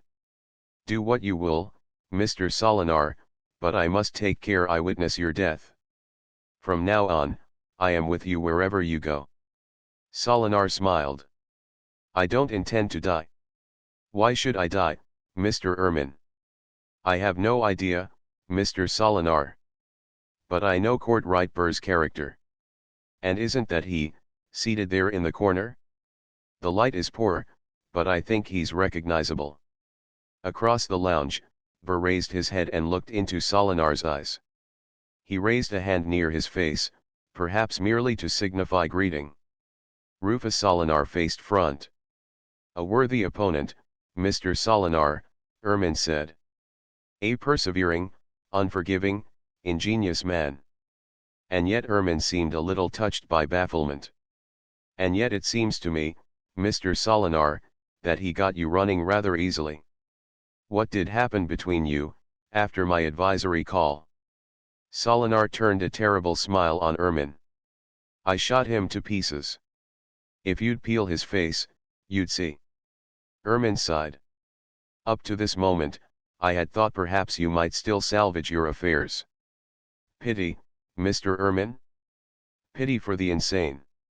Interest. I can take no part in your world. Be grateful, Mr. Solinar. I am not the same gullible man I was when I signed my contract with IAB, so many years ago." Solinar laughed. Then he stole a glance at Burr's corner. The ship came down at Abernathy Field, in Arzia, the terrestrial city. Industrialized, prefabricated, jerry-built and clamorous, the storm-proofed buildings huddled, but huddled proudly, at the desert's edge. Low on the horizon was the Martian settlement, the buildings so skillfully blended with the landscape, so eroded, so much abandoned that the uninformed eye saw nothing. Solinar had been to Mars on a tour. He had seen the natives in their nameless dwelling place, arrogant, venomous, and weak. He had been told, by the paid guide, they trafficked with Earthmen as much as they cared to, and kept to their place on the rim of Earth's encroachment, observing. "Tell me, Ehrman," Solinar said quietly as they walked across the terminal lobby. "You're to kill me, aren't you, if I try to go on without you?" "A matter of procedure, Mr. Solinar," Ehrman said evenly. We cannot risk the investment capital of so many IAB members. Solinar sighed. If I were any other member, how I would commend you, Mr. Ehrman. Can we hire a car for ourselves, then, somewhere nearby? Going out to see the engineers? Ehrman asked. Who would have thought they'd have something valuable for sale? I want to show them something, Solinar said. What thing, Mr. Solinar? They turned the corner of a corridor, with branching hallways here and there, not all of them busy. Come here, Solinar said, nodding toward one of them. They stopped out of sight of the lobby and the main corridor. Come on, Solinar said. A little further. No, Ehrman said. This is farther than I really wish. It's dark here. Why's too late, Mr. Ehrman, Solinar said, his arms flashing out. One palm impacted against Ehrman's solar plexus, and the other against the muscle at the side of his neck, but not hard enough to kill. Ehrman collapsed, starved for oxygen, while Solinar silently cursed having been cured of murder. Then Solinar turned and ran. Behind him Ehrman's body struggled to draw breath by reflex alone. Moving as fast as he dared, Solinar walked back and reached the taxi lock, pulling a respirator from a wall rack as he went. He flagged a car and gave his destination, looking behind him. He had seen nothing of Courtright Burr since setting foot on Mars. But he knew that soon or late, Burr would find him. A few moments later Ehrman got to his feet. Solinar's car was well away. Ehrman shrugged and went to the local broadcasting station. He commandeered a private desk, a firearm, and immediate time on the IAB interoffice circuit to Earth. When his call acknowledgement had come back to him from his office there, he reported. Solinar is en route to the Martian city. He wants a duplicate of Burr's device, of course, since he smashed the original when he killed Burr. I'll follow and make final disposition. The disorientation I reported previously is progressing rapidly. Almost all his responses now are inappropriate. On the flight out, he seemed to be staring at something in an empty seat. Quite often when spoken to he obviously hears something else entirely. I expect to catch one of the next few flights back. There was no point in waiting for comment to wend its way back from Earth. Ehrman left. He went to a cab rank and paid the exorbitant fee for transportation outside Arzian city limits. Close at hand, the Martian city was like a welter of broken pots. Shards of wall and roof joined at savage angles and pointed to nothing. Underfoot, drifts of vitreous material, shaped to fit no sane configuration, and broken to fit such a mosaic as no church would contain, rocked and slid under Solinar's hurrying feet. What from Arzia had been a solid front of dun color was here a facade of red, green, and blue splashed about centuries ago and since then weathered only enough to show how bitter the colors had once been. The plum-colored sky stretched over all this like a frigid membrane, and the wind blew and blew. Here and there, as he progressed, Solinar saw Martian arms and heads protruding from the rubble. Sculptures. He was moving toward the heart of the city, where some few unbroken structures persisted. At the top of a heap of shards he turned to look behind him. There was the dust plume of his cab, returning to the city. He expected to walk back perhaps to meet someone on the road, all alone on the Martian plain if only Ehrman would forbear from interfering. Searching the flat, thin-aired landscape, he tried to pick out the plodding dot of Courtright Burr. But not yet. He turned and ran down the untrustworthy slope. He reached the edge of the maintained area. Here the rubble was gone, the ancient walks swept, the statues kept upright on their pediments. But only broken walls suggested the fronts of the houses that had stood here. Knifing their sides up through the wind-rippled sand that only constant care kept off the street, the shadow houses fenced his way and the sculptures were motionless as hope. Ahead of him, he saw the buildings of the engineers. There was no heap to climb and look to see if Ehrman followed close behind. Sucking his respirator, he reached the building of the Martian engineers. A sounding strip ran down the door jamb. He scratched his fingernails sharply along it, and the magnified vibration, ducked throughout the hollow walls, rattled his plea for entrance. V. The door opened, and Martians stood looking. They were spindly-limbed and slight, their faces framed by folds of leathery tissue. Their mouths were lipped with horn as hard as dentures, and pursed, forever ready to masticate. They were pleasant neither to look at nor, Solinar knew, to deal with. But Court Reitber had done it. And Solinar needed to do it. "Does anyone here speak English?" he asked. "I," said the Central Martian, his mouth opening to the sound, closing to end the reply. "I would like to deal with you." "Whenever," the Martian said, and the group at the doorway parted deliberately to let Solinar in. Before the door closed behind him, Solinar looked back. But the rubble of the abandoned sectors blocked his line of sight into the desert. "What can you offer? And what do you want?" the Martian asked. Solinar stood half-ringed by them, in a room whose corners he could not see in the uncertain light.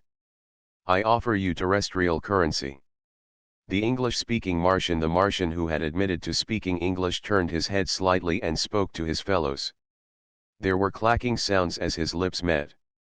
The others reacted variously, one of them suddenly gesturing with what seemed a disgusted flip of his arm before he turned without further word and stalked away, his shoulders looking like the shawled back of a very old and very hungry woman. "What did Burr give you?" Solinar asked. "Burr." The Martian cocked his head. His eyes were not multifaceted, but gave that impression. "He was here and he dealt with you." "Not long ago." "On what basis?" "Burr." "Yes. Burr gave us currency." "We will take currency from you." "For the same thing we gave him." "For immortality, yes."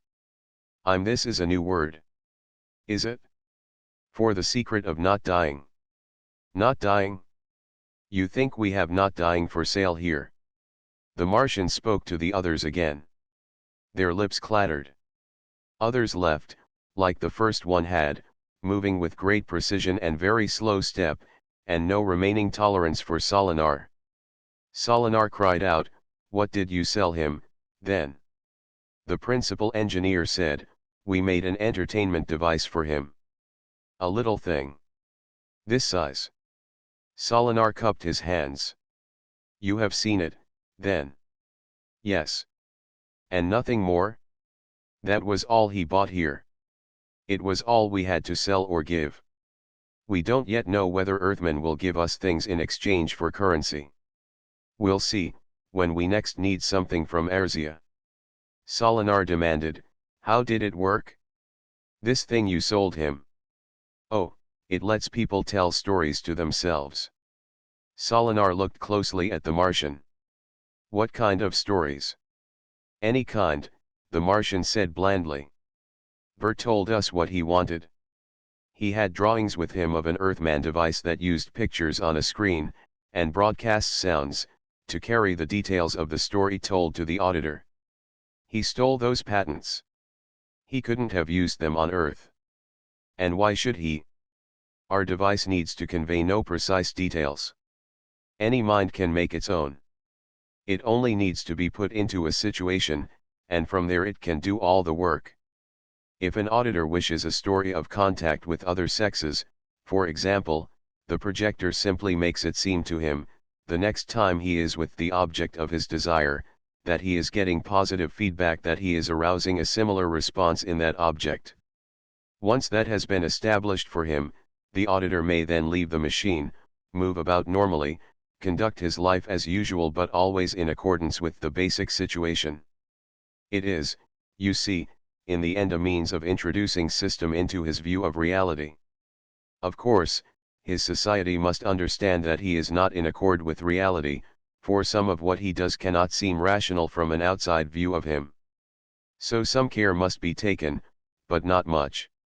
If many such devices were to enter his society, soon the circumstances would become commonplace, and the society would surely readjust to allow for it, said the English-speaking Martian.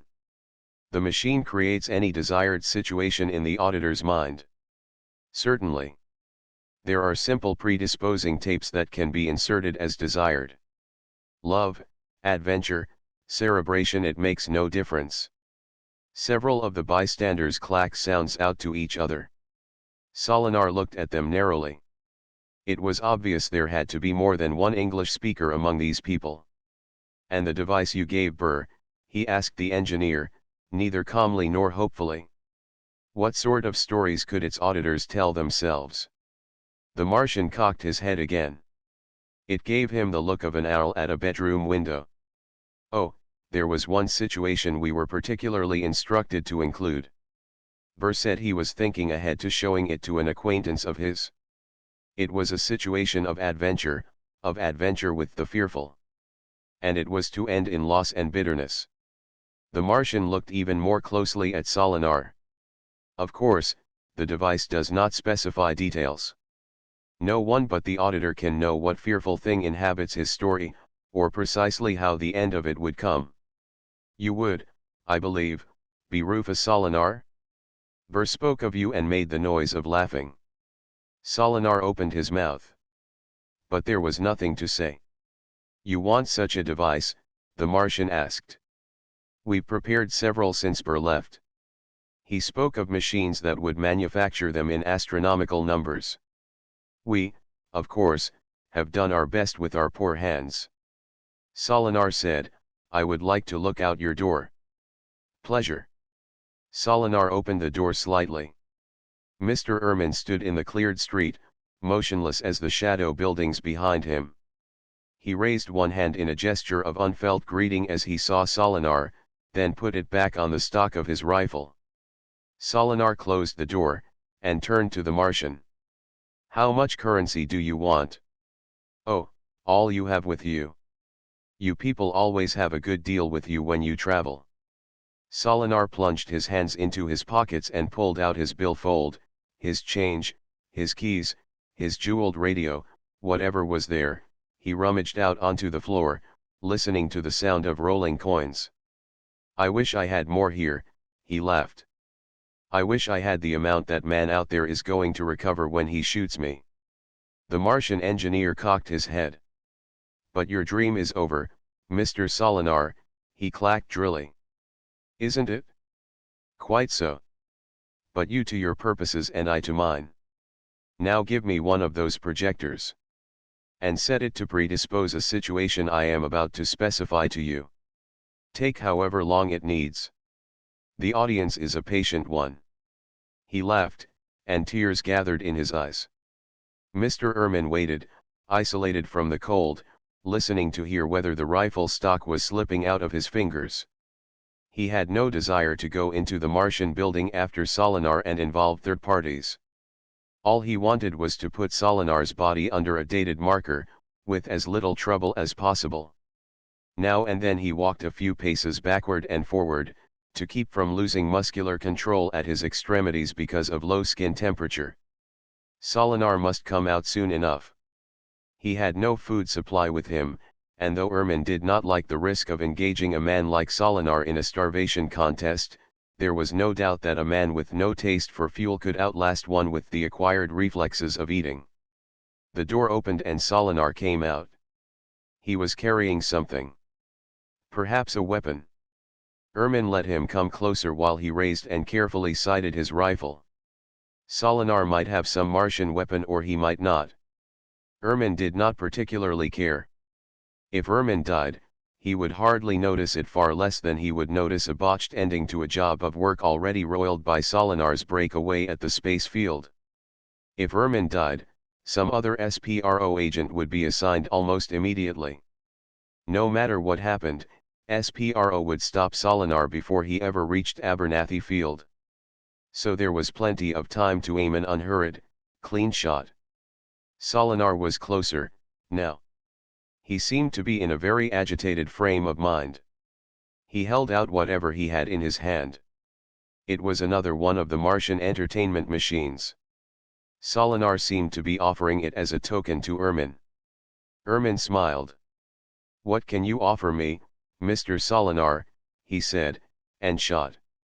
The golden ball rolled away over the sand. There, now, Ermin said. Now, wouldn't you sooner be me than you? And where is the thing that made the difference between us? He shivered. He was chilly. Sand was blowing against his tender face, which had been somewhat abraded during his long wait.